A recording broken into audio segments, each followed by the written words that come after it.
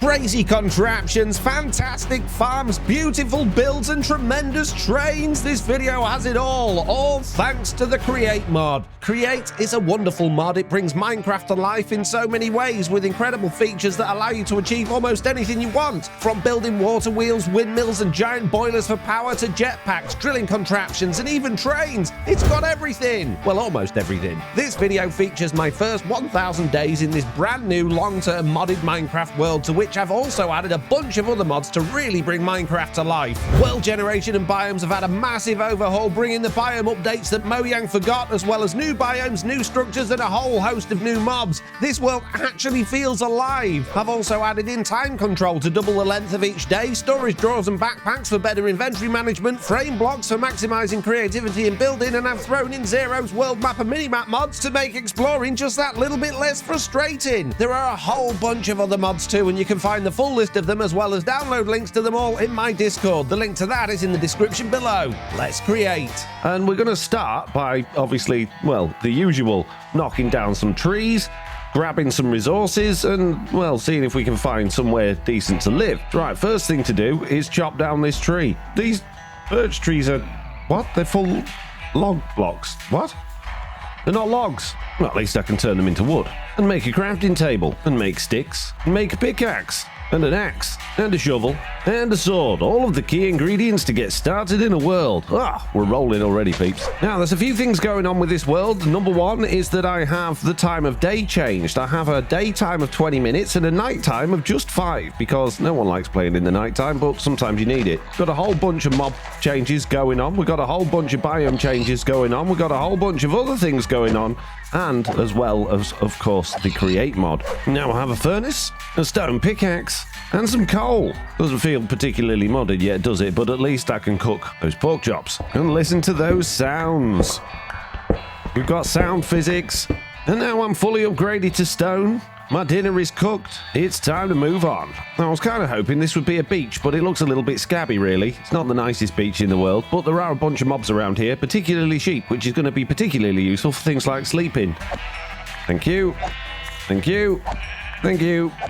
Thank you. So now I've got a bunch of wool. I can make a sleeping bag, which is very useful because I can use this sleeping bag, potentially. I don't know how you actually put it on the floor, but I think I can sleep with it. Hello, horse. And down here it looks like we have some wild potatoes, more food, and a large hole. And now I have a bunch of copper and every stack of coal, which means I've already got a bunch of torches. Oh, this is great.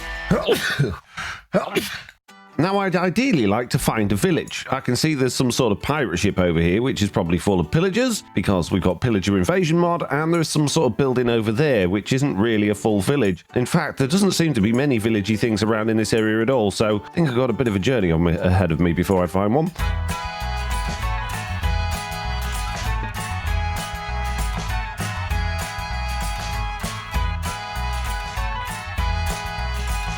Wild onions. And a crash. Oh, jeez. Broke it already. Well, it turned out that was an issue with the Starlight lighting engine mod, so, well, I've got rid of that, and, well, we're back to normal now, which is good. And we've happened upon our first ruined portal. Wow. Well, geez, our inventory's been full already. Oh, geez. I don't need an animal dictionary, I don't think. Do I need an animal dictionary? What's in the animal dictionary? Well, it's a dictionary full of animals. Geez, there's a lot of animals. I don't need that right now. I'm sure we can make another one of those. I will take the trousers, though. And can have my wooden tools. I don't need them anymore. A village! Wow, a very impressive-looking village. Jeez!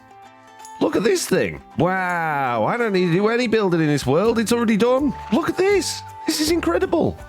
Look at these incredible buildings. Is it full of idiots as usual? Where's all the idiots? There we go. Where's all the idiots? I found them. And cake. Free food and an emerald. Can I take it? I can. Amazing.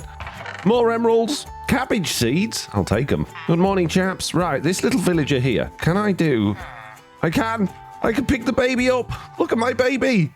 I've got him right in my hands. Yeah, I need to put him down. I guess I just click. There we go. Wow, it's Brad. Sorry, Brad. I didn't realize it's not really a baby's name, Brad, is it? Imagine calling your baby Brad. My baby was called Brad. Yeah, but it works when they're older. But I just can't imagine a baby being called Brad. You'd call it Bradley, wouldn't you, until it was old enough. But look, bookcases and things. Oh, these are all going to come in very handy. What's this? This is organic compost. I'll take it. Whoa, I broke all of it. Has this got It's got vein mining on this shovel. That'll be why. Oh, that's amazing. And what's this? This is Farmer's Delight rich soil. I'll take it. Oh, and there's a create mod thing in this village already. Oh, I can steal all the create. I don't even need to make create stuff. It's already made, guys. Can I pick this up? No, but I can pick the chest up and I can put the chest, go back in my room and put that in there. Oh, oops. Oh, dear. My vein mining shovel's about dead now. I didn't think he'd work. Oh, jeez. You'd think there'd be a hock for it, really, wouldn't you? These are mine. I'll take all of this. Looks very valuable. Oh, my pickaxe. And it's finally bedtime, which means we get to spend the first night in our brand new accommodation in Brad's house. Let's go to sleep. Make a new pickaxe and go pillaging or plundering or whatever it is. I'll have one of those. I'll have some more of this and more of this. I'll take these furnaces. Now, here's a question. Can I pick up cake? No, I can't pick up cake. Apparently, I've got a slab now.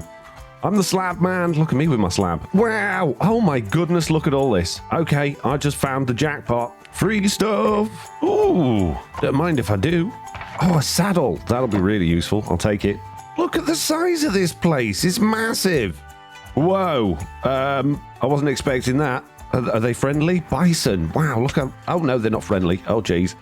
Angry bison. Iron block. And a smithing table. I definitely need one of those. Look at that. A bunch of gold armor. Mine. Whoa, what? How many of them were there? And there's a whole bunch of coal blocks up here. Oh, geez, I've hit the jackpot, peeps. Best village ever. Well, now I've had the absolute most perfect start to this world, and I have more resources than I could possibly know what to do with within, well, realistically a few minutes. I'm going to need some way to carry it, and this mod pack has the Traveler's Backpacks, and the Traveler's Backpacks are made with leather, gold, chests, backpack tanks, and sleeping bags. Backpack tanks are made with glass and iron ingots, and I don't have any glass, and of course I'm going to need leather, which means I'm going to need cows. Now, it just so happens on my travels through this village, I spotted a couple of cows, which I can use to breed. I don't want these cows all the way over here at the bottom of the village when my house is all the way up there at the top, so I'm going to have to take these cows with me. I feel like I could shoot it. Feels like a cow missile. So for now, I think I'm just going to deposit this cow in this house and go get the other one. Come here, other cow. Excuse me. I picked up a raccoon. What am I going to do with this? Here, do you want a raccoon? There you go, mate. It's on his head. How did I do that? Can I put a pig on that villager's head? No, but I can put raccoons on people's heads. That's ridiculous. Oh, dear. I had no idea you could do that. That's incredible. Right, where's that cow? Come on, cow. Okay, we now have 2 cows back at the house, and they could really do with the pen rather than just being roaming around this house. And with my new axe in hand, it is fence pillaging time. Why don't you just put them in one of the fences that's already there? Ah, that's too simple, mate. Too simple. And there we go. Out the back of my stolen house, I now have a pen made of stolen fences. And now I'm going to put in my stolen cows. Oh, stealing is good, peeps. Only in Minecraft. Don't do it in real life. If you would like to come here and go into your little pen there you go. 1. Oh, and I've captured a villager. 2, and baby cow, stop eating that cake. 3. Fantastic. So while Shikana looks after these lovely cows and waits for them to breed up, I could really do with a whole bunch of wood, and there's a whole bunch of big trees over there, but mining big trees is pretty slow. However, I do believe there's something within the Create mod that can help me with this, and I think it might be a mechanical saw. Let's ponder about this, shall we? Upward-facing mechanical saws can process a variety of items. Ah, and there we go. Sideways-facing mechanical saws can basically cut down a whole tree. That's what we need. I need iron sheets, an andesite casing, and an iron ingot. Okay, iron sheets are easy enough. I just need one of those. But the thing I'm going to need most of all is zinc. And I only have 5 zinc nuggets. And I have no andesite at all. So I'm going to have to go mining. You guys ready to eat again yet? They are. Excellent. We're going to have more cows in a minute. Now, I'm not 100% sure what part of the world andesite actually generates in, so I'm just going to dig into this wall here. We are quite high up in the world, and just dig and dig and dig, and then, well, hopefully find some. Oh, and I've immediately found a giant cave. I'm getting shot at. This isn't good.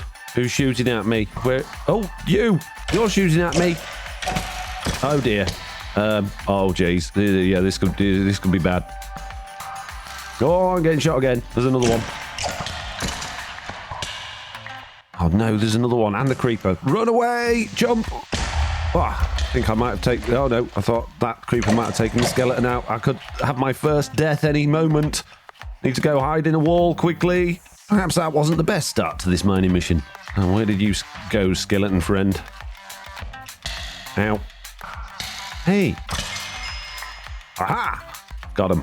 Oh, apparently I've captured another villager. But there was a distinct lack of andesite in this cave, which is slightly concerning. There isn't, however, a lack of skeletons. There's plenty of those. I'm nearly dead again. Now, I think it might be worthwhile spending a little bit of our, hard-earned resources and actually making something that's going to keep us alive a little bit longer. For instance, I can make some copper boots and myself probably a copper chest plate as well. And now, hopefully this time when I go down there, I shouldn't get quite so easily mullered. No, thank you. No, thank you. Got him. I've got good news and bad news. I have mined myself down to a level where there is andesite. However, there is also a big cave and lots of skeletons in it again. Okay, so next to this patch of tough and andesite, there's also this, which is scoria, whatever that is. And I can collect it, so I'm going to grab a bunch of this as well while I'm here. And when I say as well, I haven't actually got any andesite yet, and my iron pickaxe is just about dead. But I'm going to assume this is valuable. Oh, zinc. I need zinc. This is good news. Oh, that was very close. Jeez. Oh, it appears I've collected lots of villagers now. How are you all getting in here? Anyway, I've got a whole bunch of cows now. Got a whole bunch of villagers, apparently. And I've got a whole bunch of copper, iron, a little bit of zinc, and 2 and a bit stacks of andesite, which is fantastic. So, first things first, let's get that zinc cooking. And I might as well get a little bit of this copper cooking as well. Have a little sleep. And let's make some create. So I need iron sheets, which means I need a press. And I make a press with andesite casing, a shaft, and a block of iron. So next I need to make some andesite alloy, which is relatively easy. You turn your zinc ingots into zinc nuggets, and then you just put them on there like that. And there you go, a bunch of andesite alloy. Fantastic. Then you get your andesite alloy and you stick it on stripped logs like that. And that gives you these andesite casings, I think they're called. Then you need a shaft, which I've robbed a bunch of those from already, and make a mechanical press, which also needs a depot, which is an andesite alloy and an andesite casing, which I just happen to have. So let's get rid of this annoying wall and this pointless plant, move my bed a bit, feed the cows, and deposit my depot, and then deposit the mechanical press on top. And then that mechanical press needs a handle, a hand crank, wood, and andesite alloy. I can do that. There we go, we got a hand crank, and now if I stick that on there and give it a bit of a clink, that will activate that, but it's got nothing on it. So now I need to splat some of my iron on there. There we go, 3 pieces of that. Give it a whirl and watch it go. Incredible. And there we go. We now should have 3 pieces of iron sheet. With that iron sheet, I can now make a mechanical saw. And the same goes. I just need that handle off there. Now all I've got to do is get myself to a tree. Stick on the saw. Hopefully it'll face the right way. It won't. How do I make it face the right way? I guess I put it down like that. No, that makes it face that way. Okay. If I put that there and then that... Really, game? There we go. Like that, right? Stick my handle on the back. And give it a swizzle. And hopefully this tree... Wow, just falls down. Amazing. I've just got to do this a bunch of times on all these trees. How hard could it be?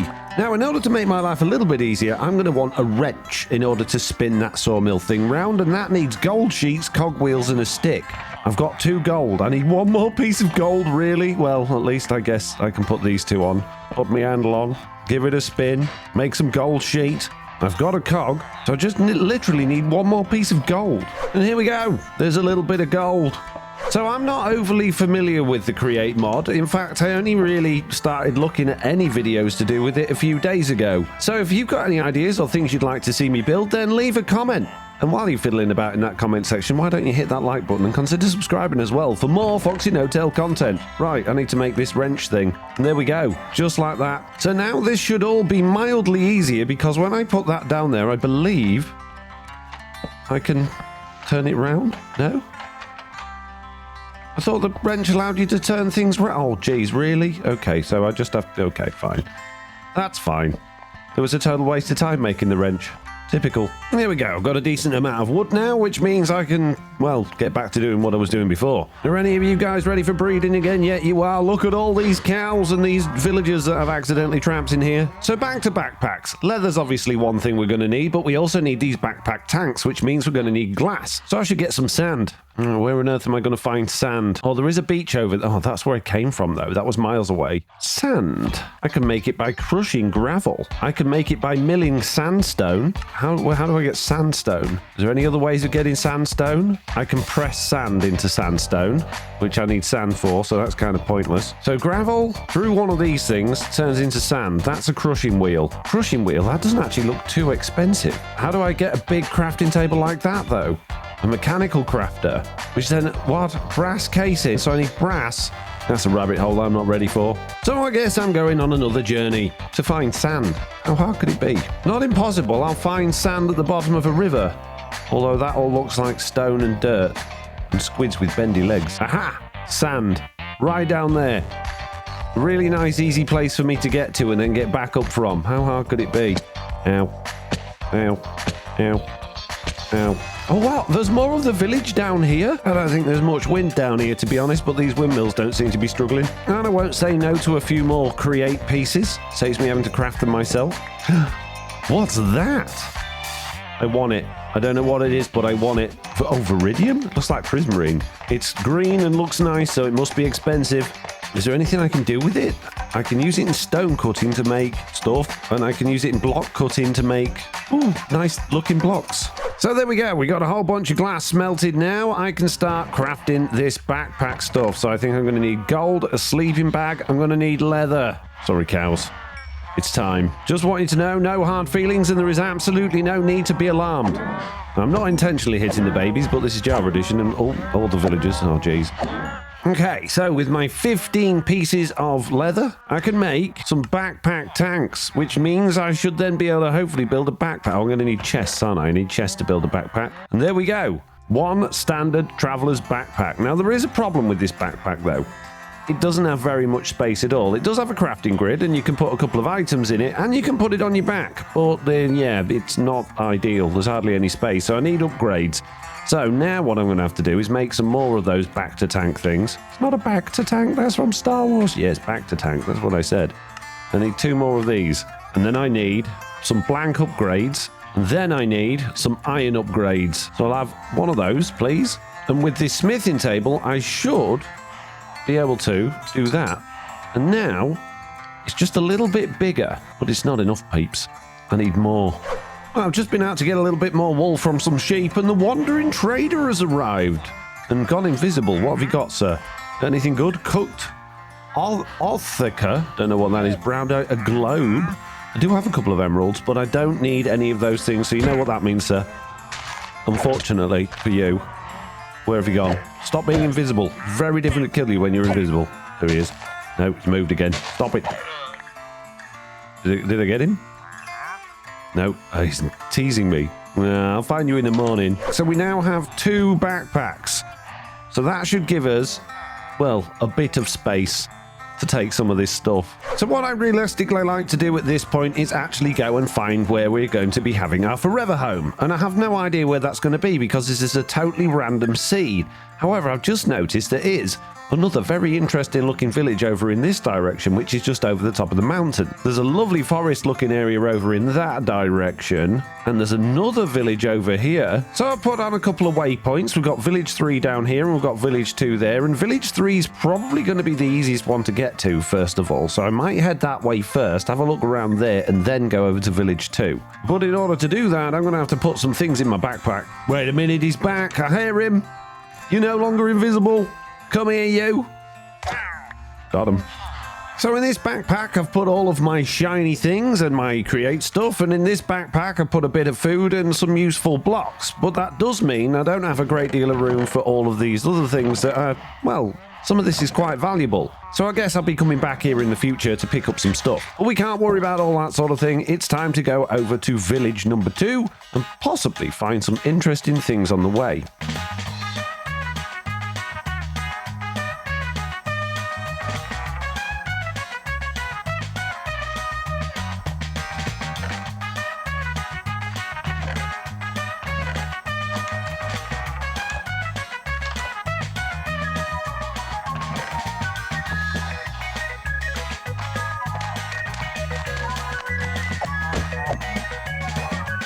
that's that village pretty much cleared out. However, I've just noticed they've got lampposts with hoppers on. I could do with some hoppers. So I guess now it's time to go over to the other village, which isn't all that far away. Although that said, there is a rather large mountain range between me and that village.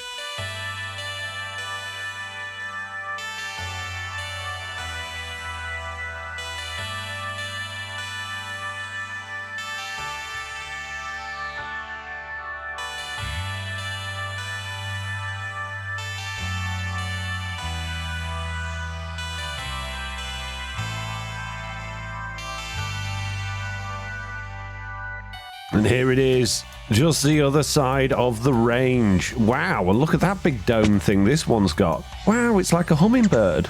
It is a hummingbird. Hello, village number 3. Have you got anything just for me? Look at all this food.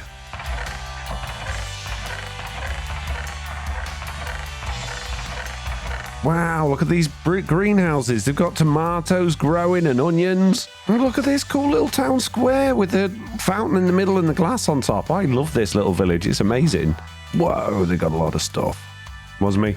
Okay, with my pockets absolutely full and 2 backpacks pretty much absolutely full. Is there anything I can squeeze into there? No.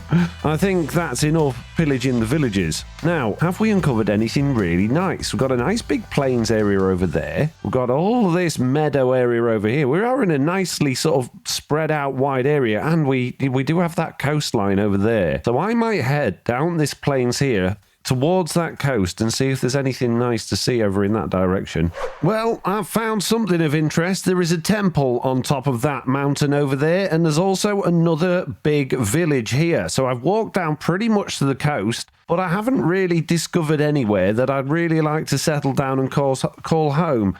But I very much would like to explore that temple, and obviously I'd very much like to ransack this. You got redstone? You've got a redstone golem. Amazing. It's got an anvil and everything. Oh, yeah, definitely lootable stuff in this village. Oh, geez. So many things to explore. So what I think I'm going to do, I think I'm going to settle down in this little village for now. This can be our temporary home. And then I think I'm going to explore that up there.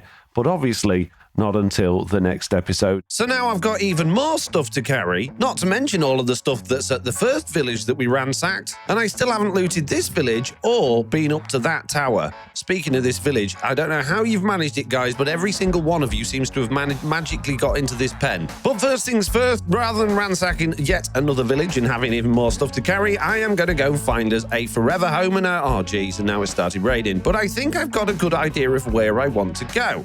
Over on our mini-map, we've got a lovely sort of autumnal forest over here, and round this sort of area, there's a bit of a cliff. So I'd like to go over here, clear out as many trees as possible, and start a new home. So I went live on twitch.tv/FoxyNoTail and headed out to our new area. However, it turned out I'd marked the wrong area on the map. So after a little bit of wandering around, I eventually found the area that I wanted to go to, set up a little camp inside of the hill, and went back to the village to gather my storage drawers, which I then carried over one at a time. At this point, it was time to start deforesting a decent-sized area around the camp and then heading back to the village to go swimming for kelp before I was rudely killed by a skeleton fish.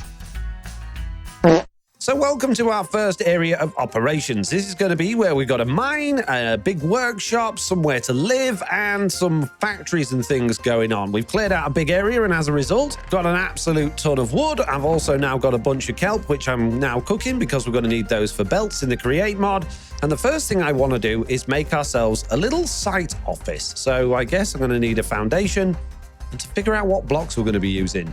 I've got a lot of cobblestone, and I've got a lot of deep slate, and I've got a little bit of tuff. With the tuff, I can use the block cutting to create a whole bunch of these different types of blocks, but it doesn't show me anything like that for cobblestone or for cobbled deep slate. However, I'm hoping that with this mason table from the chipped mod, I'm going to be able to create some more stuff. However, it does seem like I've left all of my clay somewhere else, which isn't particularly helpful. And looking on the map, I'm not particularly close to any rivers or streams in order to find somewhere to get clay. So I guess I'm heading back to the beach once more to go and gather some. Jeez. And here we are, back at the beach, trying not to drown again as I get a little bit of this clay.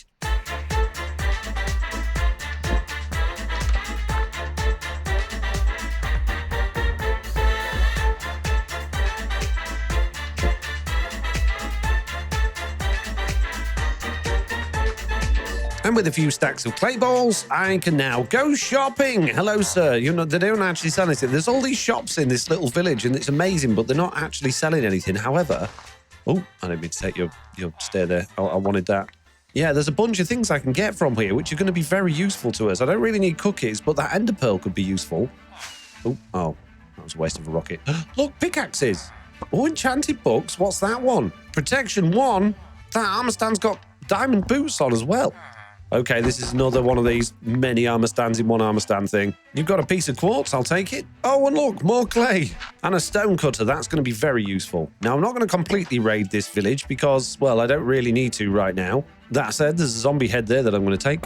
And there was a chest right in front of me with more bread in it. I need bread. But yes, I'm going to save raiding this village for later. And that's the same as that big tower that we found up there. I'm going to save that for later. Right now, I'm going to get back to our new location and get building. And there we go. I can now make the mason's table. Let's figure out, can I do anything good with this? If I put cobblestone in there, oh, I can get all of those different types of cobblestone, which look pretty good. I can't put deep slate in there.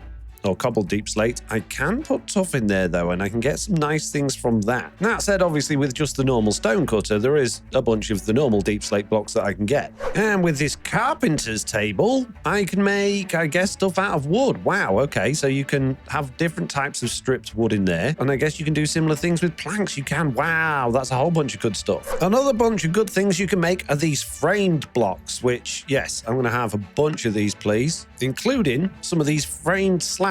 No, the framed trapdoors, which you make from framed slabs, which means I'm going to need a whole bunch of framed slabs. Geez, you don't get money for your money in this one. But fortunately, I do have an absolutely extraordinary amount of wooden sticks. Wooden sticks, as in, no, wood and sticks, which is basically everything you need to make these things. And these are great because effectively what you can do is put them down and then colour them in with a different type of block. Now, that seems a little bit pointless when you can just put down a normal block, but it means you can have slabs of pretty much anything, trapdoors of pretty much anything, as well as slopes and stairs and of pretty much anything, which is absolutely fantastic. So I'm going to use these variants of tough bricks in order to put down a foundation for our site office. And I think I'm going to put it just about on this hill somewhere.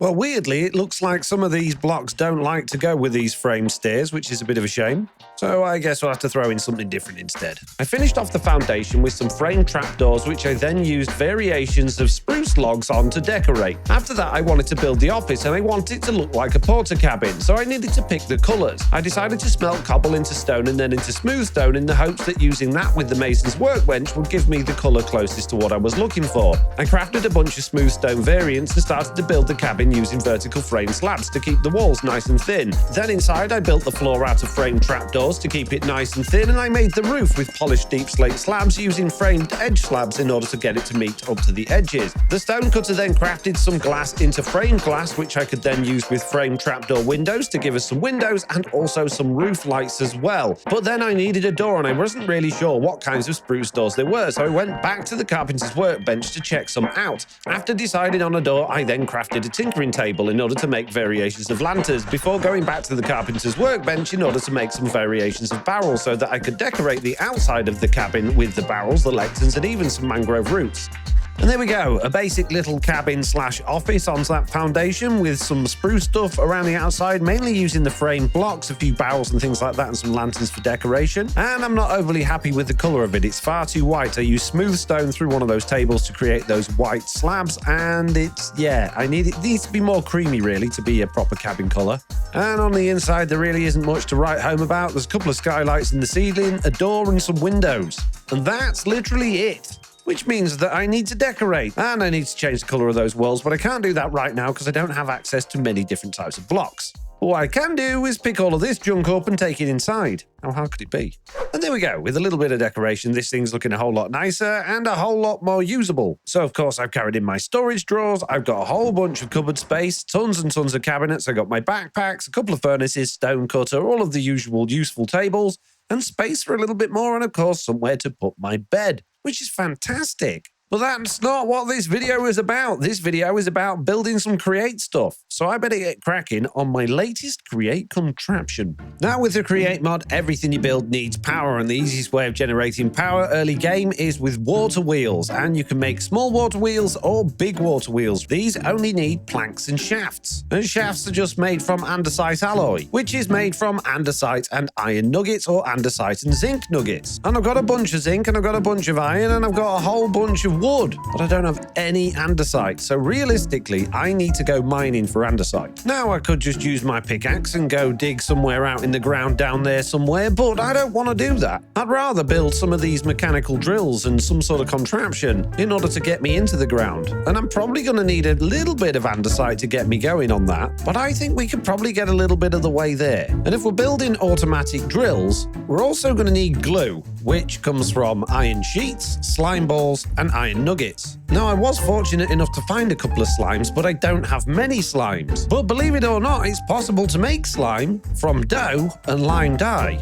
Dough you get from wheat flour, which you get from basically crushing down wheat or milling wheat. And lime dye can come from a whole bunch of different things, including grinding up flours and, well, all sorts of stuff. So I think a slime farm should probably be our first port of call.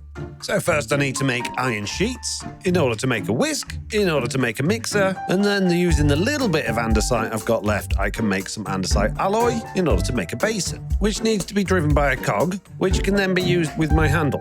So it's a little bit weird, but that should work. So we now have a way of whisking lime dye and dough in order to create slime. But I don't have any dough, and I don't have any lime dye. Dough is wheat flour and a water bucket inside of the mixer, which we've got. Wheat flour comes from wheat that's either ground down or milled. Now, I just happen to have an extraordinary number of hay bales that we stole from all those villages, which of course turns into wheat. And also, thanks to those villages, I have a millstone, which also requires a cog. Oh, geez, I'm running out of space in here already.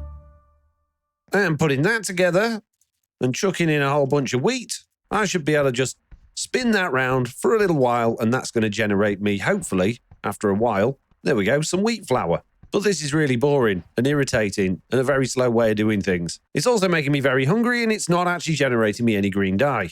Oh, geez. So let's automate this part of the process with a mechanical harvester.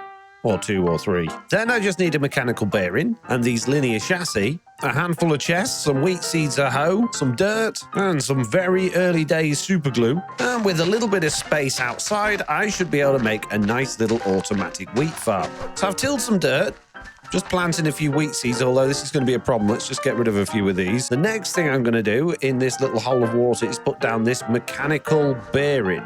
So if I put that, come on, there we go.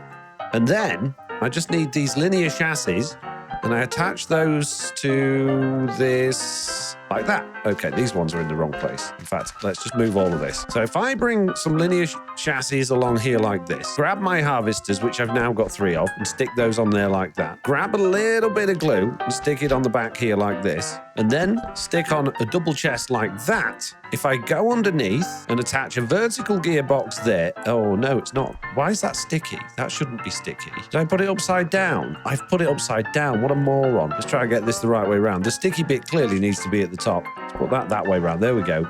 Then I need a vertical gearbox there, a bunch of shafts coming out this way, another vertical gearbox there, a shaft there, and then we'll stick a handle on top. And hopefully when I do this, I need to adjust this so that it's only placed when anchor destroyed. There we go.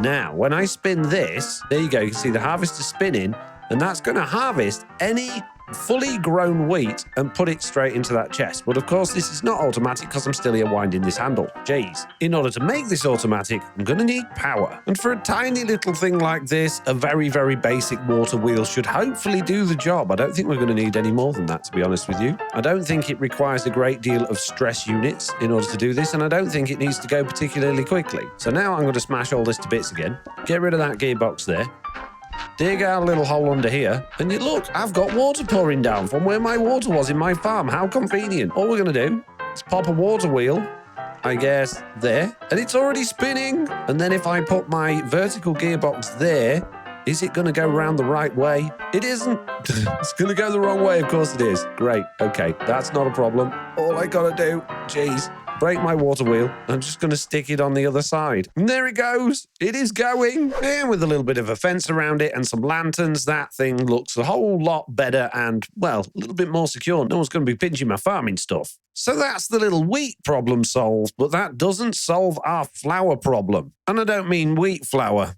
I mean growing types of flowers, as in pretty flowers, or sea pickles. I mean, sea pickles would be better, but any of these tulips would do. But in order to grow sea pickles or tulips or whatever, I'm going to need bone meal. And from what I can see, there's no simple way of making bone meal from other things other than composting. And there is something I very much need to compost, and that is kelp. And you might be thinking, you don't want to be composting kelp, you need it. And I do. I need a lot of it if I'm going to be making these mechanical belts in order to make lots of machines and things with the Create mod. But in order to get a lot of kelp, I'm going to need to farm a lot of kelp. So if I'm farming kelp, I might as well divert some off and make it into compost. I've got good ideas, peeps. Well, that means I need a kelp farm. And I don't know how to automate a kelp farm with Create mod. Well, I'll tell you what. I can't wait to figure it out. After a little bit of poking around in creative mode, I decided the best way to do this would be to build a gantry system. And in order to do that, I'd need a big area and a big foundation to build it on. So using pretty much all of my remaining tough blocks, I managed to build one, add some stairs to it, and then placed a large amount of dirt to grow the kelp on. I surrounded the dirt by vertical slab frames and used spruce log variants to decorate them, adding a raised platform at both ends for the gantry platform to rest on. I then filled it up with water and planted in the kelp. Before I could continue building, though, I needed to go mining for andesite, as I had absolutely none left, and I needed that for all of the recipes for the Create stuff. So I went deep down into the caves and was immediately attacked by lots of mobs, which of course resulted in me blowing up lots of creepers.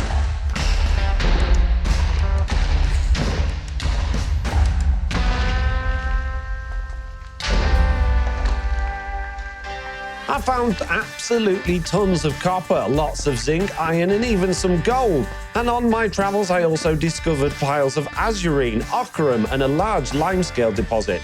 I even found a zombie spawner and a geode, and filled my inventory with copper, iron, and zinc several times. But no matter how much I searched, I could not find any andesite in sight, even in the deepest depths, although there were plenty of silverfish, which caused quite a problem.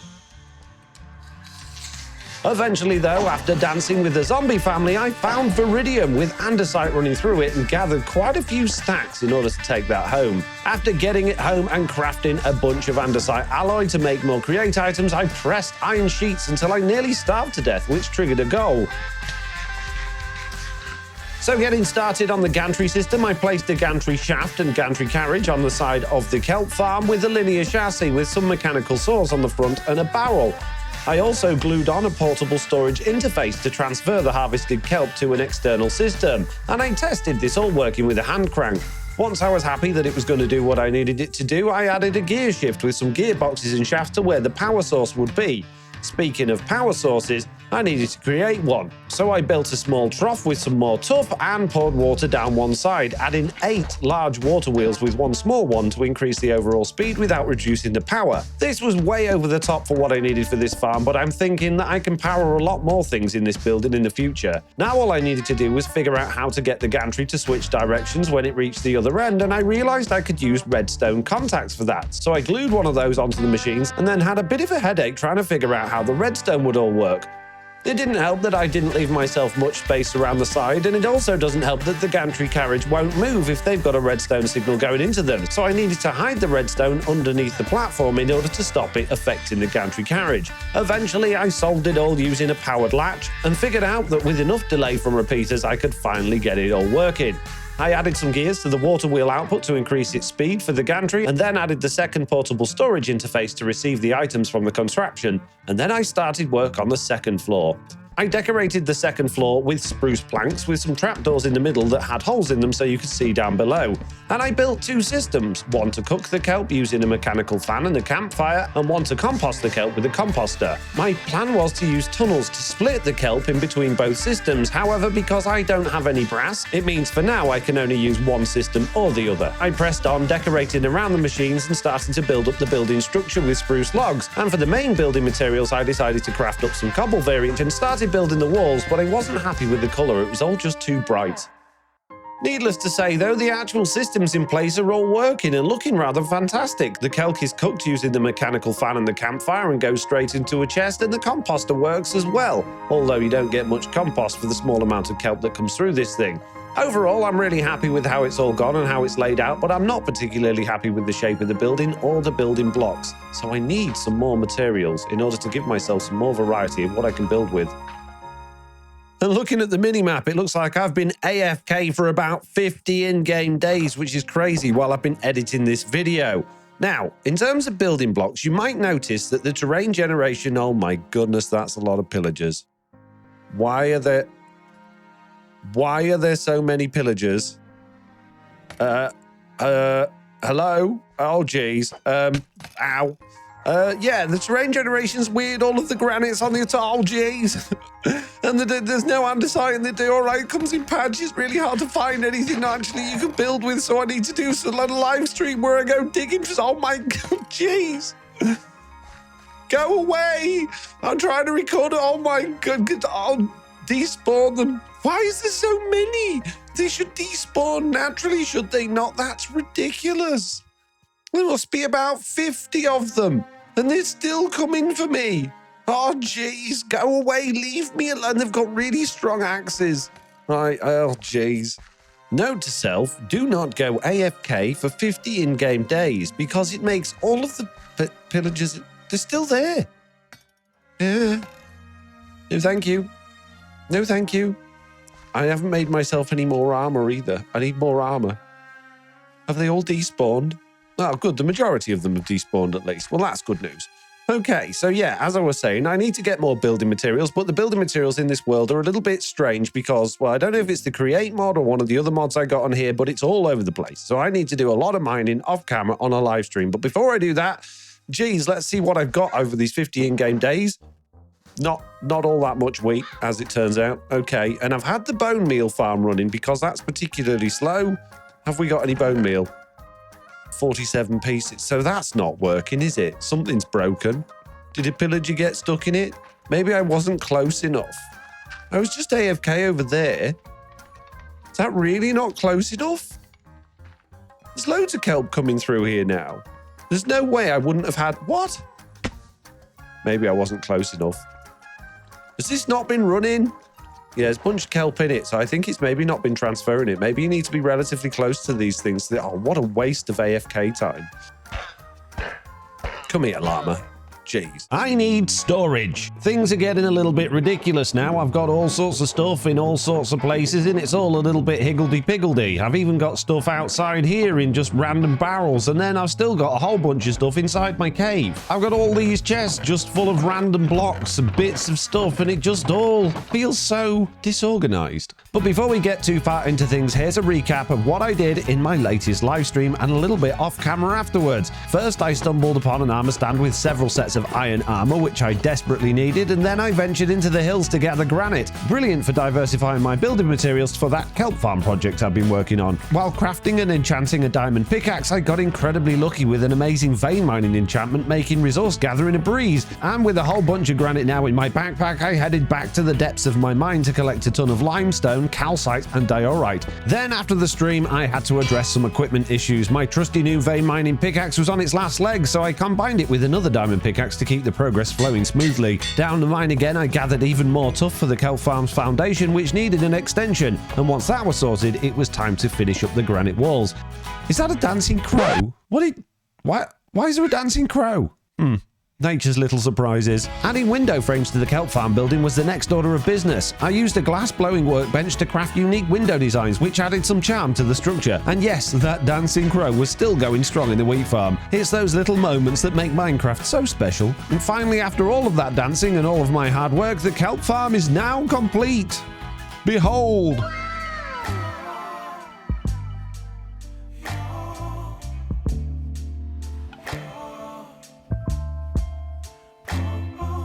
That's enough of that. Anyway, storage. And the other problem is tools. So I've got my amazing pickaxe with vein mining on, which is fantastic, but realistically, that's all I've got. My armor's very basic, no enchantments on there at all, and the only tools I've realistically got are these iron ones. I don't even have a shovel, which leads me to the first part of today's build. We need some sort of building to house lots of storage and to house some villagers in order to get us some enchantments. We're also going to need emeralds and XP. I do have 56 emeralds, which will get us started, but realistically I need to be growing something, or at least making something that villagers want to trade with. These villagers in particular, which are located at that other village near the sea. Now, a farmer villager might not be a bad idea, trading something like potatoes and beetroot, because they're pretty easy to farm, especially with one of our fandangled fancy automatic farming machines, so I think that's probably a good place to start. But before I just pick this villager up and take him home, well, I need somewhere to put him first. You can go back down, I don't need you right now, off you go. Enjoy whatever you're doing, Janina. So of course the first thing I'm going to need is all of my tough blocks in order to make another foundation, and I think I'm going to build this thing over there in that sort of direction. So before I do anything, I need to clear out a little bit of space, clear all of this new junk out of my inventory, realize that I took all of the andesite out of there instead of tuff, frantically search through all of my storage looking to where my tuff is, and then realize this is all of the tuff that I've got. I told you I needed more storage. And just like that, we've got a brand new foundation to start building on. So planning out the build, obviously we're going to need the doorway probably where the stairs are coming into, so let's have that as the door. I don't want to leave not enough room down the side like I did with that building, because I ended up having to extend the platform. Maybe we'll go up to there and we'll bring that all the way down to around about here, and we'll come across the back all the way into this corner here and go to there, and that can be, oh, it's not a very big area, but I was going to say that can probably be the little area that we have our villages inside of. Maybe with a little tower or something going up, that might work. And then that'll finish off the rest of that area there, and that's all going to be storage. So that's not a lot of room for villagers. Well, villagers don't really take up that much space, do they? Although I do feel like it needs to be at least one block wider, so I'm going to bring it back. Yeah, just shy of this wall edge here. I think being a little bit close to that wall's fine. There we go, a basic framework in place to start putting some blocks into. And I'm going to use the exact same block palette we've got going on over there, over here, because, well, this is pretty much all the bricks I've got. So that's the main layer of granite bricks in there, which looks fine. And I haven't done any more up the tower because I think I'm going to have some wood up there or something different to this. And now I need to just put a very basic little roof on it, and then we can start filling it with things. Now for the wood, I'd really like something that was slatted, a little bit like that, but I don't really want it to have the edges on as well. So perhaps there's something that looks a little bit more slatted with planks, although this is probably the wrong color of wood. So let's look at the spruce. What do we got? Nothing really that I was kind of looking for, although I kind of like the wicked spruce planks. That could work, but it might be a little bit not quite right. So none of this has really got a great deal of depth. You can see I added a little bit of depth over there using the windows and the outset sort of upper layer, but I haven't really done this on here because it's not going to be a two-story building. So I've got these framed slabs or vertical slabs, and I'm going to use these to create some depth on the top of this tower. Now that does look a little bit odd. It looks a little bit strange, but I'm hoping by the time I've got the roof on and everything like that, it's not going to look too weird. Oh, geez. And there we go. That's looking a million times better than it did. The tower still needs something. I'm not sure what. I'm tempted to say windmill, but this isn't going to be a windmill. This could maybe be a clock tower or something, and I'm not sure about the spruce planks. And inside we've got some nice skylights, a couple of girders for extra decoration, and plenty of space for storage. And apart from the fact that I haven't decorated around the outside of this platform yet, that didn't really take too long. So storage drawers then, there's a whole bunch of different options available, and I've also got the expanded storage mod on here as well, which means we can have all sorts of crazy chests with tons and tons of space in. But having plenty of space isn't enough. I need something that's actually going to connect together and make life easy. So using these storage drawers combined with this storage controller, I think it is, that means we can just fully automate the storage system without really a great deal of effort. That said, the storage controller requires redstone comparators, which of course require quartz. And I only have one quartz, which means I need to go to the nether. Problem is, I've only got 3 pieces of obsidian, so we're going to need some more of that. But there is something else I need to go to the nether for as well. Brass is a very important resource in Create. I need it, and the only way I can really get it is to, well, craft it. And the only way you can craft it is by using a blaze burner and basically smelting copper and zinc together in a mixer. And blaze burners, well, you get them with an empty one by capturing a blaze. So I'm going to need to build an empty one with some netherrack, which I don't have, and then capture some blazes with them, which means I'm going to need some more iron or pressed iron. So let's go make a bunch of that with my temporary automated press machine, which is really, really slow. Man, that's slow. And while that's pressing some iron, I'm going to go off and try and find some obsidian. Before I go, though, I'm going to spend a couple of diamonds fixing this pickaxe because it's nearly dead. Ooh, and it, wow, nearly fixes with just 2. And now all I need to do is head back down into the depths of this mine, try and find some lava, and then, well, put some water on it. Oh, jeez. Oh, no, thank you. Oh, jeez. Oof. Whoa. Where did they come from? It's dangerous. Okay, how deep is that lava? That says Y minus 55, and I'm at Y minus 33, so it's still a fair way down. Another one? Go away, leave me alone. There it is. Oh, that could be dangerous getting into it. Oh, geez, how do I do that? Guess I'm gonna have to go round the corner. Oh, I spy diamonds. Why is there always silverfish? They're always everywhere. Leave me alone. Go away. Oh no, now my good pickaxe is gone. I can't use this diamond one. I won't. Oh geez. I think if I shift and use it, it doesn't use the, yeah, it doesn't use the thing if I shift. Ooh, wow, we're right there. And because I'm smart, everybody knows the best way to keep an area well lit is to pour water all over the thing that's keeping it light. There we go. Mini obsidians. Now, I want to be careful here because if I'm using my... Yeah, okay, it's deep slate under there. So hopefully if I break this, I should... Way, get a whole bunch of it. Amazing. 50 pieces all at once. That'll do. Now, for now, I think I'm just going to build my portal in our little cave area here, just so it's out the way, not making all sorts of horrible noises near my house. And there we go. It's lit. Whoa, oh, whoa. Oh my goodness, what an incredible place to start. Brilliant, thanks game. That's not dangerous at all. Yep. Okay, so yeah, just a little bit of netherrack and some quartz is all I need to start with, and then I can come back and hopefully find a fortress and some blazes. Well, there's the netherrack. Need a bit more than that, though. Aha! Quartz! And I insta-mined it by mistake. Well, that's fine. This is my iron pickaxe. That's fine. What is that? What on earth is that? Some sort of lava dragon? It's like the Loch Ness Monster, but in lava. No, thank you. No, I'm all good. I think one of the first things I need to do is try and protect this portal a little bit, because no doubt I'm going to come running out of there at some point, completely forget there's a big edge, and end up in there with that interesting beast. There we go, that feels mildly safer than it did. I've got a little sort of hole around where I'm going to come in and out of the portal. It's not perfect, but it's better than it was. Oh jeez. Let's just have a quick nosy this way. Is it just, it's just certain death everywhere, isn't it? Just everywhere, it's just certain death. Oh jeez, where am I going to find a fortress? What's that over there? Is that a, that could be a bastion? These are structures I've never seen before. We've got all sorts of stuff going on here. Nothing that resembles a fortress. Perhaps I'm too high up in the nether to see where they are. And I'm just in this really lovely, horrible bit, surrounded by stradpoles. What's a stradpole? There's millions of them. Straddlers? No thanks.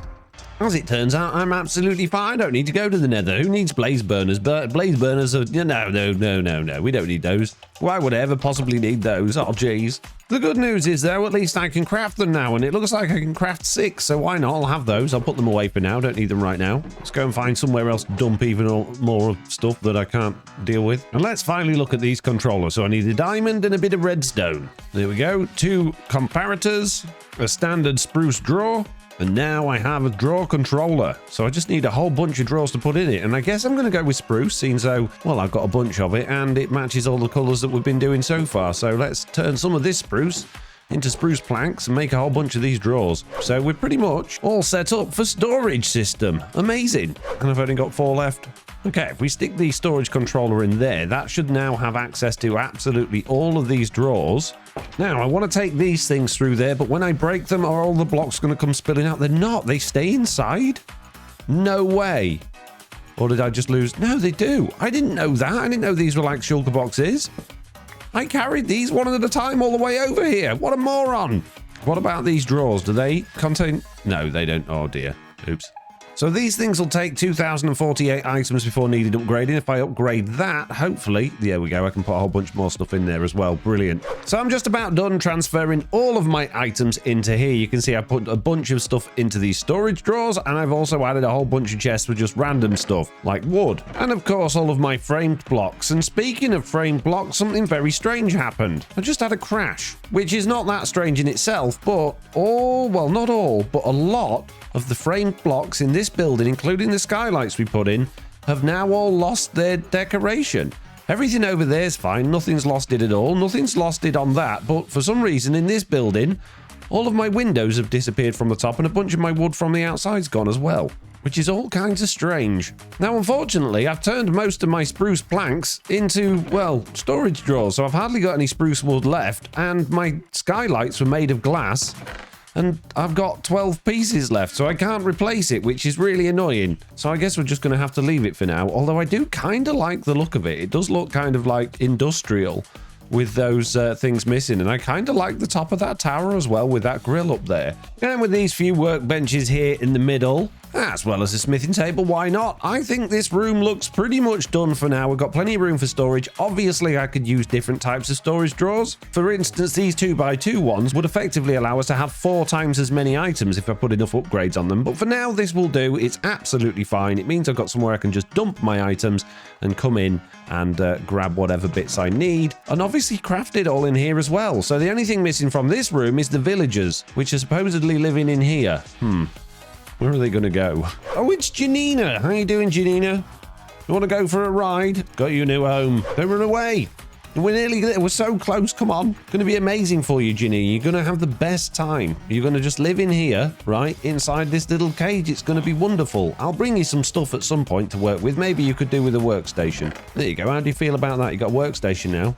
What else do you need? A bed? I can't give you a bed. I've only got 2 pieces of wool. Let's put that there instead. Perfect. Now, which of you chaps would like to go on a whirlwind adventure to go and live at my house? Garrett? No, I don't like Garrett. Lairn? Mona. Yes, Mona. You'll do. Come on. Here we go, Mona. Your new house. There you go. Phoebe. There you go, Phoebe. Just that one. And here we go. 4 little villagers for FoxyNoTail. Perfect. Oh, and you got a job straight away. Well done, Sudi. What do you sell? Thorns 1? That's pretty useless. We'll worry about that later on. But yeah, that means I can start planting things and start grabbing them some resources. And I think the best way to start that would be to extend this thing because it's a bit small, it's a bit rubbish, and it's not really generating a massive amount. But with a couple more of these fancy little harvester things and another one of these linear chassis, I should be able to get this thing going a little bit faster. The other thing I need to do is take away a whole bunch of this and plant some carrots. The only problem is I've only got these sort of brown circular looking carrots, which are probably not what we need, but they're going to have to do. The potatoes. Yes, brown circular carrots. That's what I said. Jeez, why don't you ever listen to me? Perfect. Now all I need is some carrots. Now we've now got 2 librarians, which is good news, but I am concerned why one of these is still a farmer, even though there's only 1 farmer workstation there, and there's a crafting table, 2 crafting tables they could have attached to there. They're not locked in. Mona's not locked in, and neither is Janina, which is concerning. And now you do potatoes. This is wonderful news. And wheat. I've got tons of wheat, Mona. You want some wheat? For some emeralds? Give me those emeralds. Thank you very much. Now, on Java Edition, they should only get a job with things they can actually pathfind to, so that should make life nice and easy for us. Janina still wants carrots.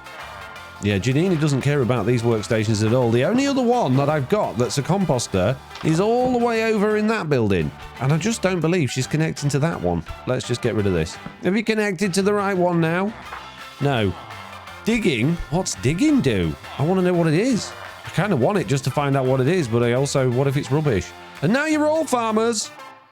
How have you managed this? Sudi, you're supposed to be a librarian. Really useful. Right, I'm not playing with you guys right now. You're a pain in the butt. I will, however, sell one of these chaps lots and lots of wheat. Come here, Mona. Eat my wheat. Wow, 19 emeralds. Thank you very much. Appreciate it, mate. Do I restock because I haven't got beds? That might be true. But I haven't got any wool, so they can't have beds. So I guess realistically I should probably go and shear some sheep, or at least go and get some sheep and bring them over here so that I can shear them when I need them. That might not be a bad idea, because then I can make things like windmills and all sorts of crazy things with wool. But I got other things I want to do. I want to go to the Nether and find a fortress and get a blaze burner and make more contraptions, and I want to make a digging machine, and I want to do all the things I said I was going to do at the beginning of the video. Jeez! Onions. I thought there'd be carrots. That's a shame. And cows. I thought you'd be sheep. Oh, geez, a bear. Good morning. Is bear friendly? No, bear is not friendly. Bear is not friendly. Run away from the bear. Aha. I think this is what we need. Wild carrots it is. And wild sheep too. Come here. You come in with me. And there you go. Into your new pen. Wonderful. Right, I'm going to go get you a friend. I spy with my little eye something beginning with sheep. Is it sheep? It is. How did you guess? And horses as well. It would be nice to have a horse. I don't know if I can keep bothered to keep walking all the way out here from my base, though. I suppose if I had a horse, I wouldn't need to walk. Come here, you. Let's go again. I found your friend. Lovely. Oh, wow. This is amazing. Yeah, horses. Oh, I didn't bring a saddle. Two saddles. Okay, this looks like a nice horse. Are you a good horse? Oh, jump height 2.2, speed 1107. I don't know what that means, if that's any good or not. 239, 1062. 395. Okay, the black one's definitely the fastest so far. The jump height's not too much of an issue. 4.2, 10.41. You've got a very good jump height. Right, I'm going to make friends with you. And then I want to make friends with that black horse over there. No, I want to make friends. There we go. That's better, you see. There we go. Wasn't so bad, was it? Right, let's go make friends with that black one. He was real speedy. He just threw me straight off.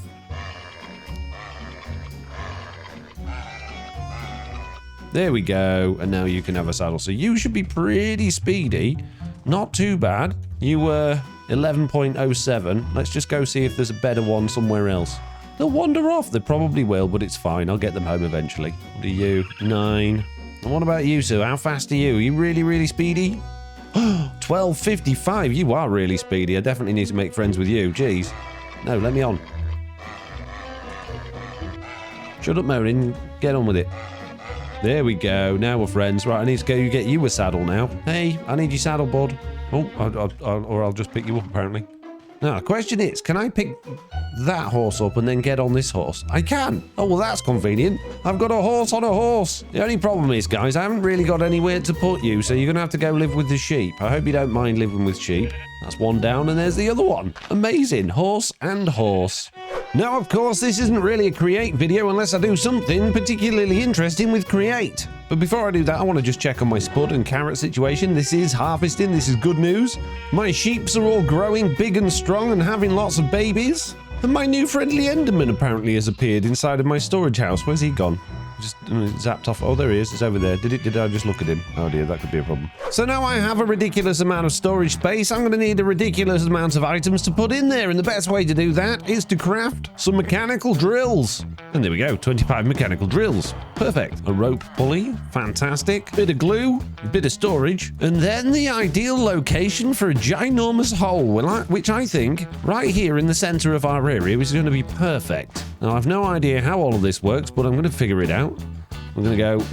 No, the other way up, please. Oh, jeez. So that's 25 mechanical drills all facing into the ground. Now, I don't know if I need the linear chassis, but I think it probably will be useful. Then we need to stick on a bunch of chests to this thing. I have no idea how many, but I'm going to put on an absolute ton. And then all I believe we need to do is somehow fix on this rope pulley. Possibly. I don't really know how it works. But I suppose before we get carried away with rope pulleys, we should probably glue everything together. That would be a good idea. So there we go. That's the entire thing all glued together. And if I stick the rope pulley there like that, is that upside down now? I think it's upside down. Can I spin it round? Let's just stick a handle on this thing and wind it down and see if it works. Perhaps I need to glue like that bottom bit. Maybe I do, yeah. So that's going to go down to... Oh, there. And if I wind it back the other way, is that going to... Now this thing's gone up in the air and I've got worms. Maggots. What? Well, I guess that means it's attached then. And I think that's it. I think I just need power going into this rope pulley now to actually push the whole thing down. So I guess, yeah, it's water wheel time. What a time to be alive. That's a rubbish joke. You're a rubbish joke. A temporary little hole for our water wheel. A big old water wheel in the temporary hole. A horizontal gearbox going into that. And a vertical gearbox going into that. And is it going to spin the right way? It's going up. It's not going the way I want it to go. Okay, well, that's fine. I'll just take that bucket of water out of there. If I put that in there, is the whole thing going to start going? The drills are spinning. It is moving down very slowly. Of course, I'm going to need to speed this up to get some actual decent mining going, but I want to make sure it's actually going to start going into the ground before I do anything. And of course, this thing needs decorating. It needs a proper gantry and stuff like that. But for now, all I'm interested in is finding out, is this going to work? They have met the ground. They're spinning. The wood's taking a bit of a while, but there we go. It went. It's going down. It's working. This is incredible. Free stuff. In that case, we need more speed. Okay, we now have a big wheel and a small water wheel going into some gears in order to increase speed. That speed is then going to go into that. That's all going to get connected, and now it comes up a lot faster, which means it's going backwards, which is not ideal. We can fix that with just adding in another vertical gearbox. That would do the job. There we go. And now it should go down with haste. I don't know if this means it's going to drill any faster, but I'm certainly hoping it will do. Wow, it sounds like it is.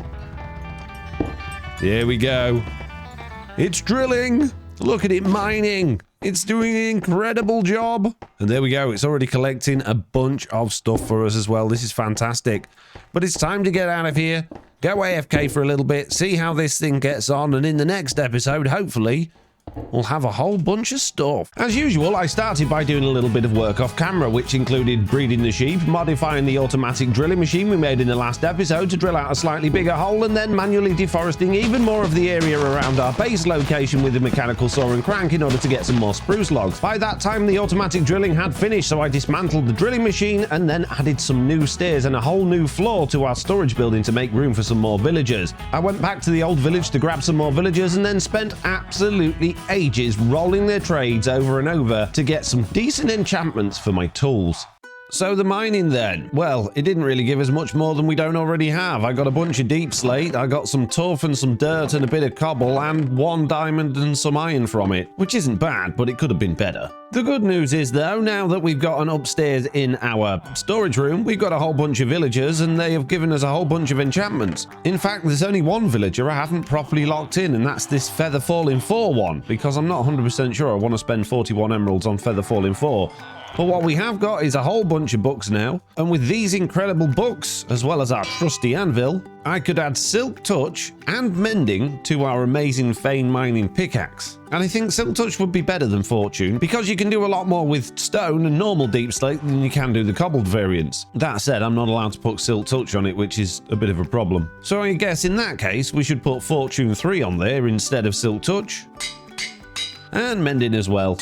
And now we've got a very nice pickaxe. And with this shiny new pickaxe, Silk Touch, Efficiency 5, and then I've totally run out of levels, which is not ideal. Now I can get a couple of levels hopefully from Mona by trading a bit of this wheat. And I've got a couple of bottles of enchant in here just kicking around, so I can use those.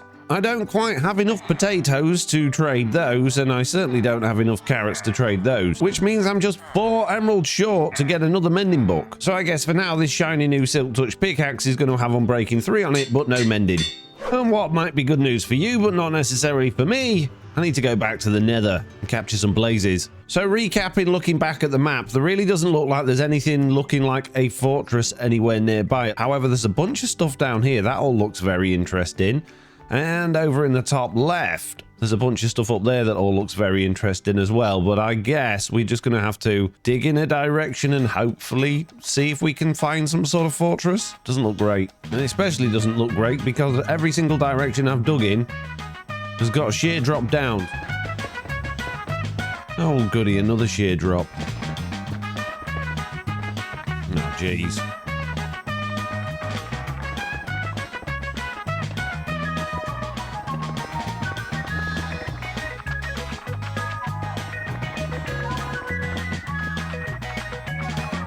I smell a bastion. I may have made an oopsie with my staircase. Oh, jeez. I'm not wearing gold. That could be a problem. Yeah, there's a lot of bad guys in there. Bastion's a bad idea. What is this thing? Probably certain death. It looks like certain death. You're such a baby. No, I'm not prepared. When I'm prepared, guys.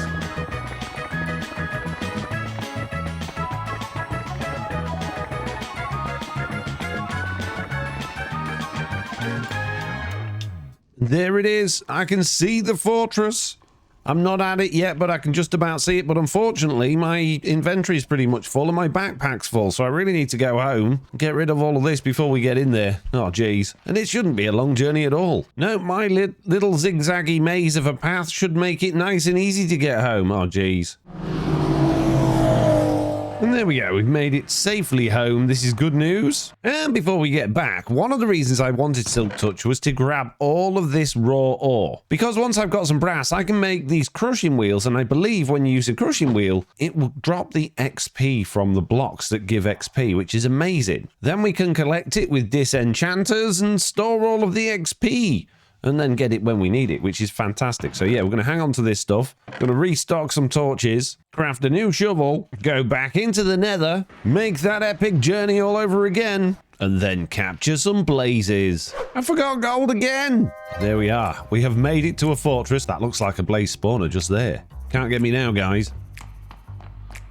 Hopefully. Got one. Oh. Fire. Two. Ah. Hey guys.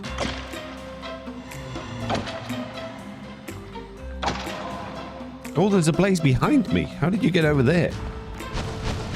Whoa. Come here. There we go, got another one. Oh, there's another one over there. Come here. Whoa. Thank you. I just need 2 more. Come on, little spawner. Spawn me a couple more. There we go. 1, 2. Oh, there we go. We now have a whole bunch of blaze things. Now it would be good, he says dangerously, to have a quick look around here and just see if we can find any chests and things, because nether fortresses have good loot normally, don't they? Nothing. Oh great, now the ghast spotted me. Whoa, okay. With wiggly legs. I want a couple of chests, that's all I want. Hey guys, got any chests? With the skeleton, run away! Ah, my new bar doing its thing. Come here, you. Oh, my first blaze rod. It doesn't feel like there's any loot at this fortress that I can see immediately, so I'm gonna do the... Oh, Jesus, Magma Q's on my way out. That's not ideal. Oh, jeez, I've got to dodge past these guys. Whoa, run. Run away. Oh, I did it. I made it back. Amazing. So now that I've got all of these blaze burners and a whole bunch of create stuff in my backpack, it's time to go back over to our kelp farm building and build some stuff. Now, the first thing I want is brass, and in order to get brass, I need a mixer with a blaze burner underneath, some copper and some zinc, and that shouldn't be too difficult at all. However, we've got this lovely contraption here. In fact, it's absolutely full of dried kelp, so I should probably turn the bone meal system back on. But before I do that, I'm actually going to take the entire thing to bits and move it around a bit, because I want to build other things that are to do with creating this area and make use of the incredible amount of power that we're generating from this water wheel. So I'm going to have to destroy everything that we've got in here before I can start. What are you doing in here, Crow? Clear off. Get out of it. Get off me kelp.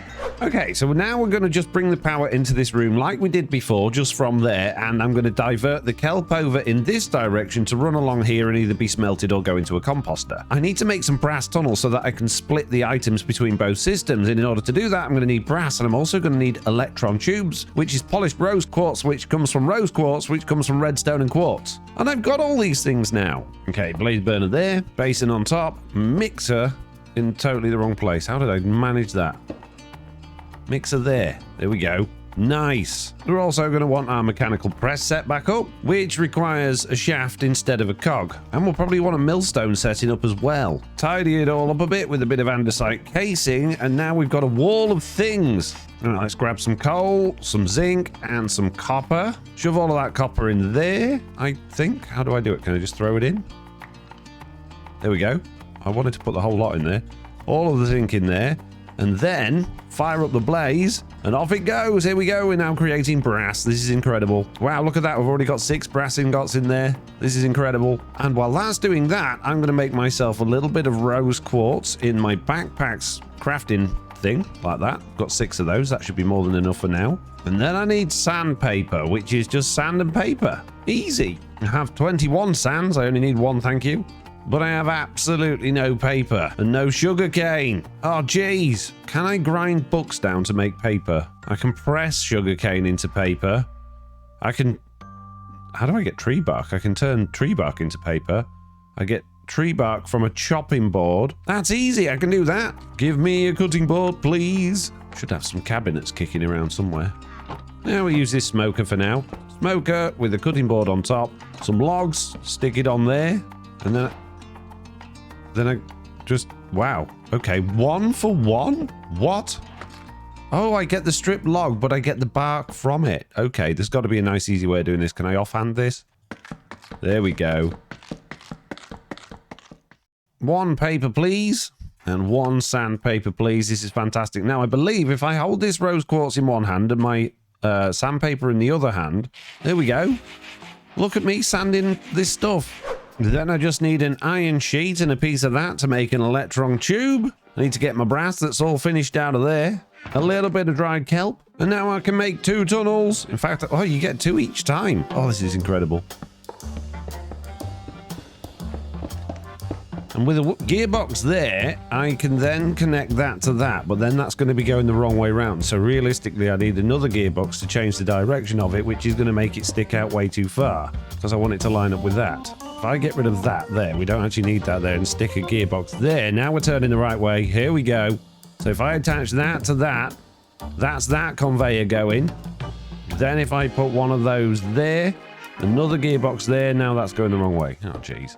One of those there, one of those there in a gearbox. There we go. Now we're going the right way. I need to put one of those there. There we go. So that's now going up there. Get ourselves a nice encased chain drive. Stick it there like that. That's going to go up there. And hopefully they're going to pop off and go up into that hopper. Or not. Does it need to be 1 higher? Really? Really, game? Fine. One of those there. One of those there. One of those there. And then a chain drive there. And we're off to the races. Now it should work. Sort of. Why is it... What, it worked before? Do I need to stick a funnel on top of that hopper? Like that. There we go. There we go. We're now composting. Fantastic. So that's the compost side of things done. And now this is where our tunnels come in. So we get one of these brass tunnels. And if we put a tunnel on, I guess here... Just do that a second. Pop that there. Or is it just going to naturally do it? It looks like it's just naturally splitting between them anyway. Oh, fantastic. Okay, good. So you can have split round robin, forced round robin, randomized, synchronized inputs. I guess we just want split, yeah. Okay, great. Now we stick a fan on there. A campfire on there. And now all we've got to do is blow air towards that thing. One of those there. There we go. Now that's got some speed. One of those there. And one of those there. Is that going to be turning the right way? It is. Probably a little bit quick, though. What about now? Is that going to cook before it gets to the end? Yeah, it is. Now we got dried kelp going in there, but that looks awful with that. I want the bone meal below it, really, which means I need to bring this over 1 more, which means I need 1 more hopper. That's fine. Put it down there. Pop a hopper there. And here we go. The dried kelp is coming through. That's fantastic. So we got all of that set up at the back of the room, leaving us all this space for other things. Now it's just time to tidy it up a bit. Wonderful. That looks a whole lot better. Everything's working, and we've got a whole bunch of room on this side of the room to put a whole bunch more things. And I'm definitely going to be building a bunch more things. Starting with some more upgrades for my backpack. So first of all, I need the blank upgrades, and then I need to spend some diamonds. And I don't have many diamonds, but I am going to waste 8 of them on here. Oh, I've got to go gold tier first. Oh, geez. Okay, I need to make a gold one then. No problem. Gold upgrade, backpack, gold upgrade, backpack, diamond upgrade. Now this should have a whole bunch more space in it. Yes, it has. And now I can actually fit all of my create stuff in one backpack, which is fantastic. What's What's less fantastic, though, is I now only have 4 diamonds. And while I'm here, I might as well get my other backpack upgraded to gold level as well. And now my jewel pack has a little bit more space in it, which is great. And those brass ingots really should be in this one. So the next job on the list is to come back into here because I want to make one of those crushing machines, which means I need to do some mechanical crafting, and I've never done that before, but they don't look too difficult to make. Apparently though, you do need a pokey downer, otherwise known as a deployer. Maybe you don't need one of those, you can just do it yourself. Right, okay. That said, it probably would be useful to make a deployer because they are handy for a certain thing, so I need a brass hand, which means I need brass sheets, and then some bits that I've already got. So let's grab these brass ingots, stick them on my press, which is a lot faster than it used to be. And then I want to figure out how I deploy my sleeping bag on here to actually sleep. Oh, there we go, just like that. Amazing. So now I can make a brass hand and then a deployer. Fantastic. And then I need to add it onto here somewhere. Doesn't it need to be like... No? Oh, it looks like it wants a depot as well, so let's grab one of those while we're at it and shove that just there. And there we go. Look at that. Oh, what an amazing looking little wall we've got going on. So mechanical crafter then. Electron tube, brass casing, crafting table. Crafting table, electron tube, and brass casing should be just a case of putting down a bunch of logs, giving them a quick strip, and sticking on some brass. There we go. You get 3 of them. Okay, how do these work then? Hold W to ponder. Oh, okay, so you need a bunch of them all together, and you can have them in various shapes and sizes and automate things going into them. In that case, to make a crushing wheel, I'm going to need a whole bunch of them. 21 of them, in fact. And there we go, 21 mechanical crafters, which if I place one down, I believe, yeah, they're powered by cogs, so I need to stick a whole bunch of these together. As usual, my beams are in the way. And just like that, they are now all on there, which is fantastic, and I just need to get power to them now. How hard could that be? What could go wrong? I bring this belt along here a little bit more, and then just one of those on there. Oh, and now, oh, geez. Now my entire system's overstressed. It's too stressed out. It can't cope with it all. There's just too much It's probably going way too fast. They probably don't need to go very fast, these. There we go. That's going nice and slowly. Little cog there. And a little cog there. And there we go. It's no longer overstressed. This is good news. They've all got power. Now I just need to know the crafting recipe. Andesite alloy around the outside, a little bit of planks, and some andesite in the middle. Oh, just any stone, apparently. And there we go. They're all in. Oh, and it just does it automatically. Look at it. It's all moving around. Oh, and it all fell off. Oh, I guess you have to direct these so that they're facing the right... Oh, geez, what have I done? Oh, spin them all round a bit. Get them all facing towards the middle would be helpful, I think. That may work, possibly. Bang those back there and one of those there. Is it all going to go together in the middle? Oh, here we go. Did I do it right? Looks like I did. Wow. Where's it going now? It's coming back down again. And now it's going up again. Curious. Do I have to, like, direct it to all come off the whole thing? If I do that, is it all just going to come off the side? Going to fall on the floor? No, it did it. Amazing. Thank you very much. I'll have 2 of those. Okay, well, if that's how this system works, then this is all in a very difficult position. I don't want it here. I'm going to move it somewhere else later on. Right, crushing wheels then. This should be relatively easy. If I have 2 gearboxes like this, and I put one there, although I think that's spinning the wrong way round, with one of those there, and then one of those there, if I was to put one of those on there and one of those on there, that could work, although I definitely think they're spinning the wrong way round. There's only one way to find out, and that's to chuck some stuff in it and see what happens. Just chuck a bit of that on there. And yeah, no, they're going the wrong way around. Okay, there we go. Now that's facing the right way. One of those there, one of those there. And with those on there, now we look like we're facing in the right direction. Let's chuck on some of this quartz and see what happens. It went through it. And at the bottom, look at that. I got a nugget of experience, some nether quartz, and a bit of netherrack. So all I'm going to do, just for now as a temporary solution, I'm going to stick a chest there with a funnel coming out of it, like that. And that should mean if I put things in that chest, they'll automatically get spit out and put straight through the crushing wheels, which they do. That's fantastic. I need a disenchanter, which is sandpaper and copper casing. And copper casing... Oh, it's the same stuff as before. Okay. Mini logs. Give them all a strip. Stick the copper on. And smash them all to bits. However, I believe that this enchanter will need some sort of pipe coming out of it in order to siphon the stuff off. So now I need some fluid pipes, which means I need copper sheets and copper. I'm probably also going to need some fluid tanks, which means barrels and those sheets. And I imagine I'm going to need a mechanical pump as well, which is really easy as well. Oh, this is super easy. All right, let's grab a handful of pipes, make a pump, and make a tank. And let's see if these things go together. Okay, so now we have this thing sort of kind of set up. It's a bit of a mess. I'm not 100% sure how this all works yet, so I'm just playing with it. But we've got a chest up there that spits items out into there. They should then land on this conveyor, get pushed over to this disenchanter, which is powered by... Oh, look, it's just taking my enchantments off me. Then that pump will need to face the other way around, and that will pump, hopefully, that liquid XP into this tank here, which it is doing. That's absolutely fantastic. And then I would need another conveyor just taking all of the items into a box. And that should, although we don't even need that to be as long as that, that should then take all of the items that come through and put them inside that chest. And the XP should hopefully all go into that tank. Let's find out. Let's grab this nether quartz ore, stick it in that chest and see what happens. And there we go. It's all working. It's dropping the XP, the quartz is just going over and straight into the chest, and the XP is going into the tank. However, these conveyor belts are going nowhere near fast enough to actually keep up with how fast it's crushing the stuff, which really isn't a bad problem to have, although it is a bit of a mess. And there we go. My little system is a lot more tidy now.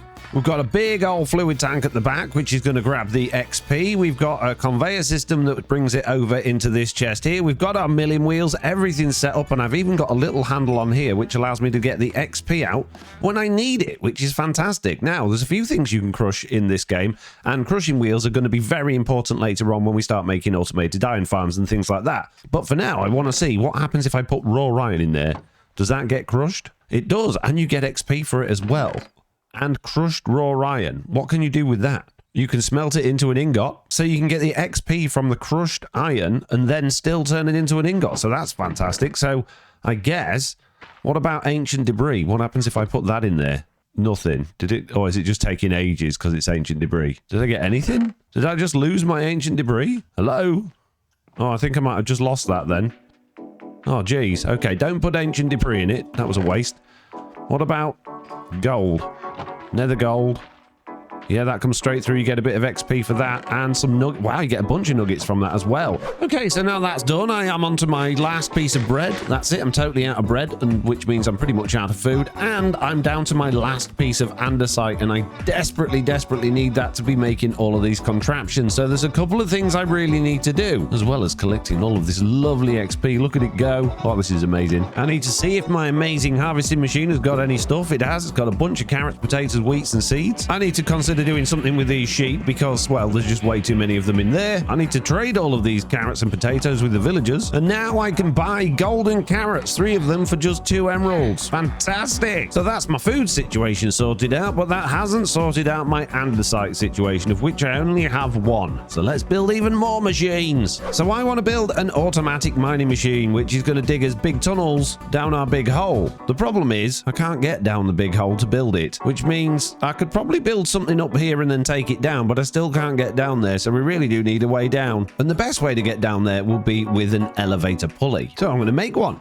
And now I'm going to build an elevator that will take us down our hole and be nice and safe. How hard could it be? What could possibly go wrong?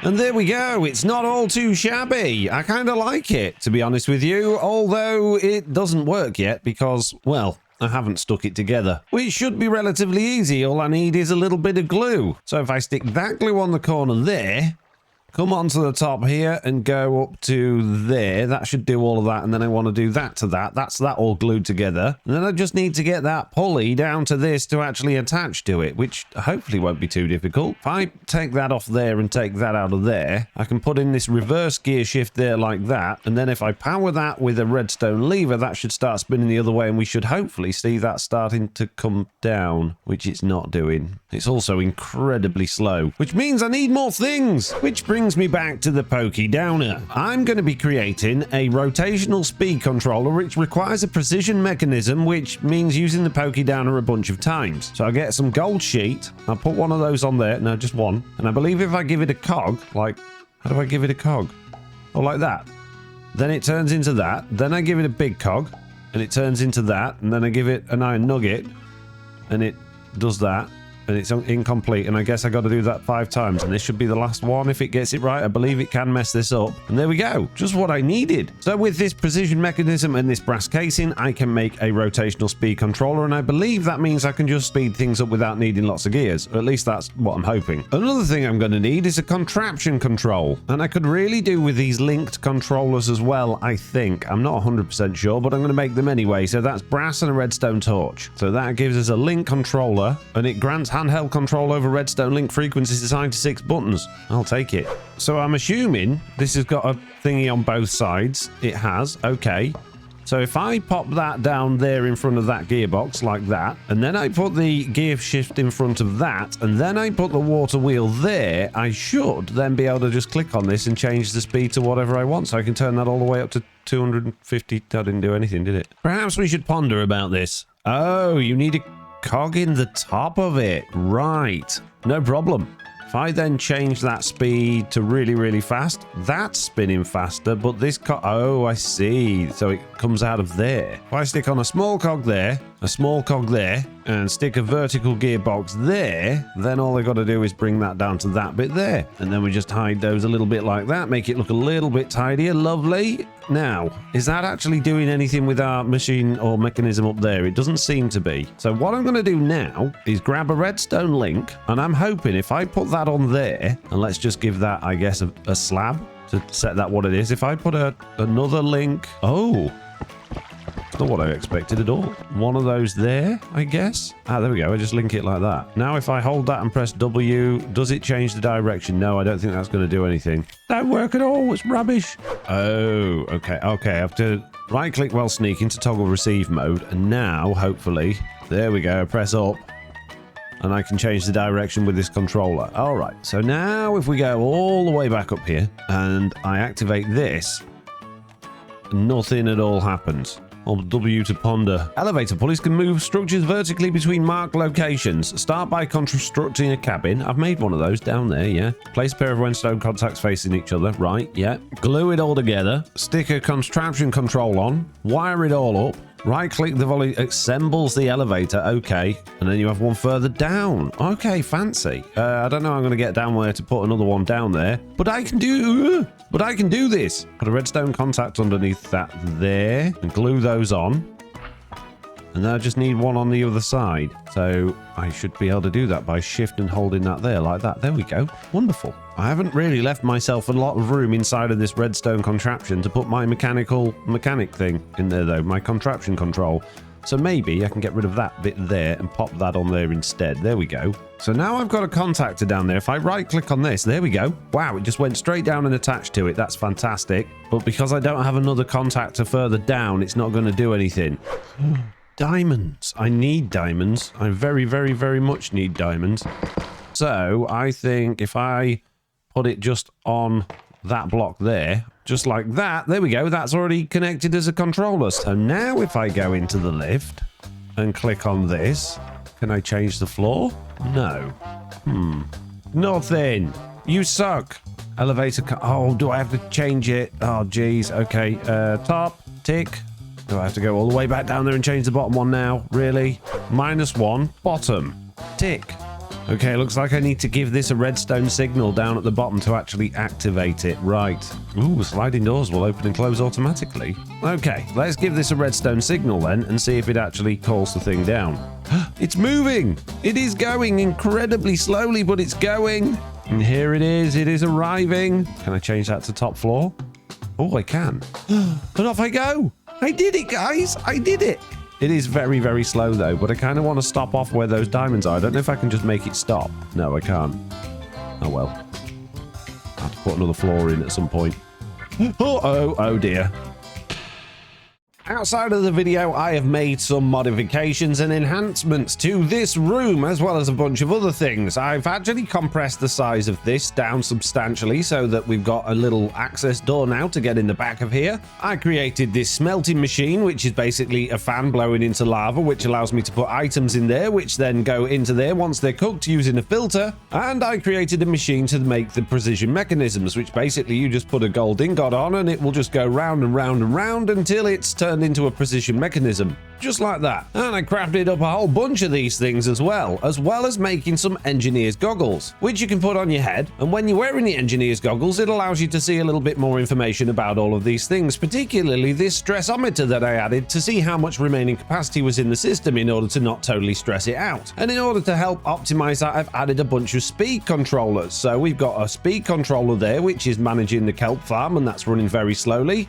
We've got a speed controller here, which is going much faster, which is managing all of these things on here and those as well. And I even added one right down here at the bottom, which is managing our gantry shaft, which is running our kelp farm. Again, this is running pretty slowly because it doesn't need to go quickly, which means I've been able to remove a whole bunch of cogs and wheels and gearboxes and all that sort of stuff that I was using for speed before. And it means the entire thing is running a lot more efficiently. And I've got these lovely little doors to access all of these little areas so that I can get to things when I need to, which is fantastic. And there's more things that I've done that I didn't bother to actually record. See, I've been fiddling with my lift. I've added a whole bunch of layers every 10 blocks down all the way to the bottom of the world. And if I click to go to the bottom and look, then you'll see I've added all of these little entrance ways, as well as digging out a big area inside of each one on every single floor, because we got some mining to do. But I'm not just going to be coming out here mining with my pickaxe. Oh, no.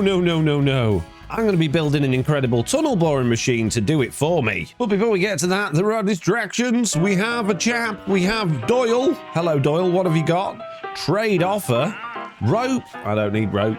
Bombs? Doyle, what are you selling? And firework rockets. I don't need those either, Doyle, really. Oh, what are rope arrows?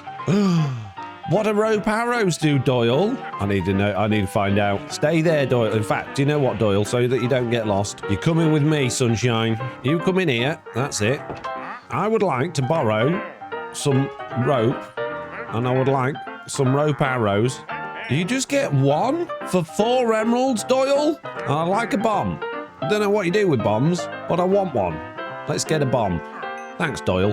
Okay, then. I have a bow. I have some rope arrows. What can I...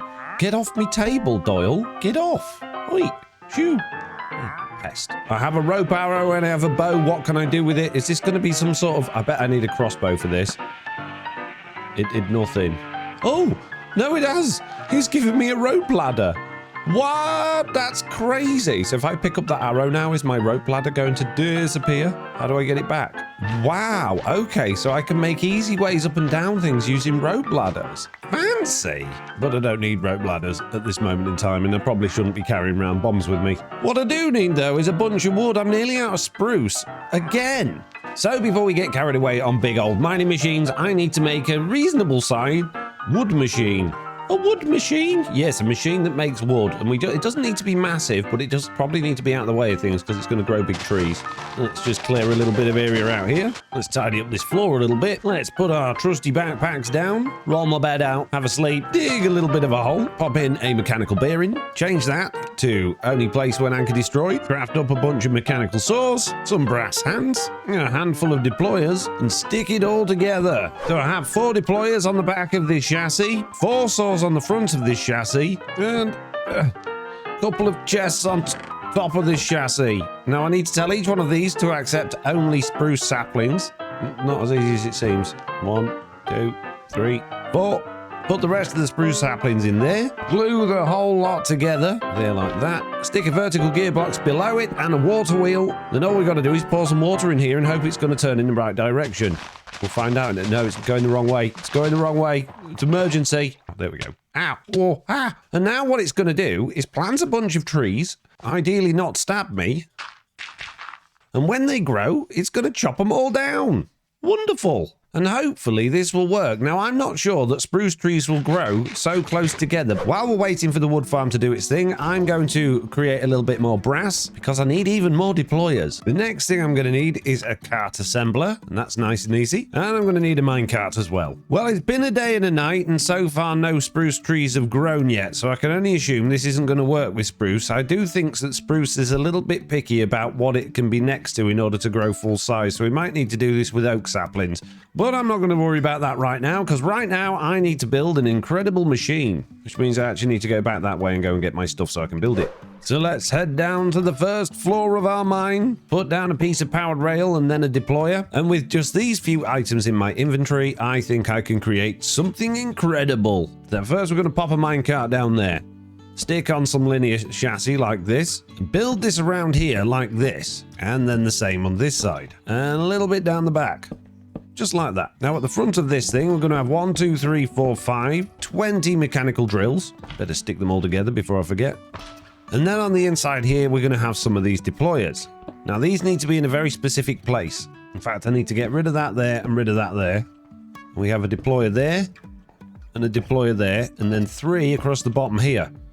And I actually need 2 more. But before I get too far ahead of myself, I need to make some filters. And I've got some filters, and these filters are going to have cobblestone and cobbled deep slate inside. And I need to put 1 on there, 1 on there, 1 on there. I'll have to get rid of that one so that I can put 1 on there, put that back. So all 5 of these deployers are going to deploy either cobbled deep slate or cobblestone. There we go. I've got a couple more deployers now. These deployers are going to sit a little bit higher up. That one's going to go there. And that one's going to go there. And one of them is going to place redstone torches, and the other one's going to place powered rail. Which reminds me, there's 2 things I completely forgot to build. I need a mechanical plow. In fact, I need 2 of them. Back to the workshop. 2 mechanical plows, please. And I need a seat. And there we go. And it looks like this thing's still not doing anything at all. Oh, jeez. You got anything? Nothing in that chest. Oh, don't stab me. What about that chest? No, nothing. Let's try oak instead. And off it goes again, doing its thing, now planting oak. We'll come back to that in a little bit and see if we've had any more luck. Right, anyway, shall we get back on track? So, we've got all of our deployers set up. We need a plow here and a plow there. And then we need a little seat there. We need to glue those 3 things together. And then we just need a whole bunch of storage. And there we go. That is 1, 2, 3, 4, 5, 6, 7 double chests worth of storage. That's absolutely plenty. Let's get all of those things glued together. In fact, we need to glue absolutely everything together.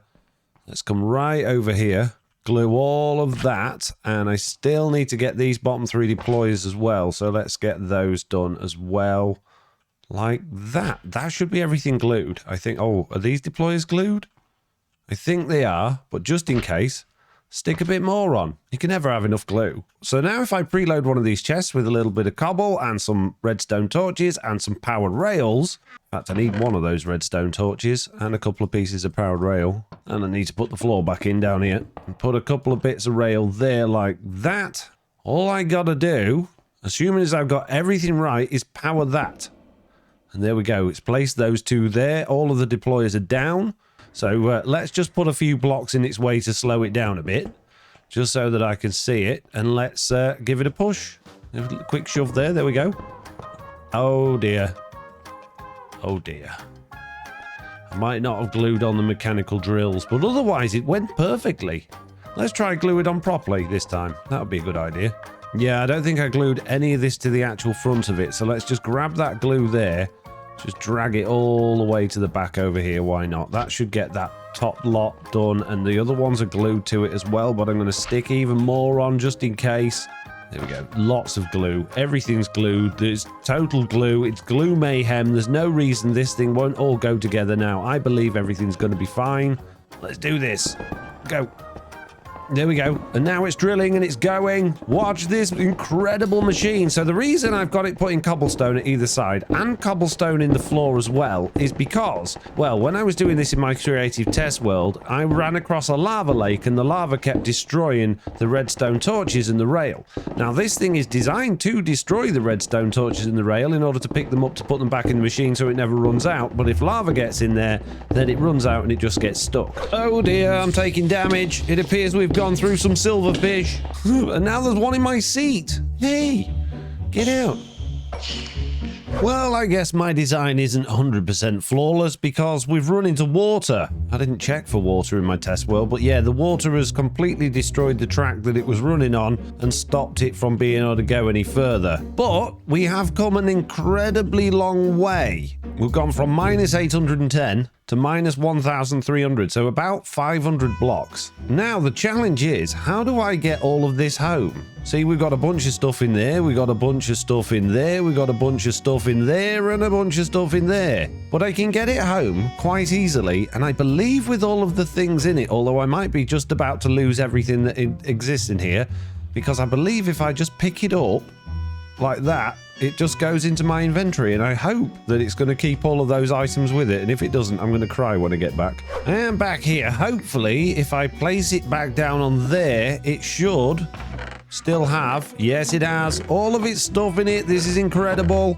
So now all I need to do is empty it all out, and then just take it down to the next floor. The tree has grown! This is good news! And it's now being sawed down. And while I was sitting there waiting for that little mining machine to mine, I came up with a good idea of how I can actually do all of this with spruce trees. But before we get carried away with spruce trees, let's get this thing actually emptied out now that I'm near the surface. Now this time I'm not going to go to the second floor. I'm going to go all the way down to the very bottom floor and run it down there and see if we can find ourselves any diamonds. Yeah, I thought that might happen. It stopped because it's gone into a big lava lake. And the problem is now, it's going to be very difficult for me to get to it to actually pick it up. I don't think I can pick it up just from here. I think I actually have to pick it up from the minecart, which is right underneath. Can I unwaterlog these chests? That should be all I need to do. So let's pop it all up, and there we go. It is a contraption again. It's not happy about something though. Perhaps this wasn't the best level to go mining on, although that said, there was a lot of diamonds. Maybe if I just fill the rest of this lava in and block off this water and then just hope that that patch of lava over there isn't going to cause as many problems as this one did. What's going to happen this time? Oh no, quick, pick it up. Right, yeah, no, no. We're going to do a different floor. And now I'm dead again. Hooray! I don't know how either. I decided to do a little bit of editing while I was riding this contraption, and the next thing you know, I was no longer alive. And the contraption still may be going all on its own without me, unless it's found itself more lava again. And I've got no torches, I've got no armor, I've got no weapons, and I'm going into the deep, dark, black, horrible... Oh, jeez. What could go wrong? 2 creepers and a spider. That's what could go wrong. Whoa. Dodged. Now a skeleton and a zombie. Oh, good.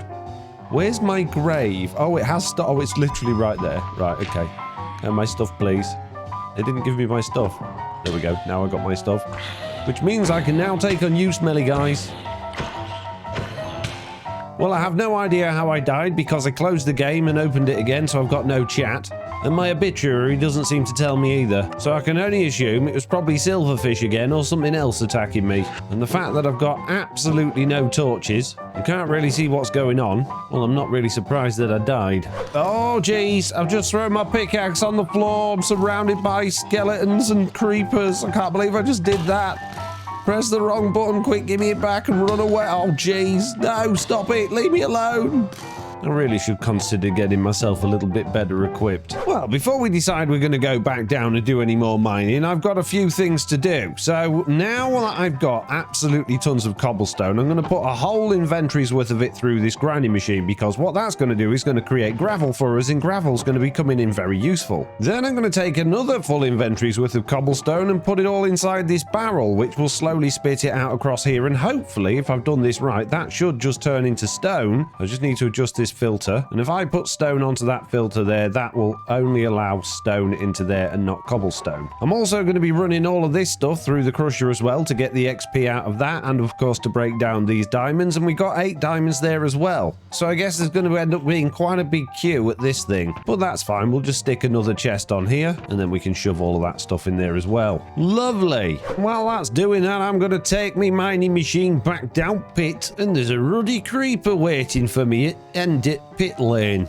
By heck, clear it off, ruddy creepers. Silverfish, I literally just started it. Where do you come from? You're so annoying. Why are there so many of you? Get off me seat. Well, that's slightly concerning. I really hope that's not what we're heading towards in this direction, because that could be a problem. That's not a noise I'm used to. What's it breaking? More diamonds. Whoa, the minimap has just uncovered. What? There isn't just one ancient city, there's about 4,000. How are there so many? The question is though, are we heading towards one? Yes, there is one in that direction. There are 15 ancient city portals in this area of the world. 15! And 4 billion silverfish. And many diamonds. And creepers on my machine. Lots of creepers. Hey guys. Oh look, more ancient city stuff over there. What could go wrong? I'm nearly dead. Oh, jeez. No, thank you. I am now inches away from mining into this ancient city, and I have to admit, I am a little bit concerned. I might have to hang back a little bit, but then I also need to be there in case it spawns a warden. Oh, jeez. Oh, it's getting into it. I can see catalyst. It is setting off. It is setting off those things. This could be a problem. This could be a major problem. Yeah. I think we should go, guys. I'm going to mark this the end of the line. And while I'm here, I might just grab a couple of these things. You need a hoe? No, I just need to spend a long time with the Silk Touch pickaxe. Nice. Right. Run away! In terms of distance, this time I had to zoom out a long way to figure out how far we've gone. We've gone from -807 to -1581, which is about 700 blocks. So not bad. On my way back, I'm going to dig up as much of this stuff as I can with my Silk Touch pickaxe, though, because this is going to be great for our XP machine. Back on the surface, I've managed to dig out a whole bunch of different raw ores, and I'm going to shove them all through this machine. And how much did we get from that last haul? Another 11 diamonds, a bunch more zinc and gold, and a bit of redstone. But otherwise just mostly cobbled deep slate and tough, which is fantastic because that now means we have over 2 stacks of diamonds, which is particularly important because I have almost no clothes left. So I guess it's time to get suited up and buy a few books, stick each one of these with each one of these, and then worry about mending and unbreaking later on because now I am protected. Now if I'd actually had enough emeralds to buy enough of the right books, then I would have needed a lot more levels than I had to put them all on my clothes. And that brings me back to this. There's 2.76B in there. I have no idea how many levels that equates to, but let's just stand on here, get the rest of our levels out. Now there's 2.84B, and I'm just going to stand here and wind a handle and see how many levels I would actually get from all of that. 39! Not bad. We've managed to store up 39 levels in there altogether, which is pretty good considering we're still crushing a bunch of stuff down and getting even more. So I'm going to stand back on here so I don't waste any more, let them all go in there, and then come and check on my wood farm and see how many woods it's got us. Look at all of that. That is tons of spruce. Well, that really didn't take long at all. So emeralds then. Clearly at the moment the only way I'm getting any emeralds is by trading what little bit of food I've got. This person only takes carrots. Oh, you're ready for more. I like it. Take my carrots, which is proving to be a not particularly fruitful experience. Then we've got Mrs. Wheat and Potatoes, and then we've also got Mrs. Wheat and Potatoes. So yeah, we really could do with something else to trade with these guys to give us a few more emeralds. And of course we've got a bunch of librarians in here, which means we've got a potential for a bunch of paper trades, but I still haven't got any paper. That said, we know we can get paper from tree bark by using our chopping board, as we found out a couple of episodes ago, but that seems like pretty manual hard work really, and well, I'm not the biggest fan of hard work. So I feel like a sugarcane farm should probably be on the cards. So I'm going to go off, find ourselves some sugarcane, and then go and design a farm that works with Create. So I took stroll through woods to go back to the village at the other side of woods, but them blasted villagers ain't gotten out. So I went off along edge of water till I found just what I wanted. Cracking. Then I found a blooming dry seal, so picked it up and put it back in water. Cracky, we're thankful. But then it got dark. By heck, I was suddenly surrounded by horrible things like trees and grass, but then all my friends came out to see me and we played a game of stacking things on top of each other. By heck, it were a good game. I got a bit turned around during fun and ended up lost out yonder, so headed back and found a couple of grizzlies hiding into woods. They didn't want to play stacking though. That was sad. Suddenly, I was back home with just a handful of stuff I went away for. But it's not about the blooming destination. By crikey, it's about the blooming journey, ain't it?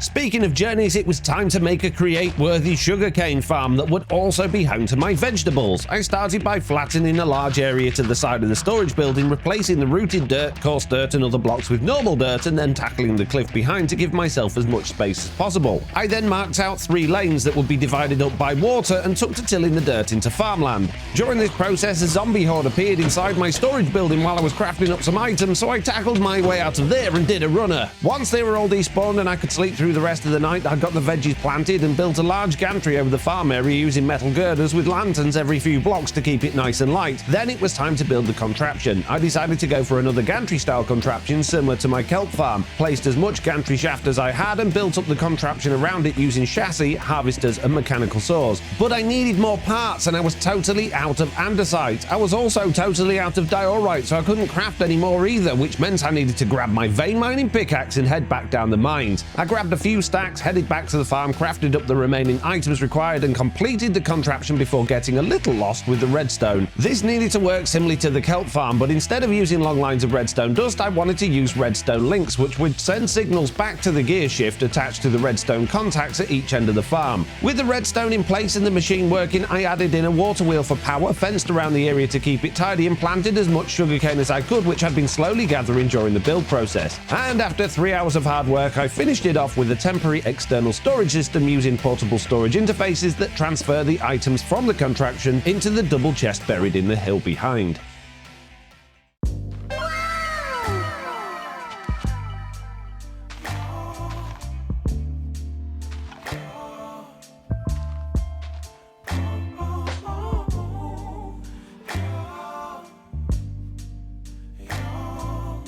That's enough of that. Anyway, after a little bit of AFK, I now have a whole chest worth of stuff as well as a whole bunch of sugarcane, which is absolutely fantastic. And I imagine that I was AFK so long that my wood farm is totally filled with wood. I have 2 double chests of the stuff. This is wonderful. But it does pose a bit of a problem, because clearly my storage is in here, but all of the items I'm getting are out here, and over there, and in there. And oh geez.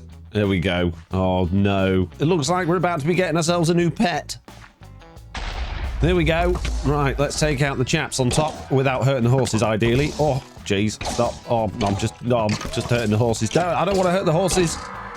I'd just like one of these horses, please, ideally. Oh, there we go. Got one. Right, run away, horse. Just a couple of chaps left to get. Don't go with me cabbages. Why? Oh, you can't ride them on Java without a saddle, can you? Oh, geez. Okay. Here, new horsey, horsey, horsey. I have you a saddle, bud. There you go. Lovely. Right. And now all I got to do is add him to the collection of horses that we've got that all need names, by the way. Comments, please, with names for horses. We've got 3 of them. Anyway, so as I was saying, it shouldn't be too difficult to get this farm just directly inputted into here because, well, all of the stuff would just need to go underground and just feed into this. But I don't know if I can actually just feed items into that. I assume I can. If I throw some spuds on the floor down there, yes, they go straight in when it ended up in there. Fantastic. So with a bit of conveyor there, and then a bit of conveyor there, a little bit more shaft over here. Now I'm hoping if I put this brass full on here facing into there, it's going to suck the items up and they should all hopefully go inside the machine. It looks like they are doing. This is good. Oh, but we do have a clog. Something stopped. Why are we not going in? Is it because that's not there? Did they have to like pop off the end to go in? Oh, geez. Oh, no. Now I'm pouring it all on the floor. Ah, I see. Yeah, they had to sort of pop off, hit that block, and then they would get sucked up. That seems a little bit dodgy, but it is working. Right, undo. Having a funnel going upwards should throw a whole stack of items upwards, and there it goes, and that one then sucks them back out of there. So that's fantastic. That works. We've got a little bit of jiggery-pokery going on in the corner here to make all of that work, and then that's just coming back down from there as it was before. And watching the items go. Oh, look at that. They fall off there, come along the conveyor, down to this little chute, and up they go into the storage system. Fantastic. And that sorted that little area out, which means this farm's going to never have a problem with its items because they'll all just get stored automatically.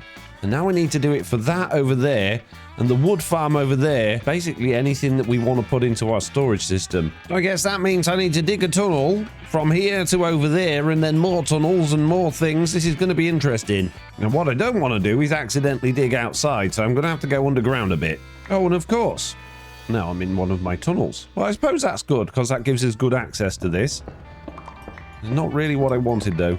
And here we are, I am underneath the building. The back of it is where all of the connections and the wiring and all that sort of stuff is. But I think what might be cool is to have some sort of chute dropping down from the side of this building here and maybe going down to this point underground and then linking that up with the tunnel that we've just made. So that means somehow finding a way to get all of the items out of all of these things and then spit them out of this wall somewhere without it all being in the way. One eternity later. Jeez, this stuff takes a long time. Okay, I have moved this room around significantly. The blower is now blowing in the opposite direction into this barrel here, which will have a funnel on it going onto this conveyor, but not yet. The grindstone has switched place with the XP storage tank, and now that's all going into this barrel here, which will have a funnel coming onto this conveyor belt as well, but not yet. And then running underneath all of this is another conveyor belt that goes all the way to the back over here and into this room. Now, instead of the compost going into the compost bin, it's going to get hoppered straight onto this conveyor here, and the kelp, the dried kelp, is going to have a funnel coming out the side of that onto this conveyor here. But not yet. And the reason not yet is that although I have put a couple of bits of chute in place, it's not actually connected to anything at all yet. So that's basically going to come down into here, and now I just need to link this up with our other tunnel. So back at the depositing end, we're going to need some belts. Ooh. That was close. Jeez, I nearly fell down there. So belts. I'm going to have a belt that goes from the bottom of these stairs to the top of these stairs. Just like that. Don't ignore that. That's just a bit glitched. If I log out and log in again, it's fine. And that's going to transfer everything that comes from there into this barrel here using that. And then that's going to transfer everything from that onto that conveyor like that. Now, this conveyor has got to run a long way in this direction, and I don't know if belts will stretch that far, but I'm going to find out. So how far can this go? Where did the particles stop? Round about here. Okay, we'll have to have multiple belts then. There we go, one there. All right, link the easy bits with chain drive, and that will make sure everything's going in the right direction. Now, I might be able to get away with doing it like that, but I don't think so. Normally it ends up going, oh geez, the wrong way around when you do that. Just stick that back on there. So what you normally end up having to do is extend your belt back a little bit and stick it on that side instead. So hopefully that'll work, but we'll find out in a minute. And then all we need to do is give it some power. How hard could it be? Where am I going to get power from? That big old water wheel under there, but that's already pretty stressed out. So we'll pinch a little bit of water. So water wheel there, and then we just need to speed this up. So we'll go big wheel, little wheel, big wheel, little wheel, and then that should just line up to there. That should get that going. And there we go. Now that's going the right way. That one's going the right way. They're all moving along. It's even going all the way up to here. And then items should, if I chuck a couple on there just to test this, there you go, go on the belt, mate. They should just pop into here, and look, they're going straight through this barrel, out the other side, and onto there. Wonderful! Now all I've got to do is stick on one of those on there, and they should start going out into that funnel. It looks like they are. Now attach that one on there, put one of those on there, and send all of the kelp that way as well. Everything is scooting across underneath the floor, but where's it going? It's coming down. It's going along the conveyors. And here it comes. The bone meal is coming in. Where's it going? It's going into there. How's the food situation going on? Wow, 2,000 carrots, 1,000 wheat, 2,500 potatoes, 2,000 sugarcane, and the only thing left to connect to the storage system now is our wood machine. How hard could that be? We now have a chute system that's going to go through the wall and sure, depositing items onto the conveyor. It is. Oh, this is fantastic. And it's nearly empty. Oh, what a farm. What a bunch of farms. In fact, what a video. We've done so much. I bet you can't wait for the next one. As I'm sure most of you are aware, most of the stuff in the Create mod requires andesite, and I have very little of it. In fact, I've got just a few stacks left, and that's from what I've dug out under the world. And this is a problem. You see, quite a few updates ago in Minecraft, andesite, granite, and diorite could be found littered through cave systems underground, but this mod pack has removed all of that, which means it's very difficult to get my hands on. I even took my tunnel bore on a couple of extra mining trips outside of the video, including up here in the mountains, where the hummingbirds live, and I mined all of the way through this mountain out to the other side, and whilst I did get a reasonable amount of iron and coal from that, I got absolutely no andesite. Geez, that was a long way to go just for a short clip. A couple of other things I did outside the video was to add in the smaller storage drawers, and as well as that, I've added in a whole bunch of storage upgrades all the way up to emerald tier so that I can store tons and tons of stuff, particularly spruce wood, because we've got millions of it. And I also fixed this area down here. If you remember at the end of the last episode, we had a chute going up off the conveyor belt and another one pulling it into that. But the problem was every time I logged in, an item would get stuck on the bottom chute, and that meant that all of the other items would spit off the end of the conveyor and just go back down this hole, which wasn't ideal. So I've added in an encased fan with a speed controller and some chutes to blow the items up there instead, so now nothing's going to get lost. But that doesn't really help me with my andesite problem now, does it? Jeez. What is going to help me with my andesite, however, is compacting. You see, I can use a press and a basin, some lava, flint, and gravel, and create my very own andesite. But I'm not really sure how that works, so we're going to have to figure that out and then build a big old building to do that. So let's grab a bunch of gravel and a little bit of flint that I've got left, a couple of buckets of water. He said lava! I know, but I need the water for other things. Grab a couple of buckets of lava, and if we come over to this press that's above this basin, and I guess we just shove in some gravel, shove in some flint, and shove in a lava bucket, that's just made blocks of flint. That's not ideal. That's not what I wanted. Do I pour the lava in there? I do. I pour the lava in there, then I throw in the gravel, then I throw in the flint. There we go. That's making andesite, and you get 1 for 2 pieces of flint and 1 piece of gravel. Oh, geez, this is going to be expensive. So basically, I'm going to need a system somewhere around here that not only has a lava farm in it, but also has a way of storing that lava, putting it inside a basin, generating gravel and flint, and then putting it all together automatically to create andesite. How hard could it be? So the first thing we're going to need is a nature's compass. And hopefully the nature's compass is going to take us to some dripstone caves. Just before I do that though, there's an andesite crags biome. How far away is that? -2733 by 293. Come on, Speedy Horse. We are going on an adventure. Speaking of Speedy Horse, you guys have given me some names. Now, I've got 3 horses, but only 2 name tags, so we're only going to be able to name the alive horses. We'll have to save the unalive horse till later. And this horse is going to be called Granville, thanks to Mitt's Cat, and this horse is going to be called Indy, thanks to Bitter0592. Cheers for the names, guys. Right, horse. No, where you go? Why are you going upstairs? We're going on a journey. So Granville and I set off on what wouldn't just be an epic journey together, but would also be the adventure that would bring us closer than any man had ever been to his super speedy horse companion. Together, as the best of friends, we would travel over mountains, across continents, discovering strange new biomes, interesting animals and things that no Minecrafter has ever seen before. Like snow leopard. Oh. Why did you kill Granville? Well, you suck. So Indy and I set off on what wouldn't just be an epic journey together, but would also be the adventure that would bring us closer than any man has ever been to his super speedy horse companion. Together as the best of friends, we would travel around mountains, across continents, discovering strange new biomes, interesting animals and things that no Minecrafter has ever seen before. Ooh, melons. I haven't got any melons. And here we are, apparently. This is the Andesite Crags, according to the game. It says Windswept Forest on there. Andesite Crags, literally like this spot. Subtropical Forest, Windswept Forest, Andesite Crags. This one, like 1 block. Great. Well, is there any andesite in the Andesite Crags? Well, it would seem that the answer is no. So I think we're going to have to give up on this idea. We need some dripstone, and we've got a whole bunch of different options that we could go to. Lush fungus, lush dripstone, lichenous dripstone, fungus dripstone, or just dripstone caves. Let's see what we've got. That is 2,800 blocks away from here. Let's put it on the minimap. Oh, geez, it's even further away from our base. We've got even more journey ahead of us, my loyal, trusty steed that's not been eaten by snow leopards. Oh, geez, there's elephants. Let's not upset the elephants. Pickles, no! Emus! Horse, don't get lost. I have an emu to pester. Can I ride you? No. I can pick you up, though. You got an advancement for picking up. Can I put the emu on an elephant? I can! Amazing! Can I pick an elephant up? No, I can't pick an elephant up. Okay. That's enough horsing around, Indy. Oh, kangaroos. Wait a minute, Indy. I pick kangaroos up. No, I can't pick kangaroos up either. Okay. All rhinoceroses. They won't cause a problem, I'm sure. Take a reasonably wide berth around those. What a beautiful looking village this is. Look, a baobab tree. The biomes that Mojang forgot. Oh, what's this? Oh, it's got pillagers around it. This is part of the pillager invasion. That means it's probably full of good stuff, but I don't want to die and I don't want my horse to die. Oh, look at these flowers. Wow. Tulip stack. I have finally arrived at the destination of where it said, but is it going to be rich with dripstone? Wow, there really isn't much of it, but there's enough to get us started.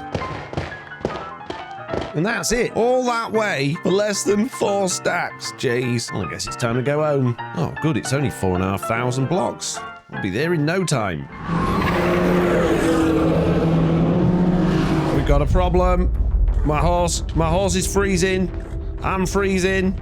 No, get out of the powdered snow, horse. Come on. Whoa, that was close. Maybe we can go over this bit. Maybe this bit's not so dangerous. Oh no, this bit dangerous as well. Oh no, it's so deep here. Don't freeze, horse. Don't freeze. We get in this bit of hill. Oh, jeez. There you go.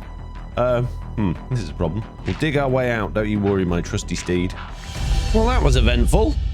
So a lava farm then. Well, we've all seen those, haven't we? Dripstone, lava, cauldrons, that sort of thing. So there will be a bit of create involved. We just need somewhere to think about where we're going to put all this. And I want to have a big factory over in this area, which is going to be doing as iron farms and gold farms eventually. So I don't want to take up too much room. But before I get carried away with that, I do want to try and get unbreaking and mending on my armor and a little bit of efficiency unbreaking and mending on this shovel. You see, now we've got an absolute ton of sugarcane. I can make an absolute ton of paper. And with that, a bunch of wheat, a bunch of potatoes, and a bunch of carrots, we should hopefully be able to do a decent amount of trading with these guys. And there we go. Everybody is fully traded with everything I've got to trade with them, which means I've got a whole bunch of emeralds now. Amazing. I've got all the books I need now, and hopefully enough levels to actually put all of these things on my stock. But believe it or not, that used nearly all of my sugarcane.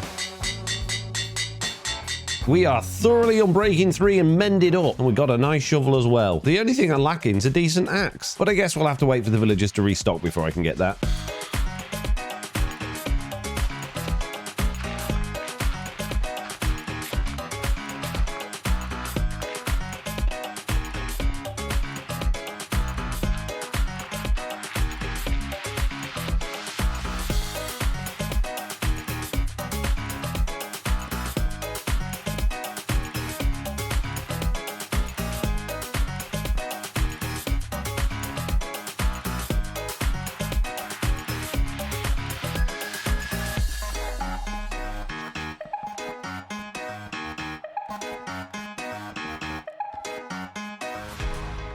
And there we go, a nice new building ready for a lava farm. I don't think that's too shabby. It fits in with everything else. And I think it is the tallest building I've made so far. These are small, but the ones out there are far away.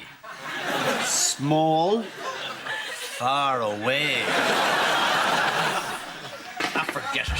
So down here in the bottom of the house is where the lava tanks are going to be, and up this janky little staircase here, which I'm trying to keep as small as possible, is where the lava farm is going to be. It's going to be in here with copper pipes all underneath it, sucking out the lava and putting it into the copper tanks. And none of that exists yet.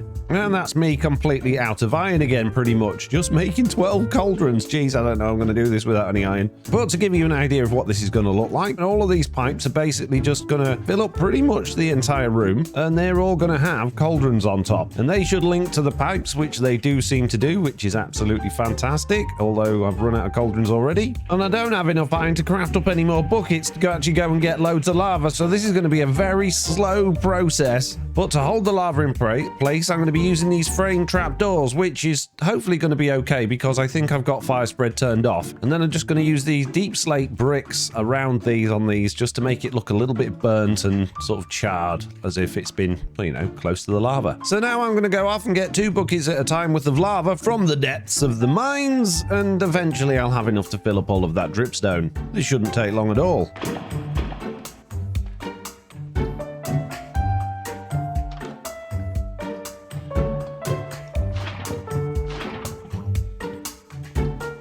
One eternity later. And here's the last ones there and there. Right, that's all got lava in, finally. So hopefully before too long, all of these cauldrons will start filling up with lava and we can actually start getting this thing going. But while I'm waiting for that, I might as well start building all of the tanks and things. So we've got the pipe coming from the ceiling there. We're going to need a pump and lots of tank, which is barrels and copper sheets. Oh, great. There's 64 barrels. Grab a bunch of copper, and then spend a small eternity waiting over here at our press for it all to get turned into sheet. Let's speed this up a bit, shall we? Let's remove that. And remove that, put that there instead and put more on there. So I've managed to craft up 128 of these fluid tanks, and that might seem a bit overkill, and it is, but I want this to be overkill because why not? And I'm going to put these tanks in here in big old blocks of 3 like this, pretty much up to the ceiling, but not quite. I'm going to have another one here, and I know I could join it all together and just have one massive one, but I want 2, just like that. We're going to have the pump there, like that, facing into that, and we're going to have pipes coming off that into each of those like that. So this pump is going to feed both of those tanks, and then I'm going to bring this pipe down here, around the back like that, and then down here and into there. So now all I need is power for this pump, and ideally some lava, which it looks like we are generating plenty, which is good news. Now for now, I am going to stick with the boring old water wheel for this, but at some point in time, particularly for the next project when we're doing iron and gold and stuff, I'm going to be using steam engines, which I can't wait to get moving with. But they require a whole bunch more work and lots of resources, so we're just going to use water wheels for now on this one and get to those later. And I guess we can make this building almost look like it's got a water wheel attached, bring some water down this hill from somewhere and do that. Maybe it can be like a little spring coming out of the hill over here. Steal a bit of water from this pond over here. Lovely little spring coming from down there. And for now, we'll just keep this relatively simple. We'll just trail it off underneath the ground there and we'll worry about that later on. There we go. It's not too awful. I've seen worse. Jeez, leave me alone. And we're off to the races. Yes, lava is coming through. Turn the speed right up. No, we didn't like that. It's too fast. Let's turn the speed right down.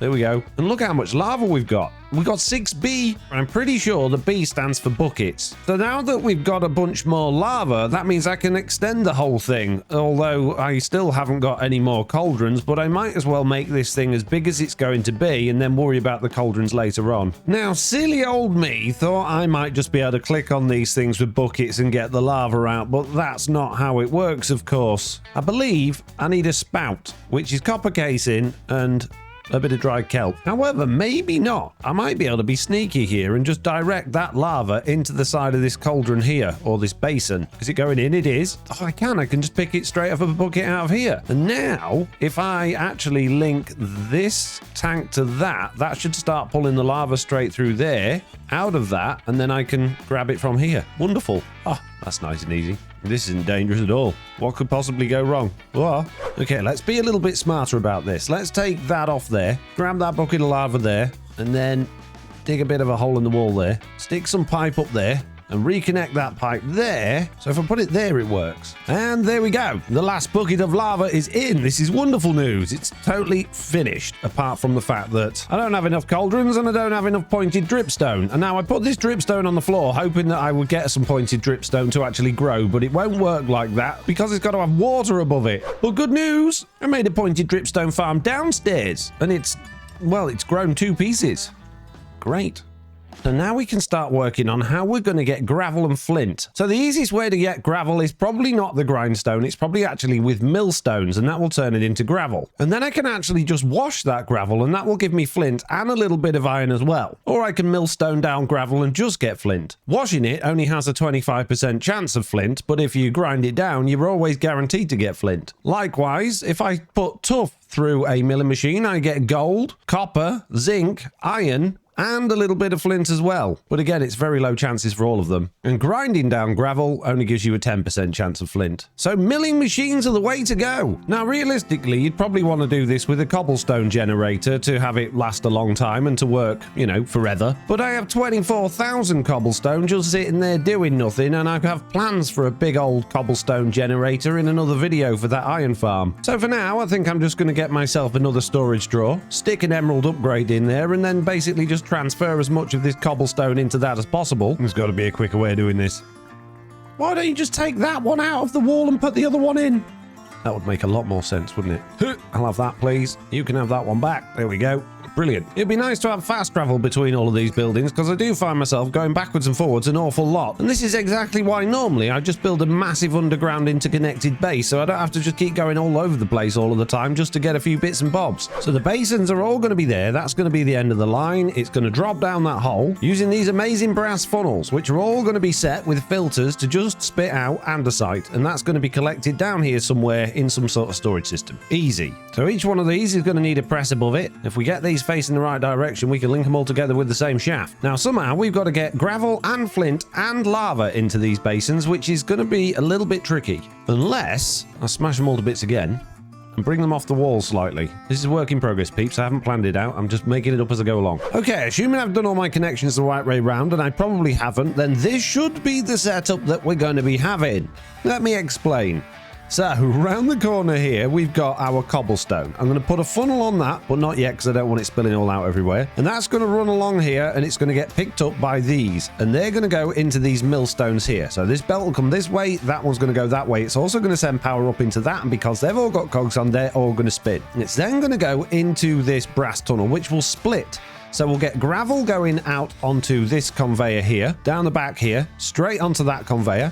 And we'll also get gravel going onto this conveyor here, which will get picked up by these three millstones, which don't have any power yet, actually. I didn't think about that. That gravel will turn into flint, which will get spat out of these. So that should mean we've got gravel and flint traveling down this conveyor onto this one, which will then hopefully all get picked up by these, which need spinning round into the other direction, and into these basins, which do have power, but this doesn't. None of these have got power. So if I steal the power off that, and then I can twist that round and put it up there, and that should power those. All I got to do is get power to this entire system, and enough power that it can actually power all of these crazy things going on. And this piddly little water wheel ain't going to cut it. So somehow or other, I need to get some secret power in here that nobody knows about. Shh, don't tell anyone about the secret power. You know what? I've got all this wool now, and what is 30...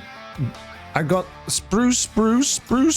Oh man, I've too much spruce. I think I might have to change the trees in that tree farm because this is a bit ridiculous. 48,000 spruce. Yeah, I don't think I need spruce anymore. Now, I'm not going to undo the little like split up area that I've got for the spruce to make it grow. I'm just going to leave the oak like it is, but I do need to change all the filters on all of those things, which is going to be difficult while it's moving. So now I need to get it to stop. Right. Anyway, as I was saying before I was rudely interrupted, we got all of this spruce and an absolute ton of wool now. Now there's wind power in this game, and I haven't done anything with that yet. And I thought this would be a good opportunity to do it. Not that this build really lends itself to being a windmill, but we could have a temporary one outside. I just need a windmill bearing and then a whole bunch of sails. And from what I understand, windmills are relatively simple little beasts. You should be able to just pop one down like that, stick a block in the middle, and then just stick a load of sails on it. And I believe if I just right click it, that should all turn. There we go. And just like that, we have wind power. A mild breeze advancement. That was easy. Don't even need any glue. So now I can make these a bunch bigger, I think. Many. And there we go. That's going loads faster. Now, it looks ugly. It's really ugly. Like, totally gross. But it's free power. All I got to do is get it connected into there. Now, how could that be? Secret power, secret power, secret power, secret power, secret power, secret power. Oh, dear. Secret power. Not a secret, it's a windmill. No, it's secret power, mate. Secret power. No one would ever know. Then all we need is a little bit of this, a little bit of that, and then I fall down there. Oh, now everything's going, and it hasn't broken. It's not overstressed, which is good news. So every single thing is facing in the right direction. How much speed can we get out of this windmill? Not that many. 98? 99? No, not 90. It's just 98. 98 speeds. Right, we need to test it before we do anything. So let's grab a stack of that. Chuck it on there. There we go. That's gone in straight in there. It's already coming through. Yeah, 60 cobblestone. We got anything going in any of those? We've got flint and things going in here. There we go. Look, flint and gravel in there. I didn't even see it come through. Flint and gravel. It's working! We've got to just pump lava from these into there. How hard could it be? Probably should have a whole new pump. Pipe and a cog. Smoke and a pancake. Pipe and a crib. Cigar and a waffle. Well, then there is no pleasing you. So here we go. We now have a system that should be spitting andesite all over the floor downstairs. It is! There's andesite down there. It's working. I can't believe it's working. So now I just need to collect it. Fantastic. Okay, I've got a few stoppers in place now to stop the stuff shooting off the edge because this thing is getting very full very quickly because it's not getting enough flint. Oh, that's not going to work. Yeah, we need 3 times as much coming this way as we have going that way. Huh. That's a problem. Well, things are getting a little bit complicated, so I needed to take a step back. So I took a copy of this world, opened it up in Creative, and I have completely optimized the system so it takes up very little room and works very, very well. We've gone down from having 5 basins to just 1 because this works perfectly well, and we've reduced the number of milling machines we've got because we don't need those as well. So we've got a box worth of cobblestone. This is getting blown using an encased fan up a chute onto this conveyor. The funnels underneath this conveyor then transfer those into these millstones.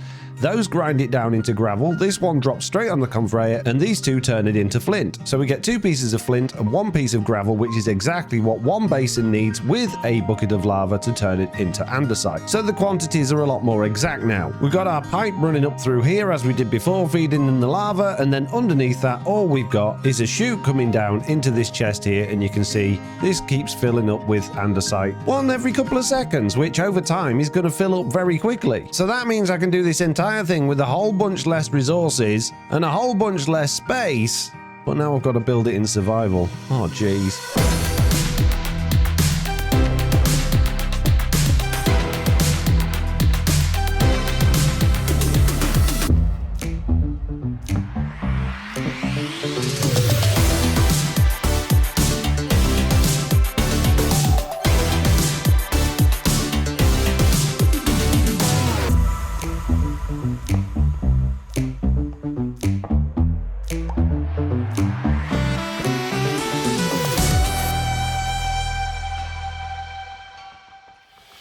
Amazing. Now, can we speed it up or is it at capacity? Oh, it accepts 96, 128. It accepts 128. Wow, look at that go. 160? No. 150? Yes.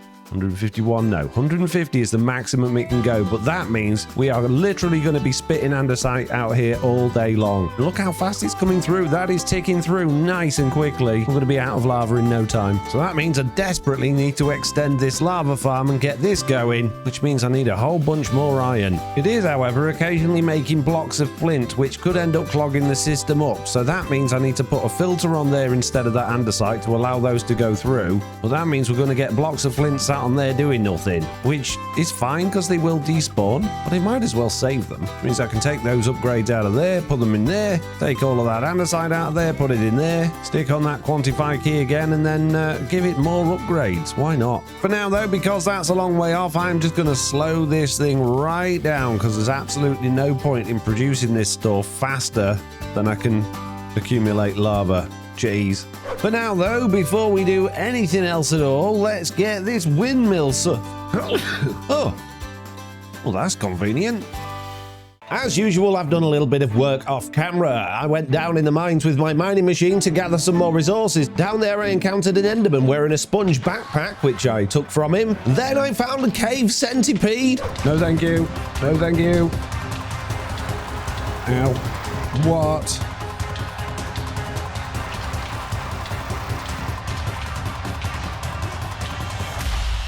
Jeez, what did they get? A leg. Great. After dealing with that, I found out how easy it was to mine out a geode with vein mining, and then, of course, there were more silverfish. Once I gathered a whole bunch of iron, I turned it all into cauldrons and spent it all again, getting my lava farm up to 100% capacity. But then the andesite farm completely ran out of cobble, so I went to get some more. And that leads us to now. Iron. I've never got any iron. You'll have to excuse my voice at the beginning of this video as I was suffering from a little bit of man flu. Man flu is the worst flu by far. Anyway, I haven't got any iron, so it's about time I did something about that, I guess. And thankfully, Create has me covered. Just washing gravel with an encased fan will give you a 12% chance of getting iron nuggets. So I guess it's time for another absolutely ginormous farm, which means I'm gonna need an absolutely ginormous factory. And that's gonna be over there. Just in this corner here, we're gonna have a big old factory that has a massive cobblestone generator, a big old steam engine for power, and a really cool factory layout that turns all that cobble into gravel and then into iron, and perhaps even gold as well. You see, you can get gold from washing sand, and you can get sand from either grinding down granite or grinding down gravel, and you can hunt sand into soul sand using soul fire and a fan. And then look, if you wash soul sand, you get gold as well. But let's not get ahead of ourselves, we're talking about iron, so I guess we'll need something a little bit like this that turns cobblestone into gravel and then just wash it. How hard could it be? Speaking of useful things, apparently some of these backpacks have got special powers. For instance, this lapis traveler's backpack, which you just get by adding lapis to a backpack, has a chance to multiply the amount of experience which is received by the player. And this cake traveler's backpack will feed you slowly delicious pieces of cake. And this blaze one has immunity to fall damage, which sounds good to me. But the blaze one might be a bit difficult considering I've only got one blaze rod and I don't really fancy another trip back to the nether. However, what I can craft is this spider traveler's backpack which says, have you ever tried climbing walls? Will that make me be able to go up walls? Oh geez, I want this. Spider eyes, string, take my backpack off, put it in there, take that spider backpack, put it on. Okay, can I now climb walls? No. Perhaps that's the wrong type of wall. Maybe this wall would be better. No, I'm definitely wearing it, but I don't appear to be climbing many walls. Oh, well, that was a waste of time, wasn't it? Jeez. Well, I've got a big old day ahead of me building big old factories, so I better get cracking. Must be time for a montage.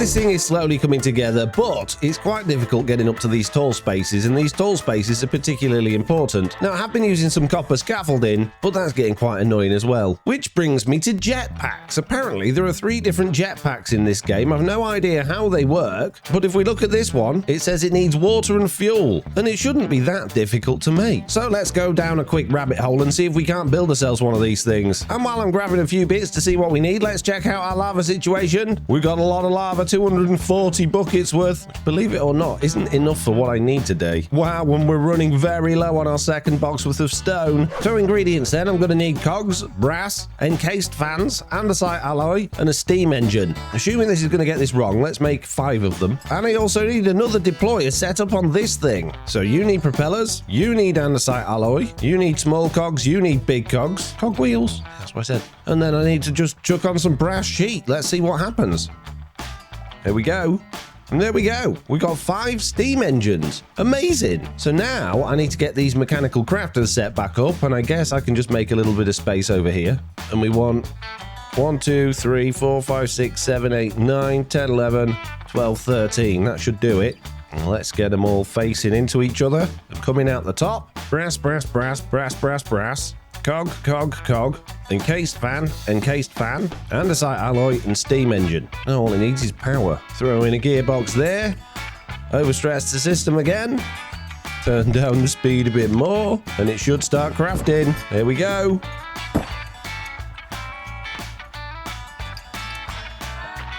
We've made a jetpack, and it's fallen down the hole. Wow, I look fancy. And it says I just need water and fuel to operate. Put it in your offhand, then drop your fuel or your water by pressing Q. Coal, wood, water bucket. I can do that. Put that in my offhand. Get some coal. Get a bucket of water. Press Q. Oh, there we go. Wow, okay. It just made lots of sizzling noises. Oh, wow, it can take a lot of fuel and a lot of water. Well, this is a nice and easy way of doing it. Full of water, just need lots and lots of fuel. Yes, there we go. Many fuel. Wow, that was a lot of coal blocks it's used. But now it is full of fuel and water. Let's go fly. Is it gonna work? Press space. It is. I'm flying. Space while sneaking. Activate hover mode. Sneak, space. Oh, okay. I have to hold them both down. Well, that's going to make placing blocks interesting, but we are flying and we can go up really high. Wow, all the way up to here. This is incredible. How much fuel have I used already, though? Is it going to last me a long time? Yes, it is. That's hardly used any. Brilliant. In that case, we can let the building recommence.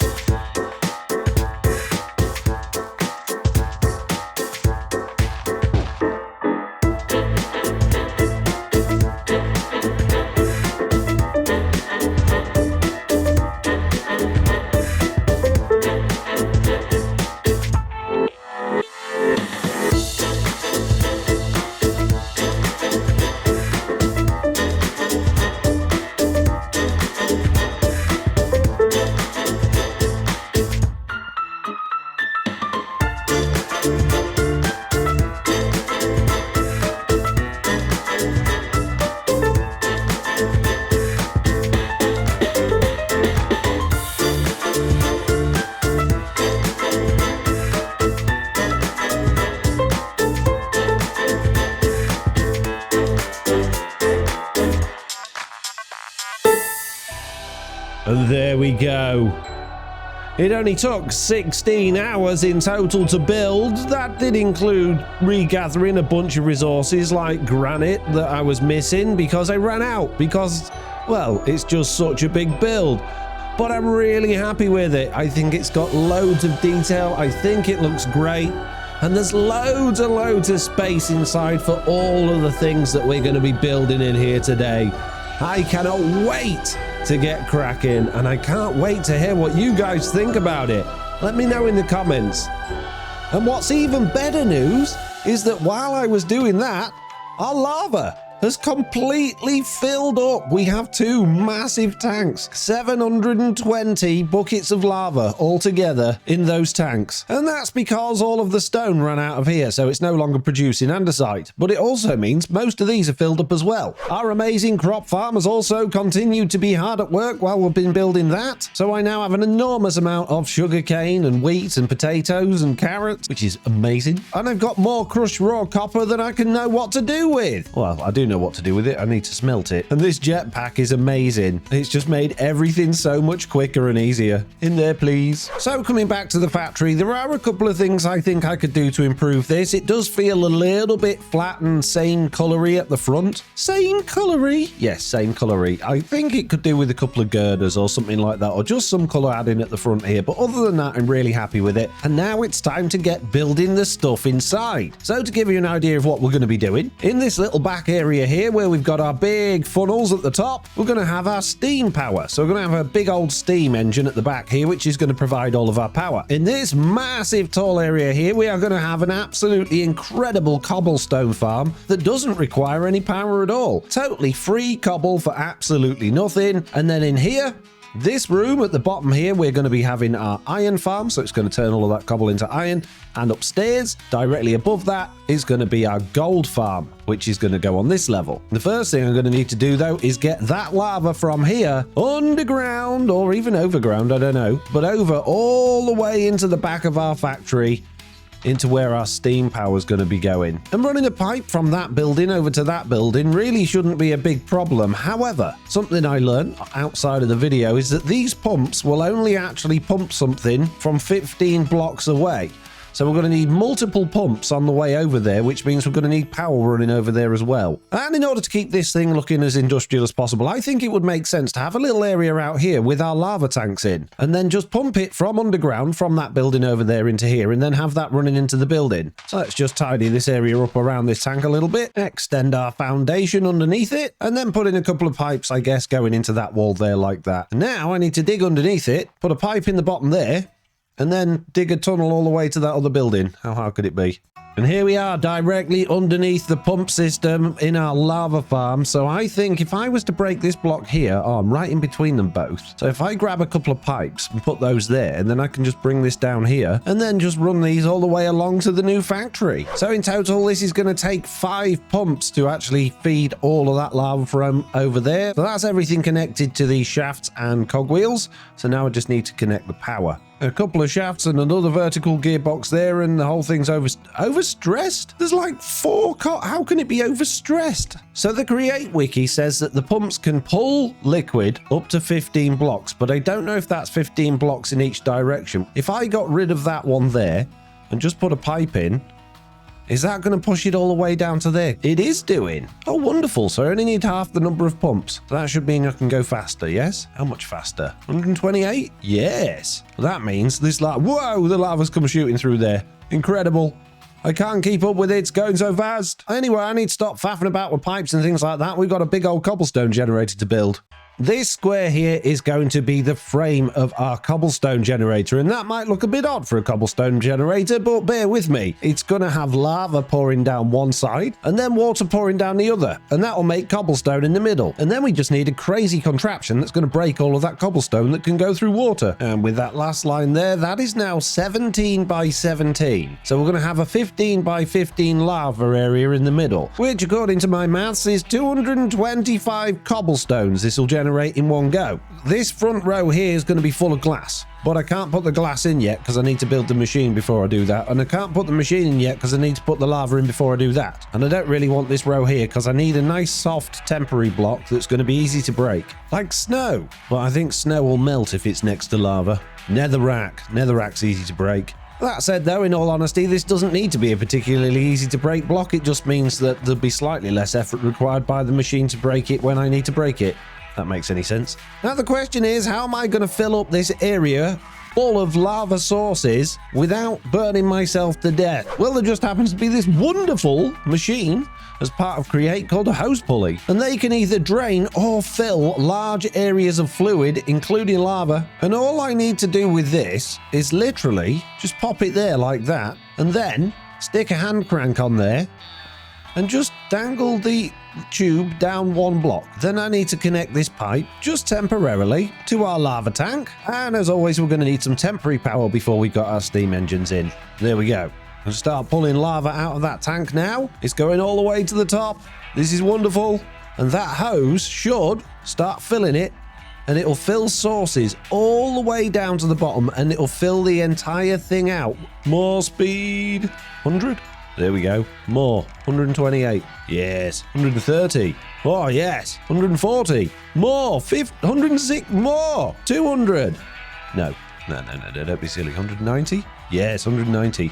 That's mini speed. You see it filling up the sources one source at a time? Oh, that saved me a job. There it is. Done. Finished. But that means we can completely disconnect all of this stuff now. So let's turn all of this off and collect these little bits there. There we go. All done. Tidy. Okay, the next thing to do is craft up 240 mechanical drills. Okay, I can craft a stack, and I'm out of andesite alloy again. Fortunately, though, our machine has been working hard, generating us lots and lots of andesite. And there we go. Now, is my maths going to have been corrected? We get the exact right number. We did. Look at that, an entire wall of mechanical drills that all need gluing together. Now, I do know I can put the glue in my offhand and automatically glue anything that I place, but I don't like to do that because you end up with stuff stuck where you don't want it to be stuck. So the easiest way to do this would just be to use my jetpack, stick a bit of glue on there, come all the way down here and stick a bit of glue on there. There we go, they're all glued together now. So on the back of that, we're going to have a bit of linear chassis. So we'll put a bit of minecart track down there, a storage connector on there, and I guess we can stick a barrel on there just to actually hold the storage in there for now as well. Glue that to that. There we go, that's all glued together. stick a minecart down. And now hopefully when I power this minecart thing, let's just lock that as well. All of those should move up. They did. Every single one is connected. That's fantastic. Now, I don't want this to break the netherrack yet, so I only want it to move one block forward so I can get the glass in behind it. So I'm going to break that bit of track, put a block there, power that bit of powered rail, put another block. I can't put a block there yet. Move it forward. There we go. And there we go. Oh no, it's broken through the netherrack. And all the lava's going everywhere. Oh, this is not what I wanted. Oh, this is a disaster. Quick, where's the glass? Give me the glass, quick. Who would have thought that netherrack would have been so squidgy? He chose to use a soft block. I did indeed. I absolutely did. Ow. Now, the other reason the netherrack was there was to make sure that when I pour the water in, it doesn't turn any of the lava into obsidian, but I'm pretty sure that's going to happen now. I need to duck down under there, but I can't. I've done it all one too high. I'm going to have to reduce the height of this thing by one block. That's a shame, which could be tricky, actually, considering it's all put together. Yeah, it's just broken all those things that I just put in there. Jeez. Okay.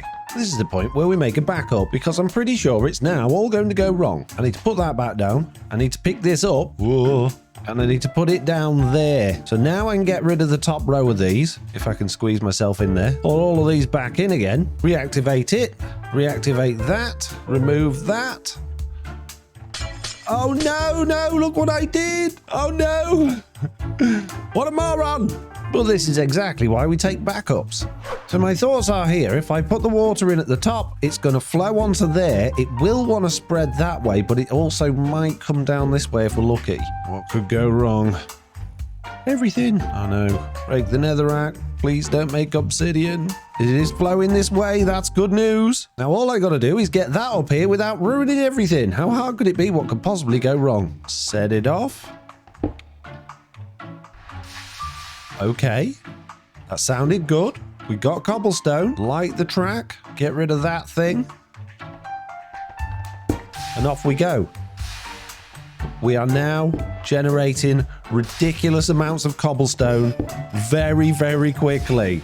Wow, that is a lot of cobble very fast. Look at that, the barrel's nearly full. It's only been going less than 10 seconds. Right, okay, I need to actually stop it because, well, we haven't built anything else to take it yet.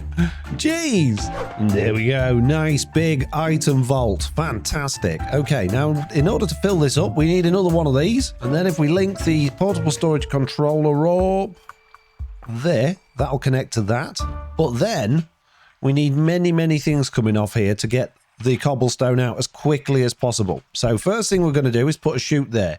I'm also going to put a chute there. And I'm going to put a brass funnel above that there as well. A chute there, funnel there, chute there, funnel there. And now that can empty out super quick into this item vault. Wow, instantly into there. No messing. Now, other than a little bit of light, because it is incredibly dark in here, I think that looks a lot better with that gantry underneath there. So we're going to have a conveyor belt that goes through this wall that doesn't exist just here. And then we're going to have another load of belts here. Now, this is totally overkill. I'm doing it because it's going to look good as a factory, not because this is the most efficient way to do it. And then we're going to get these brass tunnels and we're going to pop those on here like that. And that's going to split whatever cobblestone comes through here against all of these. Then at this point, we're going to have 5 millstones and they're going to turn all of the cobblestone into gravel. At this point, we're going to completely pointlessly transport that gravel across these conveyors. We're going to raise the gravel up so that we've got room underneath for our encased fans, and then that is going to spit out onto this little conveyor here. Then I guess we're just going to have one last little conveyor going up there like that, and that'll just take everything in there. Fancy. So in order to create steam, we're going to need a big old copper tank, just like this one we've got out here. We're going to need a bunch of blaze burners. In fact, we're going to need 9 of them all together. We're going to need a mechanical arm, a handful of steam engines, and we're basically going to have a tank on top of a bunch of blaze burners down there. But we can't do anything until we've got more blaze burners, and I also need soul sand in order to make it haunting things in order to do the gold farm for this thing. Oh, geez, there's so much I need. So I'm going to take a little trip to the nether and go and get a few bits and bobs. Oh, look, there's one of those again. What is it? Oh, I kind of want to go and check it out. What's that? Just sneak down here a little bit. What are you? I'm assuming not friendly. Hello? Yeah, this guy's not hurting me. I can stand on him. Can I ride him? A Leviathan? Oh, uh-oh, uh-oh, uh-oh. The Leviathan moved. Okay, so it doesn't seem like it wants to eat me, so that's good news. You would think a Leviathan would want to eat you, really, but apparently not. What about that other creepy creature that was up here? Ooh. What's it firing at me? Ow. Stop it. Straddler. Ow. Ow. Okay. Well, he's not very nice. Hey, blazy, blazy, blazes. One. Just one more, please. There we go. Nice. Now we just need some soul sand. But there's one other thing that I want to check out. I want to see if I can pick one of these up. I can pick it up. Oh, and it keeps the stuff in it. Oh, that's really handy. Well, let's just pop it down for a minute. Go and grab ourselves some soul sand. And then I'll come back for that. A little bit of soul sand. I only need a smidge. I want to take some of whatever this is. Scorchia. Right, let's go see if I can take a spawner through the nether portal. It worked. No way. And it's still got blazes in it. Oh man, where am I going to put this? And what's happened to my windmill? Why is it turned so dark? I know where I can put it. Just put it in here. What could go wrong? It's perfectly fine. Anyway, steam power. We need blaze burners, and these blaze burners are going to be living on lava, which begs the question, why am I building this over there when everything's over there? That's a good point. Right, let's move it all. Half dark windmill, what is your name? And that's it. That's all the lava's going to do. And then, somewhere near that, we need this mechanical arm. That should work, hopefully. Okay, so we are going to need a very, very small amount of water power just to kickstart this machine. And this machine's not built yet, so why do I need to kickstart it? I don't. I just want to get things prepared. So if I put a bucket there now, and if I give this power, select belts, depots, funnels, and other blocks by right-clicking them while you're holding the mechanical arm in your hand. Okay, got to do that first off. Okay, so we want that. Take items from there. Yeah, and then I guess shift right-click to tell it to deposit items there. And now if I put that down there, it should do that. So if I put that lava bucket back on there, it's going to turn around very slowly, but it's going to grab that lava bucket. It's going to put the lava into one of these blaze burners, but it will get the bucket back. And it's going to put the bucket back on there to be filled up again with a bit of luck. Okay, fine, whatever. Let's get the rest of this built up and then we'll fiddle with that guy. See if we can make him work better. Here we go. Got a nice big copper tank now that now needs to be filled with water. Now, I don't think the positioning on these pumps particularly matters. So I'm just going to have two. And now that can pick up 2 lots of water all at once, but obviously it needs power. Now, once this is going, it's all going to power itself, but it needs to get started by means of other power first. There we go. Now those pumps have power, so they should start pumping water into the tank, which it is doing, because now what I can do is stick on steam engines. And there we go. Now that's turned it into a boiler. So it's saying not enough water, not enough heat, but the size is good. Now I've got a plan with this arm, and that is to add a funnel onto that depot, and I'm hoping that will mean that it's going to put the empty lava bucket back in that funnel. That's my little plan anyway, so let's stick a bucket on there and find out what happens. Going to grab that bucket, that's it, give it to a blaze, yes. Now take that bucket and put it in this funnel. Maybe it needs to be a smart funnel, and we're going to put an empty bucket filter on there. There we go. Now it's putting it in there. Excellent. Oh, that works very well. Right, so now it's time to start connecting all of this stuff to the power coming from the actual boiler. I'm going to have that one connect to all of this stuff down here. Wow, and now it's really picking up some water. More water, more cogs. There we go. Wow, it's just shot up to a level 9. It's got so much water, it doesn't know how to cope with it all. Okay, well, clearly we don't need all that water then, so let's get rid of that one. That's much nicer. A level 9 boiler, size, water, and heat are all good. 147,000 stress units, which is going to give us all the power we need to power our stuff. So all I got to do is pump some power over there. Oh, this is incredible.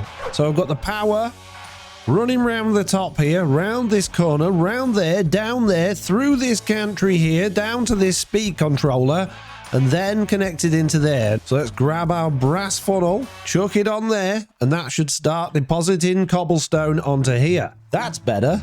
That's what we needed. And it is moving. Look, all the conveyors are moving. This is so exciting. There's not a massive amount coming through there, but there is some stuff. Look, the items are floating above. They're not all going in. Okay, so if I put fence gates there like that and then open them, that should allow the stuff still to flow through, I believe.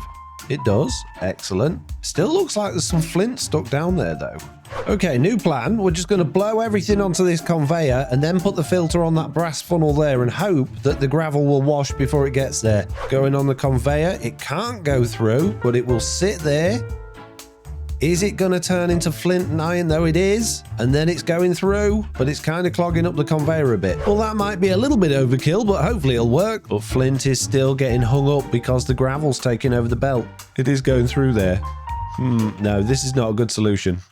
I might have been a little bit busy off camera. As you can see, around the outside now, the power is no longer coming down here and going to there. It's going all the way around here, all the way to there. We've got a clutch on there with the redstone link on it, which means we can turn the entire system off with this lever here. And then around the wall, we got a whole bunch of speed controllers for every single different thing that's on here. So let's turn this thing on and see how it works. And now what we've got over here is another fan controlled by another speed controller that then pushes all of the items down towards that funnel over there. Then we got brass tunnels here, and one of them's got an iron ingot on to make sure that we only get flint coming down this lane and iron nuggets going down that one. Both of those are going into basins, and both of those basins are set so that this one will produce iron ingots from the iron nuggets, and this one will produce blocks of flint from the flint. But all of this has been running for a little while now, and that machine's not even been on, and we've still got 26,000 cobblestone in there. So basically, even with all this going on here,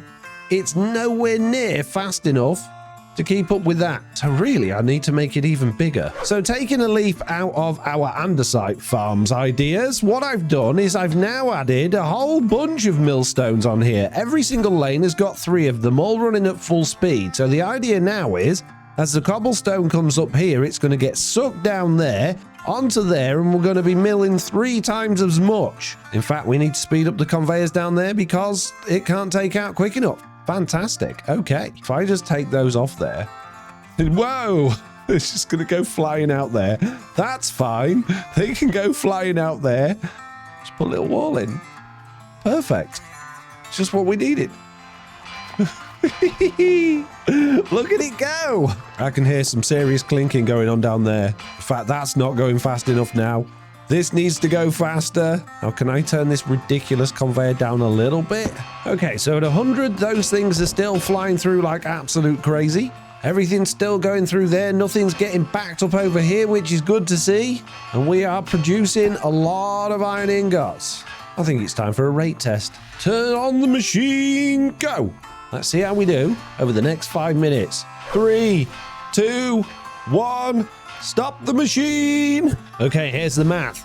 We got 74 iron ingots in 5 minutes, which works out at 888 iron ingots in 1 hour, which is the equivalent of 99 blocks of iron per hour, or 1.5 stacks of blocks of iron per hour. Jeez, that's amazing. So all I need to do is make all of this area look very pretty and beautiful, because at the moment it's very, very ugly. Gold is the name of the game that we're playing today. I need lots of it. You're not supposed to be in there, are you? Fortunately for me, in the last episode, we built this absolutely ginormous factory that's got a massive iron farm in it, a massive cobblestone generator, and a big old boiler for steam power. And the iron farm's down there, and the gold farm's going to go up here, and this doesn't look like a lot of room, but trust me, it's going to be plenty. Speaking of iron farms, geez, have I made some changes to this room. I've decorated, which means I've had to add a couple more mods to this pack. Quick sideline. See, I really wanted to use this andesite scaffolding in order to make sort of platforms around the whole thing and staircases upwards, but it's really not ideal for that. And when you do extend it out, it's got this sort of wood colour on top, or it's just hollow, which just doesn't look all that good. So I added a couple of the McCaw's mods that allow us to have these bridges and scaffolding and things like that, which is absolutely fantastic. So not much has changed with the actual farm layout. We've still got the millstones, which are creating crazy amounts of gravel, but we've got all of these stairs and platforms now so we can get around.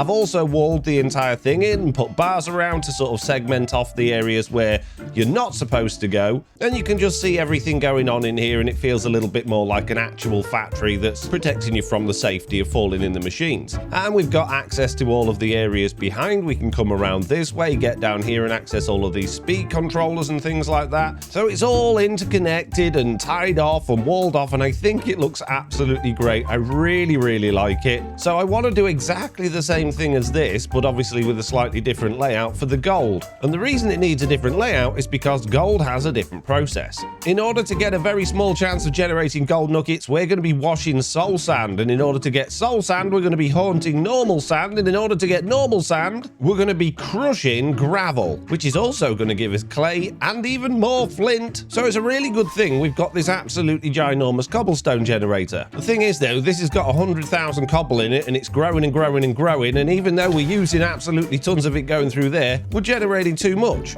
So before we do anything at all, I need to get something in place on here to stop it from processing and overfilling itself. I also need to get all of this iron and flint back to our storage system. And as well as that, I need to get a bunch of that cobble that we're generating all the way around here into this building and up these stairs so that we can get our andesite processing unit going again, because it's completely out of cobble. And then I need to get all of that andesite that this is processing out of there and into our storage building.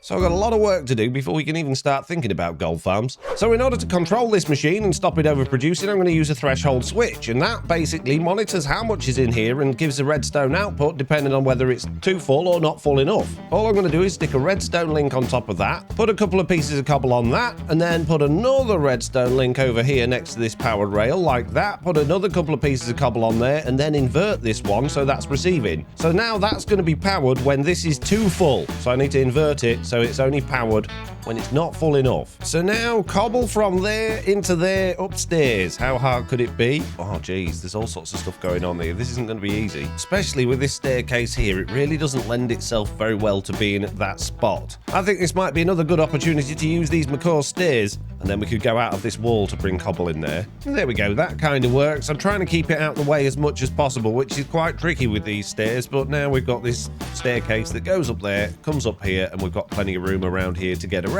Right, cobble through this wall then. Well, that was a lot easier than I thought it was going to be. If I stick on a brass funnel there, we should get cobble going down there. Hopefully it's not going to overflow. It won't. It's going to stop if it can't take any more. The power for this is all coming from just behind our steam generator, so that's all nicely hidden. And that should just continue taking cobble all the way along here, up these wonderful little conveyors like this, and then into our incredible machine, which is now once again working. So I guess I just need to fill in a few of these holes and make it not look quite so janky. Oh geez, how am I going to do that? I guess just by making everything look a little bit more intentional. So all I've done is covered up the hole, put this little sort of pillbox thing here, which is decorated in a similar style to everything else, and then just extended that wall out there, which looks a little bit strange, but it kind of does the job, and it gives us this nice sort of archway over that water wheel thing as well. Now, in all honesty, this andesite farm is still a little bit unreliable. Sometimes it'll run for days and days with no problem at all, and other times, well, it just fills up with gravel. As you can see, I've just pulled out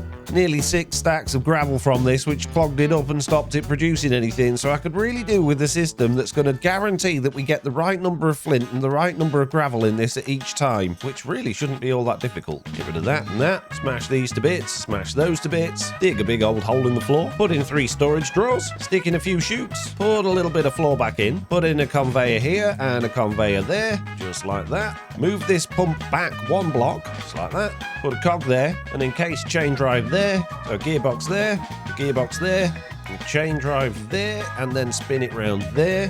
Pop another gearbox there, take that funnel off there, put it on there instead, and spin it around, and then just put a funnel there, there, and there, and there we go, we're back to normal. And hopefully this will work a bit better.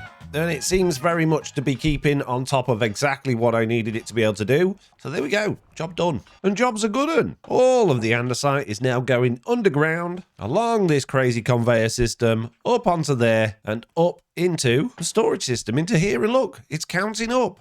So now the only things left to connect to the storage system are our iron and flint that are coming in from our iron farm, but there's no point in connecting those yet because we're going to have the gold farm upstairs and that'll all need connecting as well. So might as well wait until we've got that in up here before we decide how we're going to get the items out of here and over to our storage building. Which means I suppose it's time to start building this gold farm. Oh, jeez. In order to build the gold farm, though, we're going to pretty much be starting with exactly the same thing we've got going on here, which is just milling down all of this cobblestone into gravel. Which begs the question, if we need 2 of them, why have one of these in this room here and then an identical one directly above it? Wouldn't it make more sense to have a separate building that was just processing tons and tons of gravel from all this cobble and then feeding that into the gold farm up here and the iron farm in here?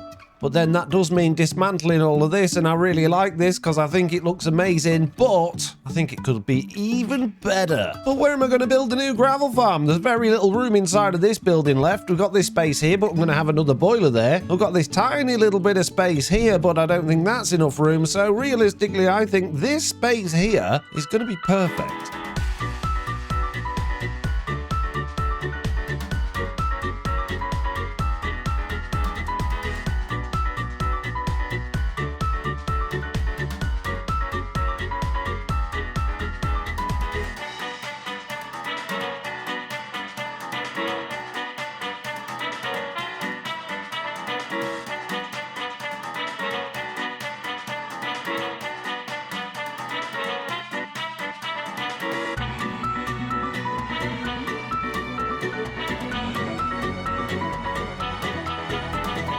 Well, it's not the biggest or most fanciest building that I've ever made, but it does fit in quite nicely with this factory next to it, and it really doesn't need to be all that big. That said, I do need to fit in 2 times as many millstones as this, and realistically inside here isn't all that big. Oh, jeez. So somehow I've got to get cobblestone coming in high quantities, mill it all down into gravel, and have that all going back out in high quantities, one onto this level here and one onto that level there. And there are 15 millstones there, so we're going to need 30 altogether. Oh my goodness, 30 millstones. No problem, mate.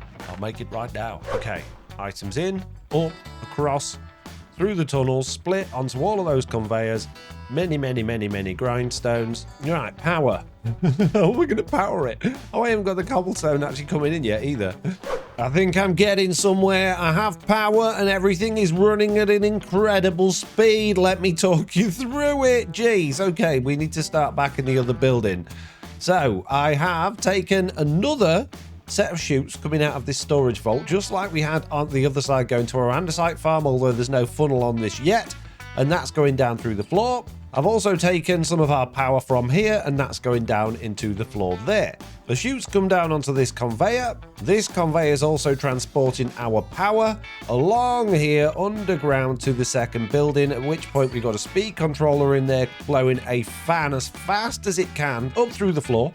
And then we've got power going up through the floor here. And on the surface, that just looks like this. We've got that chute coming up to this conveyor here, and then we've got the rest of the power coming in through there. This conveyor is going into a brass chute, into another stack of chutes there with another fan on it going at ridiculous speed, and that's powering everything else. So with all these gearboxes and cogs and stuff like that, everything in here is powered.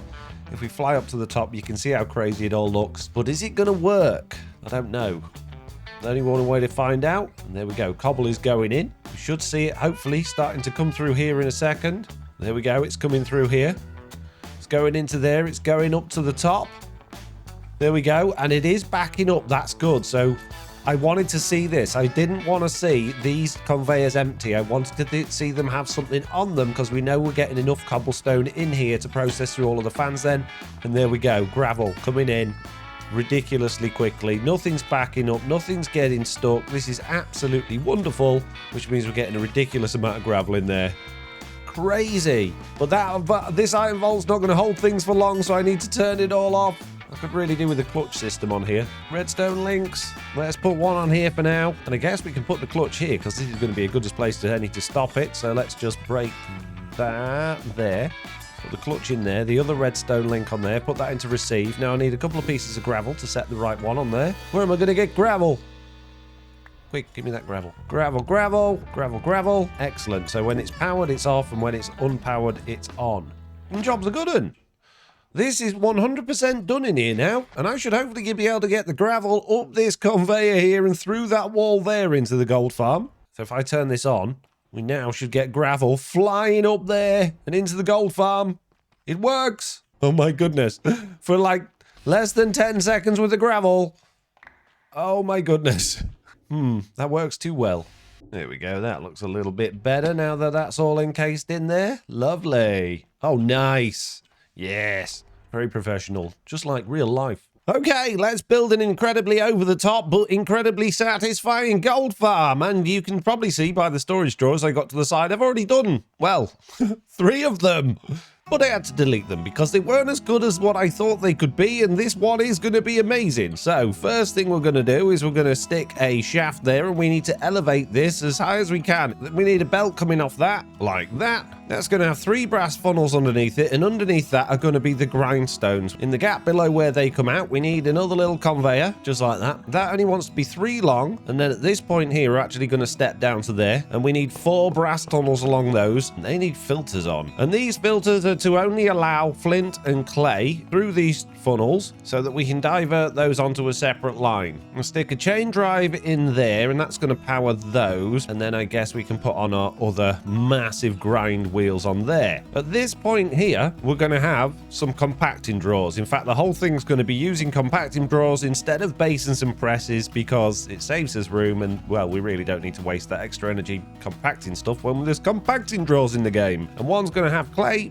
and the other one's going to have flint. And if we extend that belt all the way up to there and then just attach that one to there like that, and then stick a couple of brass funnels on there like that, that's going to collect all of the clay and flint in there. So we need brass tunnels as well. One there, one with clay and one with flint. Now we need to mess about with the sand, and we're going to have 3 new belts for that, and 3 more brass tunnels, and each one of these is going to have a sand filter on there to make sure that only sand comes through here. And then we're going to go to the other end of this farm and start working backwards. Along this back wall here, we're going to have a whole bunch of chain drives, and they're going to be powering a whole bunch of encased fans. And we're going to do exactly the same thing a few rows above that as well, just like that. In front of the top ones, we're going to have a whole bunch of soul sand, and the bottom ones are all going to have water in front, although I can't put that in yet, otherwise it's going to go everywhere and ruin everything. We're going to have 2 more compacting drawers, one for quartz and one for gold. And there's going to be a couple of belts coming behind those like that. And then at this point here, we're going to have 3 belts running from one side of the room to the other. And now we just extend that one to there, that one to there, and that to there. Stick on 2 more brass funnels. There we go, brass funnel, iron nuggets, and quartz to stop anything else going through there. Up at the top here, we're going to have another 3 sets of belts, just like that. At this point, we might as well start lighting the soul fire. And we're going to run fence gates all the way along this conveyor here, open those all up, and fill this area with water. So back to this point, we now need to get these 3 lanes here to meet up with those 3 up there. I'm going to put 3 belts along here like this. Now we need to bring these belts up here to meet those. There we go, all of our belts are nicely connected. And that's pretty much the farm. Obviously, we haven't got power to any of these things, but that's basically it. So as a quick overview, that crushes everything into sand, clay and flint. The clay and flint get taken off to the side and put into these compacting drawers. The sand goes up here in rows of 3, gets haunted by this stuff, drops down here. By this point, it's soul sand. It's going to get washed into quartz and gold nuggets, and they're going to go through into these compacting drawers here, and that's it. So power. Let's get it all plugged in. Oh, I almost forgot another ingredient as well. We need chutes like this between these sets of conveyors. And that's that speed controller plugged in. That's getting those belts going, and they're going in the right direction, which is fantastic. Now these want to go at 20. There we go, that's as fast as they're going to go. Now all I got to do is get everything else linked up and joined together. But with these last 2 chain drives here, I believe that's everything connected together. It is. There we go, they're nice and fast now. I think that's everything. I don't think I'm missing anything at all. Oh geez, are we ready to do a test? Let's just put in 1 brass funnel for now, not all 3, and see how we get on. There we go, sand. Wow, it all went through. The sand is going round, but is that sand going to get haunted in time? It is. It's getting haunted. It's going down the chutes. It's getting washed. Wow, look at all this. Backed up over it. Oh, I haven't done any power on these belts. Oh, now it's all coming through. And it's going into there. Wonderful. We're getting clay in again, though. Where's the clay coming from? Shouldn't be any clay. Oh, I can't see any reason why we can't put the other two funnels on here then and get this thing at full capacity. Many sand. Going up our conveyor system. Many sand getting turned into soul sand. Wow, this is ridiculous. Look at it changing just before it gets into the end. And then many soul sands, all getting washed into gold and quartz and coming through into our fantastic storage drawers. We've already got over 1,000 quartz. We've only been running it a couple of minutes. Okay, I've emptied out the drawers. It is time for a rate test, of course. 3, 2, 1, go. Well, we're 7 minutes in and apparently we have encountered a problem. Everything has ground to a standstill, and that is because somehow we're getting sand and gravel through here. That shouldn't be possible, but it is. And we've got a bit of a backup going on over there now as well. Oh, geez. So I've added in some more brass tunnels. I've put the filters for the quartz and the gold nuggets on there. And on these 3 here, there is a filter that's basically saying anything other than quartz and gold nuggets to come out of the side here and go into that fire there. That's the plan. Is it going to work? Let's go turn on the gravel machine and start getting some gravel in here. Is it coming? It is. It is coming up the machine. Here comes the gravel. Everything seems to be getting haunted okay, so that's a good sign. And everything seems to be getting washed okay as well, so that's a good sign. This coming onto a single belt now, though, is significantly bottlenecking the system, which is not ideal. So I could really do with that one coming all the way across. There we go. That sped everything up a little bit. Much better. Oh, there we go. We just had soul soil just going through into there, and it went straight into the fire. Perfect. And some more of it as well. It's working. Don't know why we're getting so much soul soil and sand, but it's going into the fire, so it doesn't matter. The question is, why is it not getting washed? Why is the sand getting down there? Why does everything work when you do it in creative, but when you do it in survival, it doesn't? Good news is we're not getting a backup over here now, though. Right, let's turn it all off again. Clear it all out again. And let's try a rate test again. How hard could it be? What could possibly go wrong? 3, 2, 1, go. 3, 2, 1, stop. Okay, let's go see what we got. Starting with the clay and the flint, we got 126 blocks of clay and 113 blocks of flint. So basically, we've got a free terracotta farm on our hands if we bother to put in a cooking machine for this, so that's pretty good. Or a brick farm, or, you know, terracotta pot farm. Basically, it's a clay farm, which is wonderful. We've got 1,271 blocks of quartz in 5 minutes. But the big question is, how much iron did we get in 5 minutes? 20 ingots. In an hour, that's 240 ingots, which is basically 27 blocks of gold. That's not bad at all. I don't even want to know how much quartz that is in an hour. Jeez. So it might not be the fastest gold farm in the world, but it is a gold farm, and it is producing plenty of gold, quartz, clay, and flint. So now what I'm going to do is make all of this area look as beautiful as it did down at the iron farm, and then move on, I guess. Which means I don't need any of these anymore. I have been decorating, and the first thing you might see is there's a wall there now. And if we go through this door, similarly to what I did with the iron farm, I've used a whole bunch of these railings and these McCaw's bridges. And now we've got access to all of the different areas that we need. We can see all of the different components. It's all relatively safe. We can come onto this little gantry here and check out all of that stuff going under there. We can pop down here and check out all of that going down there. It's all lovely. I like it. I like all of these things sort of bring it together to be like an actual factory. I think it looks great. And all of that time this has been running, we've been gathering plenty of stuff and it's all been coming through. So we've got a whole bunch of gold blocks now, a ridiculous amount of quartz. I mean, what am I going to do with all that quartz? Tons and tons of clay and tons of flint as well. And while all this is absolutely lovely and looks really nice, I've now got to figure out how I'm going to get all of these items out of here and the ones out of my iron farm as well and get them over to the storage area. Oh, geez, I don't know if I want to. I do want to, but I also really like how it is. What do you think, peeps? Let me know in the comments.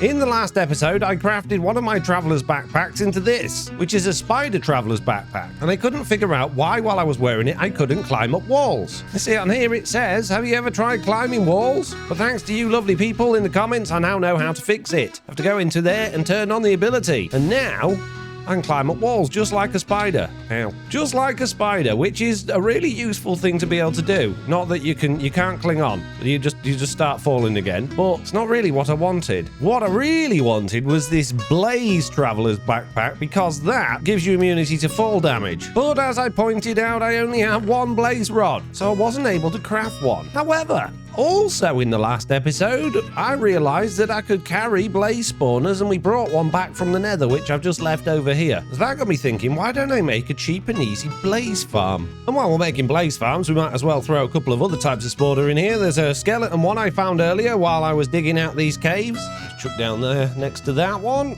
And there's one more right over here by that first village that we stole all the villagers from, which I need to go down this horrible little janky staircase to get to. But I found my way there eventually. Thank you very much. I have another one for the collection. There we go. That's 3 spawners. Oh, I just want a couple more blaze ones. All right, the first one I'll get is this one here. Thank you very much. Goodbye. I just want to have a quick fly around here just to see if there's any more on this fortress, or if I'm going to need to find another fortress to get another one. No, got that one. Oh, uh-oh.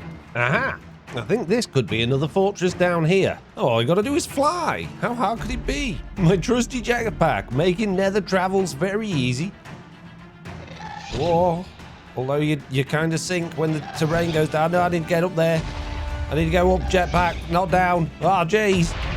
Well, he said he was making it easy. Well, it was. Ah, sneak through here. Ow. Oh my goodness me. It's a very dark fortress and I'm sinking again. Oh my goodness, there's a lot of wither skeletons. Fuel is good.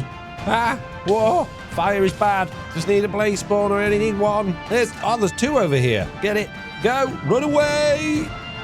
Back home, please. Jeez. Ooh.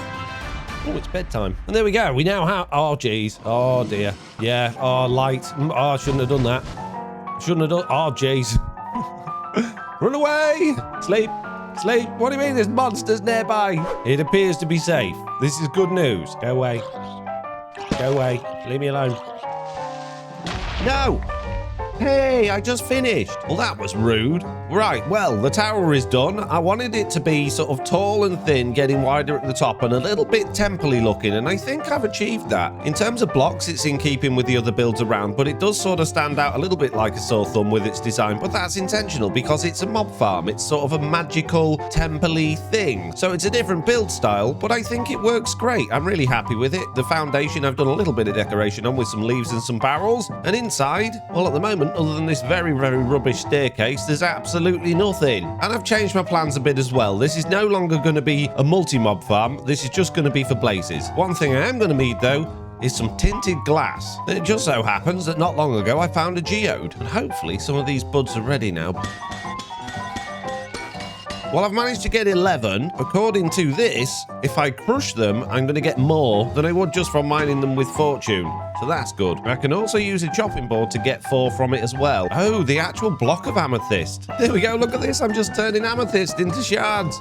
Don't even need the clusters. Incredible. So it's time to get building the mob farm. I started by putting in a layer of tinted glass, smashing out a hole in the back wall, crafting up a bunch of signs, sticking those on the wall opposite the glass, and then filling that little crevice up with water. Below this, I added in another wall of tinted glass, as well as 3 pieces along the bottom here, and then put a deployer on the wall, gave it a diamond sword, and hit it with the wrench to put it into use mode, and then filled up that remaining hole with tinted glass. I threw in a lava bucket, finished off the tinted glass, and now that's ready to go. On the back of the deployer, I put a brass funnel, and the diamond sword came back out, so I used a filter and told it to totally deny diamond swords. Put the filter on the brass funnel, gave the deployer back its sword. Now all I needed was power. On the side of the building, I dug a hole, put a bucket of water in it, and threw on a water wheel, and then used gearboxes and shafts to connect that upstairs on the inside of the building. I then stuck on a big cog, threw on a speed controller, and connected the deployer to the speed controller using some more shaft. Then put in a new floor, removed the funnel again, and then put it on the other side. Putting in some chutes down below it, which for now just linked to a chest on the floor below. And all that was left was to put in the spawners. I flew upstairs, took out the lanterns, and then proceeded to go one by one to the spawners, pick them up, and put them in place. Ow. Which turned out was a much more dangerous job than I thought. Oh dear. Help. With the final spawner in place and the wall back together again, it was time to see this farm in action, which meant giving it some more speed. But there we go. Job's a good one. Don't worry about the flames and the fire everywhere. There's no fire spread on this world. It'll just look like it's on fire. It's not actually going to go anywhere, which is good. And now we are killing blazes. Lots and lots of blazes. That diamond sword will run out of durability eventually, and yes, it could do with looting on there. But we'll worry about that later. For now, I want to see what we're getting in our chest. And we're getting blaze rods and experience and ash as well, which should mean I have all the ingredients that I need to make one of these backpacks. First of all, I need to craft some fire charges. And now, there we go. I can turn my traveler's backpack into a blaze backpack, put it on, activate the ability, and now I shouldn't take any fall damage. Let's find out. Let's go up and up and up and up and up, and just fall. Ah, no fall damage. Amazing. I'm just like a blaze. As usual, I started by doing some off-camera work, which included linking up the new blaze farm to my warehouse using chutes, fans and conveyors. This means that the XP that's generated by the blaze farm will be processed by the disenchanter, collecting the liquid XP inside the tank of experience. Next, I decided to do a bit of tidying up. I flattened some ground around the center of the base area, replacing coarse dirt and rooted dirt with normal dirt so that it would turn to grass. And then I tackled the crop farm, added in a new retaining wall, some dirt paths and some new fences from the McCaw's mod. I even replaced the rear cliff wall with variations of tough blocks, adding another fence along the top to tie it all together. After that, I wanted to start bringing all of the buildings together with pathwork, so I crafted a botanist table to enable crafting variations of gravel, and using those with some frame slabs, trapdoors and floorboards, I created a gravel path that blends with the dirt variations in the area, linking up the main buildings at that end of the base. I also threw in a few ferns, some bushes and a little bit of grass for detailing, but then I got a bit bored of doing that, so I decided to head into the factory to connect the iron and gold farms to my storage system by piping all of the items down underground and along conveyors to meet up with the system coming from my Andesite farm. It wasn't going anywhere near fast enough though, so I threw in another speed controller and got the items really flying. And that brings us to now. If I'm going to turn skeletons into slime, I'm going to need lime dye. And we can get that by grinding down or milling flowers, but the easiest way is probably the good old-fashioned sea pickle way. But I haven't got any sea pickles and I haven't got any coral. So I guess it's time to take our trusty steed out on an adventure. Come on in. Oh, jeez. I need to sort this stable out. Come on, Indy. Okay, fine. You, in there. Oh, no. No. Stop. How did you do that, yo? So we're going to need to dust off our Nature's Compass item frame and try and find ourselves a nice warm ocean. Oh, and there's one not too far away. Before we go, though, I'm going to waste a bunch more of this coal. Even though I've got a lava farm. Have a quick snooze back in the old cabin, grab a bit of water for my jetpack, and take this stupid horse on an adventure. Oh, not you as well. How do you do it? Get out of the wall! Get out! Oh no, I'm in the wall! What are you doing? Why does everything insist on trying to die today? Let's make a waypoint for where we need to go, and we're going that way. Oh, okay. A whole new direction. Let's go, Indy. Oh, geez, Indy, now what are we going to do? Okay, I've got a plan. Come on, let's go. Whoa, look at that, it's a big old whale. Ah, a ship. Good morning. Mind if I just pop my horse down here? Right, horse, you stay here, don't get lost. I'm going over there. Wow, look, that's a lot of coral. Oh, and a shipwreck. Now, it has just occurred to me as I'm flying around with my jetpack that I have brought no underwater breathing apparatus and no real way of mining anything underwater. Oh no, and there's those horrible skeleton fish again. No, I just want to go to the oh my goodness, there's a lot of skeleton fish. What? There's so many. No, we'll go this way. It seems so deep as well. Why is it so deep? Oh, an iron golem traveler's backpack. That is fancy, and it's all mine. Right, that bit over there doesn't look quite so deep. I'm drowning already. Oh, sea pickles. What is that? It's a thing chasing another thing. What is it? A mantis shrimp, and what's that? Is that an octopus? Not having a very good time, you octopus, are you? Oh, look, sharks. Hammerhead sharks. Do they hurt you, or are they nice? Are they friendly? Seem to be quite friendly. There we go. We've got a stack of coral and a bunch of sea pickles. All right, let's go find my horse wherever I left him. Come on, horse. We have adventured ourselves out. See you later, Trinidad. Wow, look at that island. That looks amazing. Come on, Indy. Let's go and investigate. Is there anything on it? No, but it's very pretty. And here we are, nearly home, having taken my horse on an adventure. Right, now that we got a bit of coral and some sea pickles, we could potentially make a sea pickle farm, but we got some things to do before we do that, and one of those things is to move these sheep. See, I'm sick of these sheep being here making all of this racket, and we're not utilising them to their full potential, and I want to do that. And underneath this nice new walled area here, we're going to build a little bit of a sheep farm, which means I need to come in here and then dig out all of this junk to make some space, so we've got a good amount of room to put some sheep in, and some contraptions. So I dug out a bunch of dirt, granite and stone to make a long thin corridor under the crop farm, filling the floor with dirt and continuing the wall around all sides. I then placed framed floorboards as ceiling tiles over the entire area and textured them with variations of quartz blocks. Once that was done, I grabbed some spruce fences and gates, laid them out in a line to create space for around 21 sheep, dug a trench down the back and put in a gantry shaft. On the gantry, I placed a chassis with a deployer holding shears and then added a water wheel for power and connected it all together to be controlled by a new create block that I haven't used before. This sequence gear shift should send the gantry all the way up that end and back down again. It's got a set of shears on it, but it's going to need more. And the idea is it goes down here, shears the sheep, and then comes back and deposits the wool into there, which is going to drop on the floor for now because it's not connected to the storage system. Let's give it a go. If I flick that lever, it should go off, shear that sheep. It did. It gets down to the other end, comes back again, and with a bit of luck, there's some wool going to pop out of here. There it is. Perfect. But there's a couple of things we need to do here. Obviously, I need to get more sheep in, but we also need to figure out how we're going to get more shears into this thing and where we're going to send the wool. Now, sneaking into FreeCam, we're not actually far away from my conveyor system that sends everything back to the storage system. So it really shouldn't be too difficult to get the wool back. In fact, if we hop down here under the floor a little bit, just go over in this direction. There we go. We got our little storage line there. So with a couple of conveyors like that, some chutes, and that funnel there, with a little bit of power, that should send all of the wool back to the storage system. So now we just need to get shears in here and all of the sheep. And the sheep is going to be the easy bit. We just have to come and... Ah, no, I've took the fence out. Oh, jeez. Oh, jeez. Yeah, we'll just have to get one at a time and take them in. And there we go. That's the last one, which means we've got a whole bunch of sheep left over that I have no idea what to do with. That's better. Now, of course, I am going to want to dye a lot of these sheep, but before we get carried away with that, I want to get some shears into this system. What if I had an item vault there like that, with a chute there, a barrel there, and some shears in that? Ah, yes, they're going into the item vault, but they're not going into there, but probably because it's stopped. So let's just start it again. Now, will it transfer the shears across? No. Okay, so I put a hopper on with some shears in this time. I wonder if that will work. Ah, yeah, they've gone out of there, so they have gone into here. Somewhere.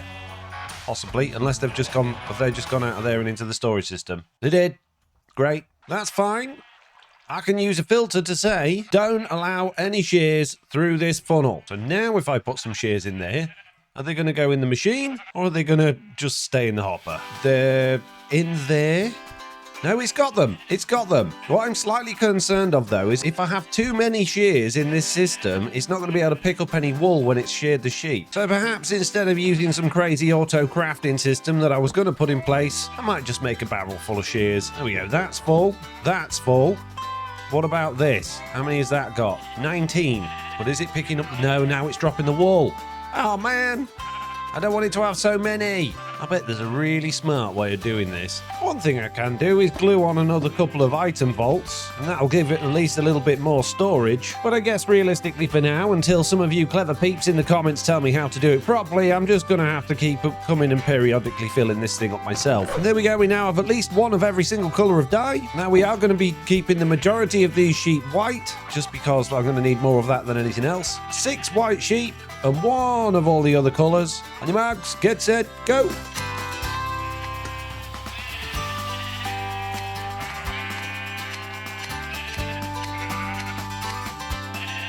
You missed one. How did you miss that one? Oh, it's in the wrong spot. There we go. Fixed. Look at that. Multicoloured wool coming through. And there we go. We're all in except for cyan. I don't know what happened to the cyan wool. Definitely did shear that cyan sheep. Or did I do 2 light blue sheep?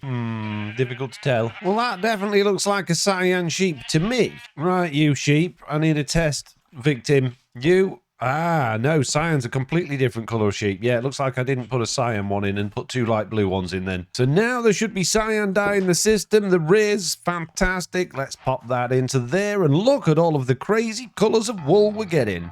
Okay, it's time to turn skeletons into slime. And this is how we're going to do it. We're going to use a skeleton spawner to create bones, which we're going to mill down into bone meal, which will feed into a sea pickle farm to make more sea pickles. Then we'll mill that down into lime dye. We're going to pump in some wheat, mill that down into wheat flour. Then we're going to get that wheat flour, wash it, and turn it into dough. Then we're going to craft that dough and that lime dye using autocrafters into slime. How hard could it be? We're going to need a pretty big place to fill all of those things in, and the only real space I've got left in this area is right down there, because this area along here is going to be reserved for what we're doing next time. So I guess I better start building.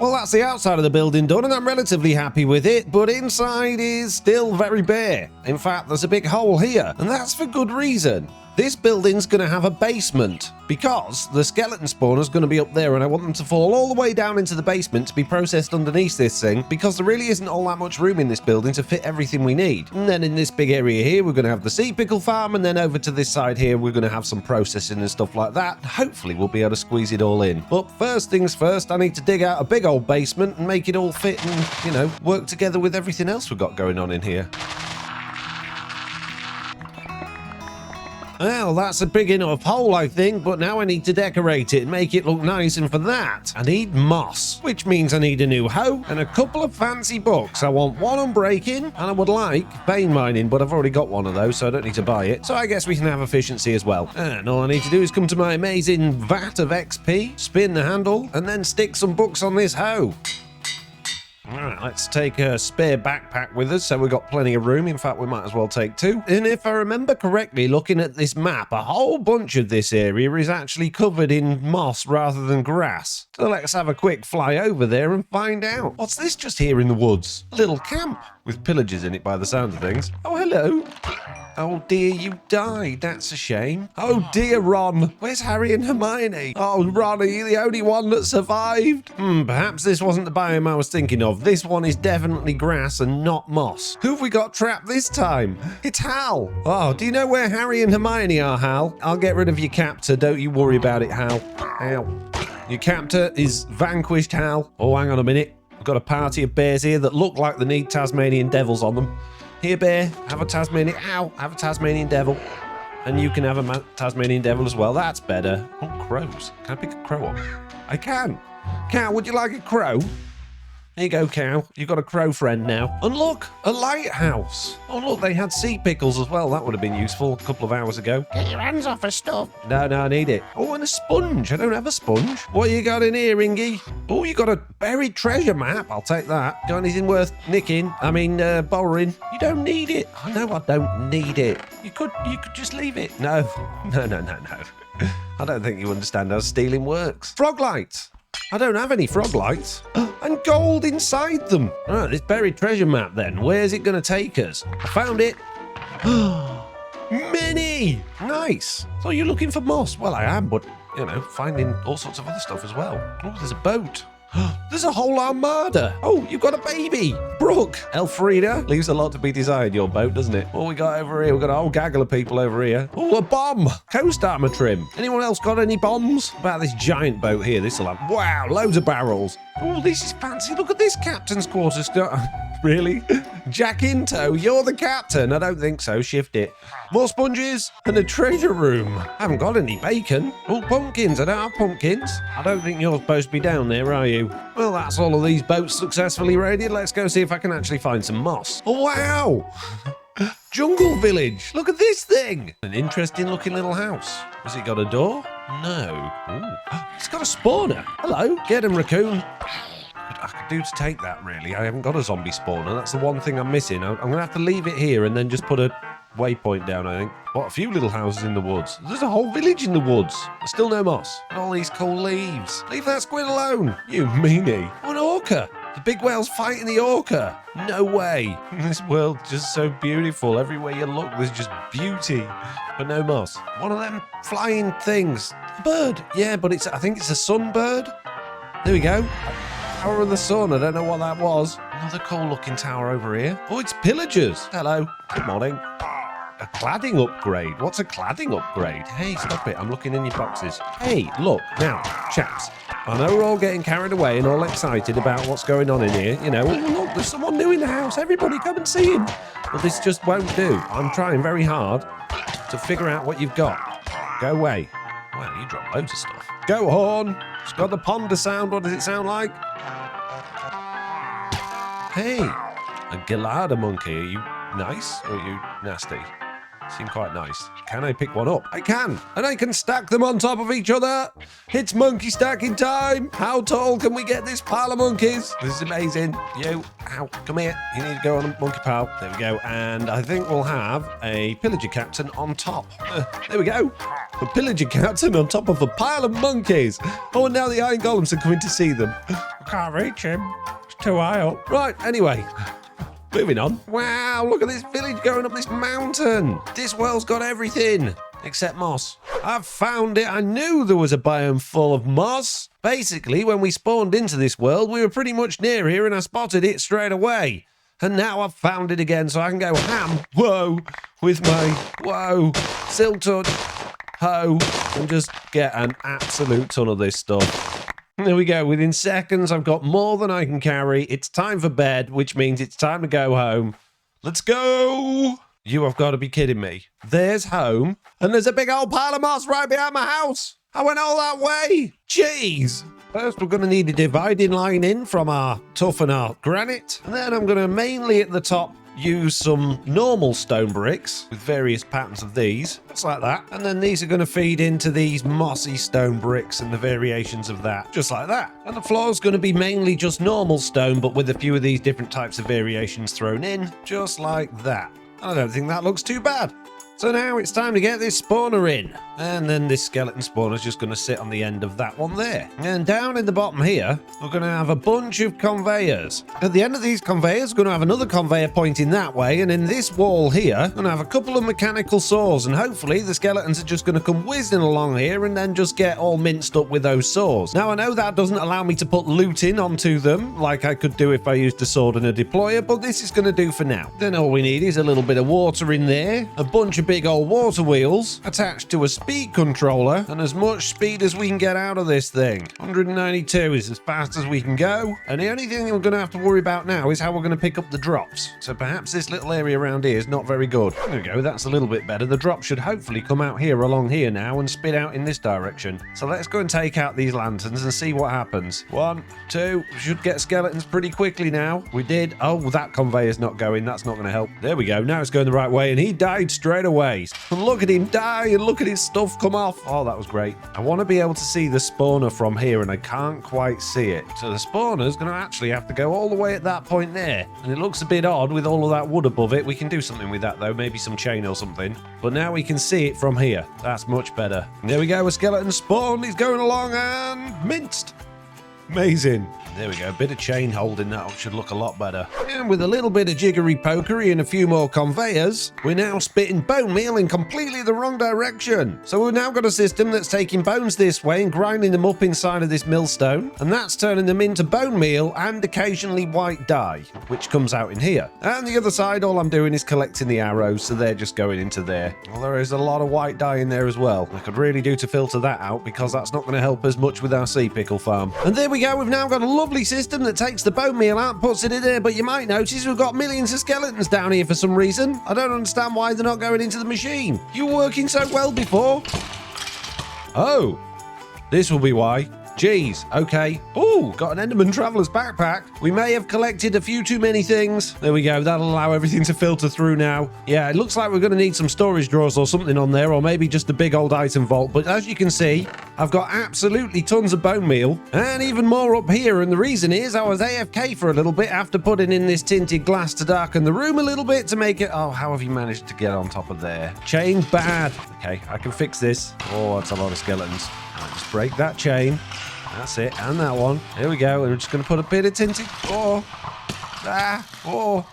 Bit of tinted glass on top. That'll stop them spawning on top. Now I just need to escape. Oh my goodness, I'm full of arrows. Other than it just totally filling itself up with way too many things and getting itself all clogged up, it's working perfectly. And we've got more bone meal than I could possibly know what to do. Well, actually, I know exactly what to do with it. We need to build a sea pickle farm. Stop shooting each other and get minced. So a sea pickle farm. This is my coral. I know it's not coral. The sea pickles are going to be there. And all the coral's going to be surrounded by glass and covered in water. Above the central one, we're going to have a dispenser facing down like that. And now I can probably get away with putting all of the coral in. Just like that. There we go. Have the sea pickle in the middle. And around the outside of this, we're going to have a whole bunch of mechanical drills. And when the sea pickles grows, the mechanical drills are going to be going up and down and harvesting them and carrying them off into a storage system without us having to do any sort of collection or anything. The only downside is we are going to have one spot missing. And that's because our crazy contraption's going to have a redstone block glued into it in order to activate the dispenser when the system goes up and down. Let's get all of these glued together, but not the dispenser. Grab a little bit of chassis. Oh no, we're full again. Now I need a mechanical piston, and to make it sticky, and then all that's going to do is sit there facing upwards with a bit of shaft coming out the bottom like that. And we need to glue all of this to that chassis there. So now to demonstrate what will happen before we've got power added onto this, it's going to go up and it's going to come down. It's going to go up and it's going to come down. And every time it comes down, it's going to fire the dispenser, and the dispenser is going to dispense bone meal into there. In order to automate this, we're going to need another sequence gear shift, and that's going to go on there, and it's just going to be told to do piston down for one and then up for one, and that's it. Okay, I've been fiddling with many bits of contraption, and now I think I've got everything working. So we've got power coming from around here all the way down here and into this little contraption here, which is now blowing the bone meal up this chute and up the stairs. The bone meal comes up this conveyor, along that conveyor, and goes into that chute, which puts it into the dispenser. The sequence gear shift takes power from down there, tells the piston to go forward one and then backwards one, sends that power along the ceiling up here and then through that hole into this piston, which then just goes up and down. And as it goes up and down, the redstone block fires the dispenser, which makes the sea pickles grow, and these mechanical drills break the sea pickles, and then they just get spat out of this funnel into this chute and into this barrel. It's quite noisy and it seems a little bit jittery, but it seems to be working perfectly well. So we now have skeletons being turned into sea pickles. Well, that's not slime. So I've moved the funnel and the barrel, and now the funnel is dropping into this chute, which is now taking it into this milling machine, which is turning it into lime dye. It will produce green dye as well, which we'll have to get rid of, but at least we're now at the point where we've got skeletons into lime dye, which looks a little bit like slime. Shut up! So now that we're successfully processing a whole bunch of lime dye, we need to get our wheat in here and get that milk down into wheat flour and then made into dough. And it shouldn't be too difficult because our storage building is just over here. But so far I've only put things into this storage system. I haven't taken anything out yet. That said, the wheat is coming from this funnel here, which is our crop farm, and that just goes all the way down here and up into the storage system. I don't think it'd be too difficult to split some of the wheat off and just take it basically that way into our new farm. Oh, we're here. Huh, I'm getting a backlog of bone meal here though, but there's a nice easy way to deal with that. I'm just going to add on a buffer. Funnel out, funnel in. Actually, I've got just the thing for all these arrows and white dye. Fire, which does mean I won't get any more Enderman Travelers backpacks or other shiny things, but that's fine. I'd rather just get rid of it and not have a clog up. Oh, he's got a creeper backpack. Quick, turn it off, turn off the fire. Look at that. Oh, is it an emerald backpack? Even better, I want it. Where is it? There it is. Nice! Oh yeah, I can't be throwing all this stuff into fire. We'll just have a little bit of extra storage space. Anyway, this place is getting crowded, and I'm very glad that I built a basement, because look at this thing, it's ridiculous. We've now got wheat coming in on this top line here, all the way from back over there, and it goes along the top here and it gets pushed up by that fan, up here and currently into this barrel. We've now got more lime dye than I know what to do with, which means we really need to get processing this wheat fast. Okay, the next part of the system should now all be in place. So what have we got going on? Well, we've got our lime green dye and our green dye just being stored in these storage boxes for now. And here where our wheat is coming through, we're just going to stick on an andesite funnel. That's going to send it through into this millstone, which is going to send wheat flour through here into this little fan washing machine bit, and that should hopefully get washed and end up in this storage drawer, just like it is doing. Now, it might not be the fastest washing machine in the world, but it is doing its job, and we are getting dough coming through, so that means we now have all of the ingredients that we need in order to make slime. We've just got to get the lime green dye from over here and the dough from over here, put them into a couple of auto crafters and make slime. I feel like I'm getting very close. This place is a bit of a mess, but I like it. Round here we now have the lime green dye, which is going to then, with a little bit of a funnel, come off there, go up this conveyor here and all the way along to those chutes over there. And those chutes just go directly into an auto crafter. Here we've got our dough that's being produced. That's going to come off there, go up this one and go in over there, apparently. Jeez, no, I didn't put the chutes in. Just there, like that. That's fine. Jeez, got dough everywhere. So now we have dough and lime dye in our auto crafter. All I need is power. How hard could it be? What could possibly go wrong? Right, okay. Cog, horizontal gearbox. And there we go, power to our auto crafter. We made slime! We're making slime! Can I put a chute underneath that and catch it? Nope. I'll put a chute there and catch it? Kind of. It's not going to stop though. It's just going to keep going. This is amazing. I don't know what to do with it. I don't know how I need to put it somewhere. How am I going to catch it? I mean, we've got the little arrow coming off in this direction. If I put a chest there, will it go into it? It does. Just go straight in that chest. Amazing. Oh, I'm so impressed with my little self. I didn't think I'd be able to do it. We're just producing slime. This is incredible. What am I doing? Chests. How old-fashioned. Storage drawers. That's all we need. And there was me thinking bone meal was going to be our bottleneck. We've got so much bone meal, I've had to bring a load of it up here just to back it up because there's so much. I really didn't think dough would be an issue. How am I going to speed this up? A mixer would probably be better, but then we would need an infinite water supply and pumps. That shouldn't be too difficult. Oh, there's not a lot of room in here. It's not the most spacious of environments. What are you doing in my lift? Where's your other llama? What's he doing? Oh, jeez, what have you done? Well, with a bit of jiggery pokery, I've managed to squeeze a pump into here. I've just added in an unlimited water source, which means we've now got water inside this basin. If I stick a mixer on top of that, not that I've got any room, then we've now got a mixing setup, but now I've messed up my lime dye conveyor. And then all we need to do is put a funnel on there and a funnel on... Oh, jeez. And a funnel... No, not there, you moron. Stop it. There. And that should pump wheat flour into the basin. That should start mixing dough. And there we go. It just falls off the end, just like that. That is quicker. It's still not very fast, though.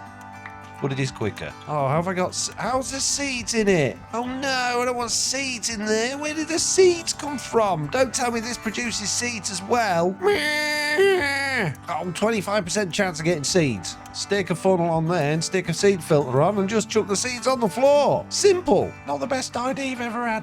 Well, it's not the worst idea I've ever had either, mate. Need fire.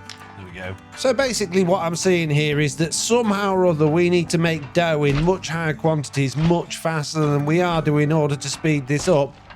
Because we've got so much of everything else. We've got sea pickles galore, we've got green dye galore, we've even got plenty of wheat. We just ain't got no dough, bro. Oh no. Well, as usual, sleeping on it seems to have done the trick. I've come back the next day and completely rebuilt this entire side of the farm to now add in 3 mixing bowls, which is going to triple the amount of dough we're getting through here. Let's turn it on and see if it all works. So I'm going to need a funnel on there just like that, and I'm going to need a funnel on there just like that. Oh, but apparently my mechanical drills are no longer attached. There we go. That's better. So the sea pickles now come along this conveyor. They come into this milling machine and they get spat out the other side. The dark green dye or the normal green dye will go into this box here, and the lime green dye gets collected in that box and then spat out onto this conveyor here. The wheat is now being processed through this milling machine. The seeds are being ejected into the fire, and then it's going into these 3 tunnels, which splits the wheat flour onto these different belts, allowing these basins to all fill up with wheat flour and water at the same time, creating our dough 3 times as fast, going into our crafting machine and creating the slime. Now, I was AFK for a little while last night, just letting this thing run to see how it went on, and as a result, we've now got nearly 12,000 bone meal, and we've got a couple more backpack. We've got another Enderman Traveler's backpack and another standard Traveler's backpack in there as well. So overall, I'm really happy with how this all worked out. We've got plenty of lime dye, we've got plenty of dough. Everything is working wonderfully, and it's so much more compact than it was. In fact, I got all of this extra space. What am I going to do with it? As usual, I started with some work off camera. I used my mechanical lift to go down the mines in order to set up my tunnel bore so that I can mine out a whole bunch more stuff. I was particularly lacking tough blocks, so I mined a whole bunch of that, found an iron vein and mined that, and then mined a little bit of zinc and quite a few diamonds. Once the mining was finished, I moved on to pathwork by removing a bunch of grass and adding paths from variations of gravel. I added grass, ferns and leaves for decoration, and then fences around the areas to make it all nice and pretty. And then I even made the pond prettier by adding a bunch of leaves in there. Outside of the storage building, I linked up the paths and then built a bridge using McCaw's bridges, bringing the whole area together and making it look a whole bunch nicer. After that, it was time to tackle the tree farm. I started by removing the podzol and all of the fencing as well, and then I added coarse dirt and rooted dirt to blend it in with everything else. I added some new fences around with lanterns on the corners, and then blended the whole thing in with the terrain, replacing the spruce planks in the middle with dirt variants, and that brings us to now.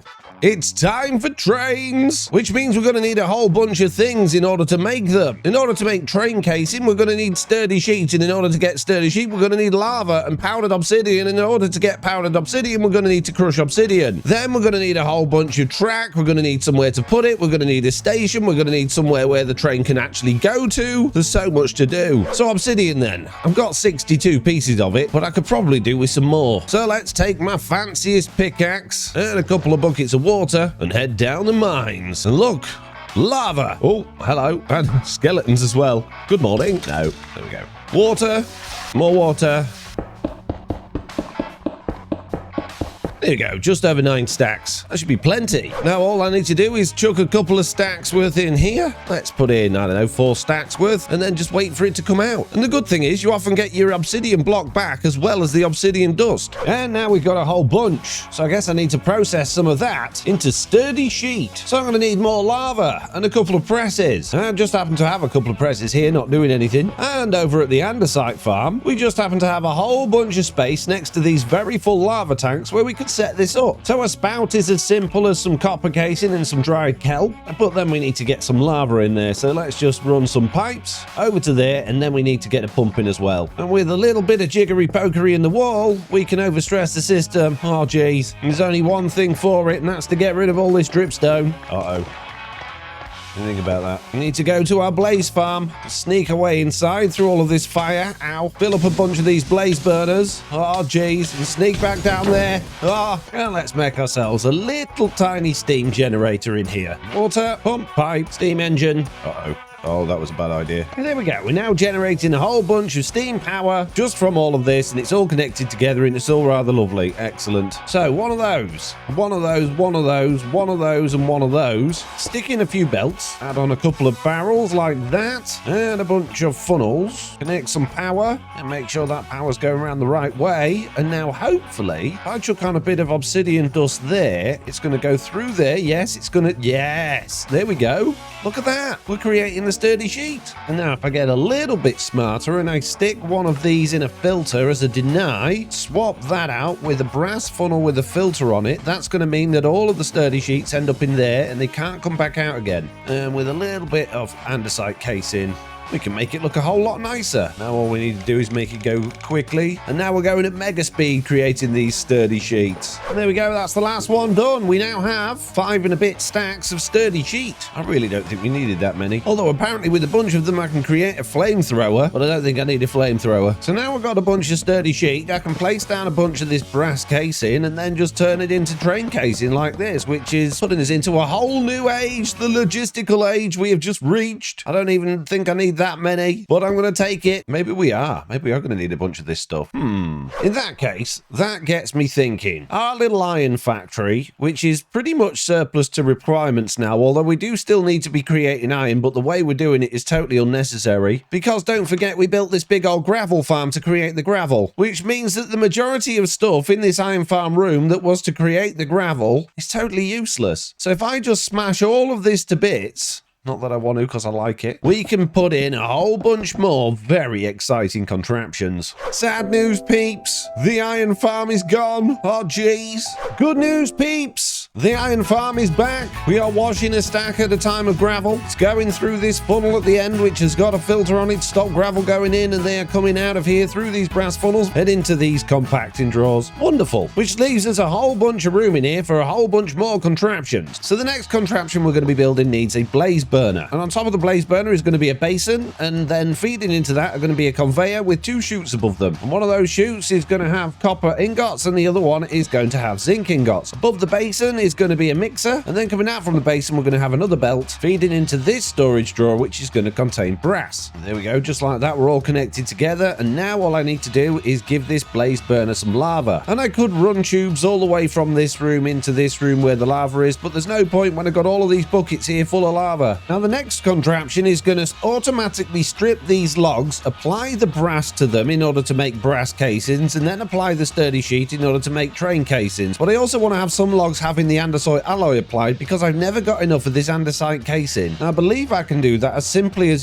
sending logs through this circular saw, and that will just strip them. So that's easy enough to automate. So that's pretty much the setup there. We've got our circular saw that's going to strip the wood. The wood's going to get split in these brass tunnels, go under these deployers, and then the casings will go into these barrels. But I need to get brass into one of these, and then I need to get the andesite alloy into the other one. And I think that should just be a case of putting some chutes on those like that, and then I can grab this andesite chest here, put it above that there like that, and that should just filter into there. And the brass one I could really do with automating it from there to there, but is there really much point? No. We'll just grab this box and we'll pop that up there next to that. I'll just give this a quick test. If I put a log on there, wow, that was fast. Jeez, that's already in there. I guess we don't need it going quite that fast. Oh no, the whole system has stopped. Why have you not been giving them the buckets? What? You're supposed to give them the buckets. Why is there grass in here, Enderman? Oh, jeez. All right, let's get it started again. There we go. It's going again. I must have left an empty bucket in there because it got very confused. There we go. Now it's doing it. Now we're creating andesite casings and brass casings. This is wonderful. But we want these brass casings turning into train casings. So at this point here, we need another deployer with another chute on top and the sturdy sheet box on top. Another conveyor, another brass funnel, this time with a train casing on it. The barrel there with a funnel going in there. And there we go. We are now creating train casings and andesite casings as well. But these aren't the only contraptions we need in here. Of course, we need to start making some track. And track's pretty easy. It's just a couple of deployers and a press with some sleepers, which are basically just slabs, and some iron nuggets. Before we get to track, one thing I can do in here is I can get rid of these because they're pretty much useless at this point, and replace them with these ones underneath here. And this means that I can start processing andesite alloy. So with a little bit more lava in our little guy here, we should start making andesite alloy. Here it goes, straight into the box. Okay, so I need to do a few tests before I automate making track. I want to see if I can make slabs, and I know I can't make slabs just by cutting wood, but I can turn it from stripped into planks, and then, wow, you get a bunch of those from that, and then we could automatically craft that into slabs using auto crafters. But I think something like this should work. If I pop a funnel on there, that's going to put the logs onto there. They're going to get stripped down into planks, and they're going to go into this auto crafter, which should then create slabs and put them in there. It does. So now that we got slabs and we've got iron, all we need is some track. So we need deployer, press, and both of these deployers need iron nuggets. Well, I guess the simplest way to do that is just to put a double chest on there and fill that with iron nuggets. And then with a storage drawer and a funnel and a bit of power, we should be good to go. We can steal power from up there for the top bits, and if we're smart here, we should be able to power the conveyor at the bottom as well. There we go. So all I need to do is pop a funnel on there. Is this going to work? Iron nugget, stamp, We're making track. We are producing track. This is incredible. Does it work though? Does the track work? It does. I don't really like the oak on the track, and I certainly don't like the look of the rollers, but with the right type of wood on there, I think we're good to go on this. Let's take our oak away from here. Spend a week getting all of the oak out of it. Put all the oak back in there. Spend a week getting all of the spruce out of here. To be fair, that's probably more than we need. Fill that up in there. And hopefully spruce track's gonna look a whole lot better than oak. I don't know why it's pink. Why is it pink on top? I don't want it pink. I mean, that looks better than the oak, but why is it pink? Oh well, that's the least of our worries. Because now that we're getting all of this track through here, we gotta figure out where we're gonna be putting it.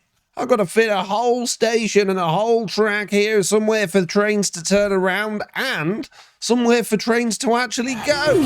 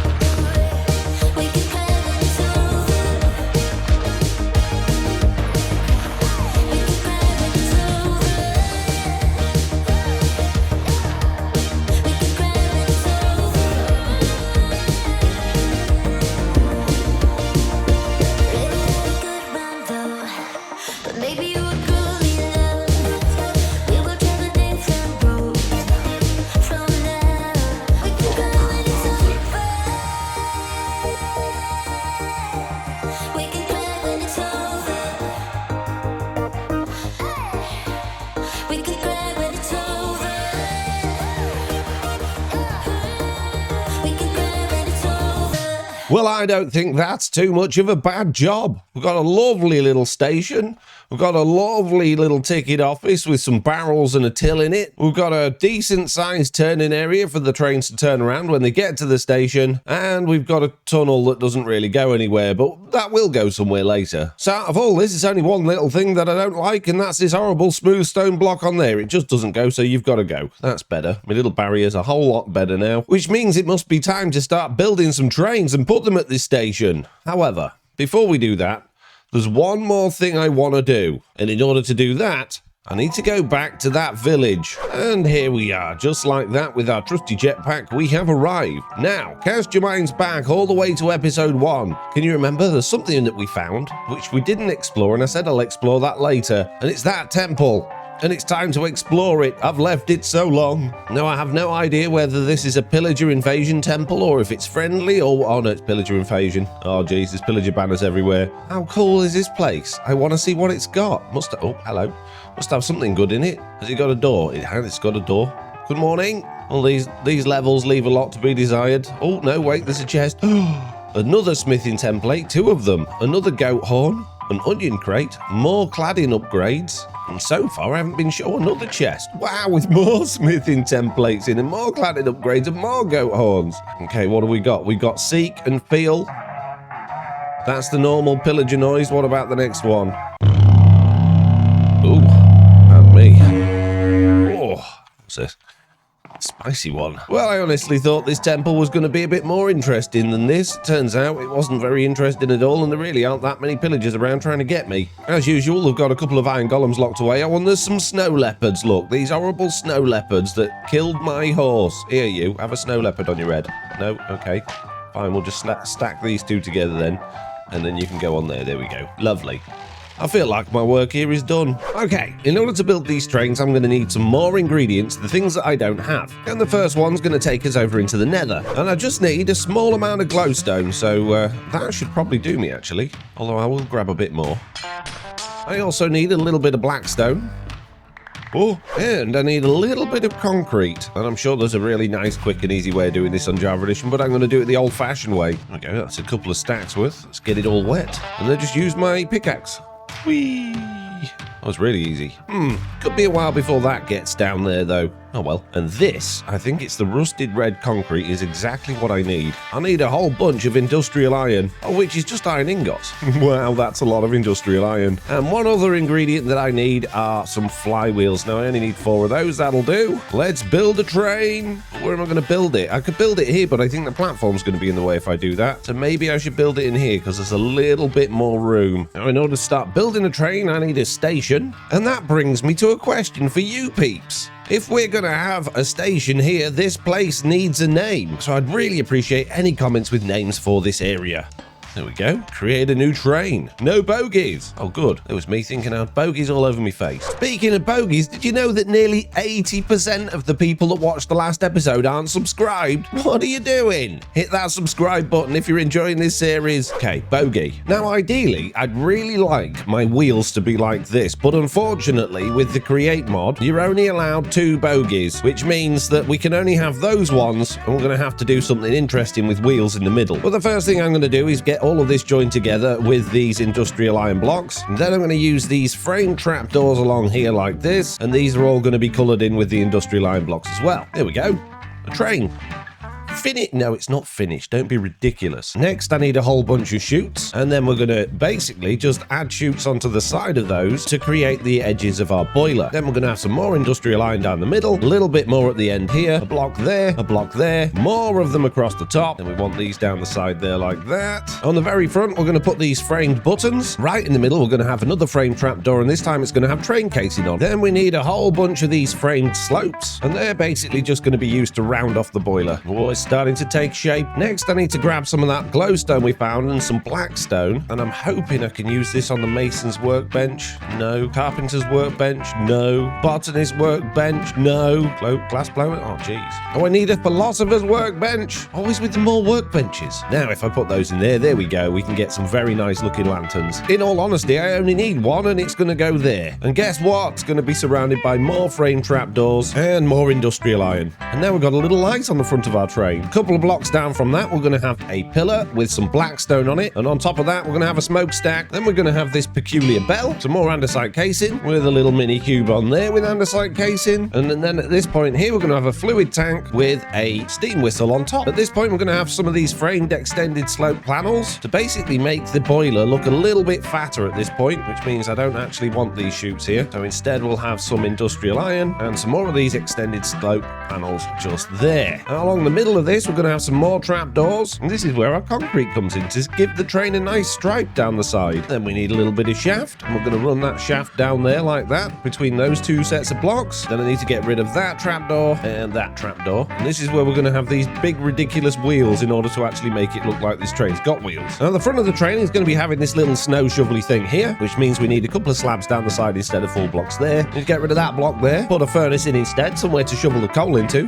with a slope there, trapdoor there, and a slab there, and then we need to come out the back a little bit and do that so we can get some backward stairs in there. However, that said, on this side, instead of the slab, we're going to have some stairs there to enable people to actually get on the train. On the back here, we're going to have a combination of vertical stairs, frame panels, and above those, we're going to have these vertical frame divided stairs and vertical frame divided panels at the top, and then we can put in our windows. Back with the industrial iron, we're basically going to colour all of these in apart from the very, very top bits, and now with a dash more of this and a little bit of cut blank deep slate, we can make all of this look a whole bunch nicer from the back. And we should probably add some valves in as our little bumpers. So that brings us to the very top, which is just going to be slabs along there, and then slightly raised slabs in the middle, and then slabs down there. And we're going to just have these off-hanging bits at the side there, like that. And then I'm just going to colour all of this in with polished blackstone. And with a corner piece there, and a corner piece there, and those coloured in as well. That is our cab pretty much done. And the seat is going to go there, and that means we're only missing one ingredient, and that is the train controls. And there we go, train controls are in. So that is the engine of our train complete. It's completely done, and I think it looks wonderful, although it's quite hard to tell what it looks like exactly in this little tunnel. But steam engines need coal, so it's going to need a tender, which means more bogies. Now, everything I made so far, I've done in creative first in order to test it all out, but I have not made a tender in creative, so this is totally going to be made up as I go. How could it be? What could possibly go wrong? So I think think the trick to a good tender is just going to be a whole bunch of trapdoors. Yeah, that's not bad. Need some more bumpers. They're not called bumpers. Yeah, they're called bumpers, mate. However, the front of this probably wants to be a little bit lower down than the rest of it. Now, if we fill all this in with coal at the back here, and at the front, possibly one of those sort of like that. That kind of looks like a mound of coal going towards the back. I don't like these bits here. And there we go, with a few of those like that. Get quite a nice looking little pile of coal on there. Yeah, that looks awesome. So all I've got to do now is glue it all together and hopefully not get any of this stuff on the wall stuck to it by mistake. If I click on this and go to assemble train, oh, it's done it. And you need a name. I have no idea what it's going to be called. Train 1. I could do with some comment ideas for that as well. But there we go. We now have a assembled train. How much of it's going to fall apart as I drive away? Let's find out. Let's sit on the seat, activate the train, go into third person, and here we go. Oh yeah, look, I've left a couple of cubes.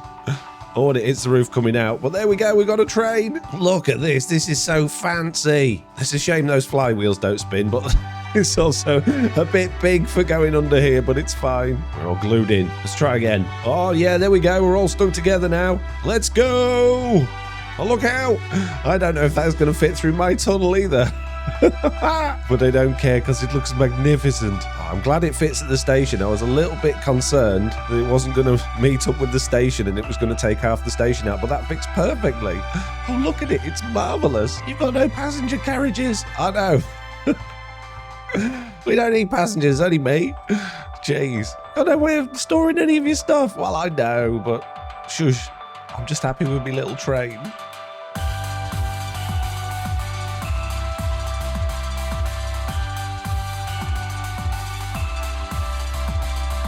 Oh, it's just occurred to me I've done my roof slightly wrong. These little bits on the edge here are supposed to be a block down, but that's fine. I'm happy with that for now. We can change that later. But it does feel very much like there's one thing missing. And here it is. I have built something to go with our incredible steam train. And of course, it's a DeLorean. It's a bit janky because, well, train blocks and all that and the way train track works and things. But I should hopefully be able to get this parked in front of our train. Just like that. Amazing. And then I need to use this train coupler to join them both together. What are you doing here? Clear off. Get out me DeLorean. No llamas in the DeLorean.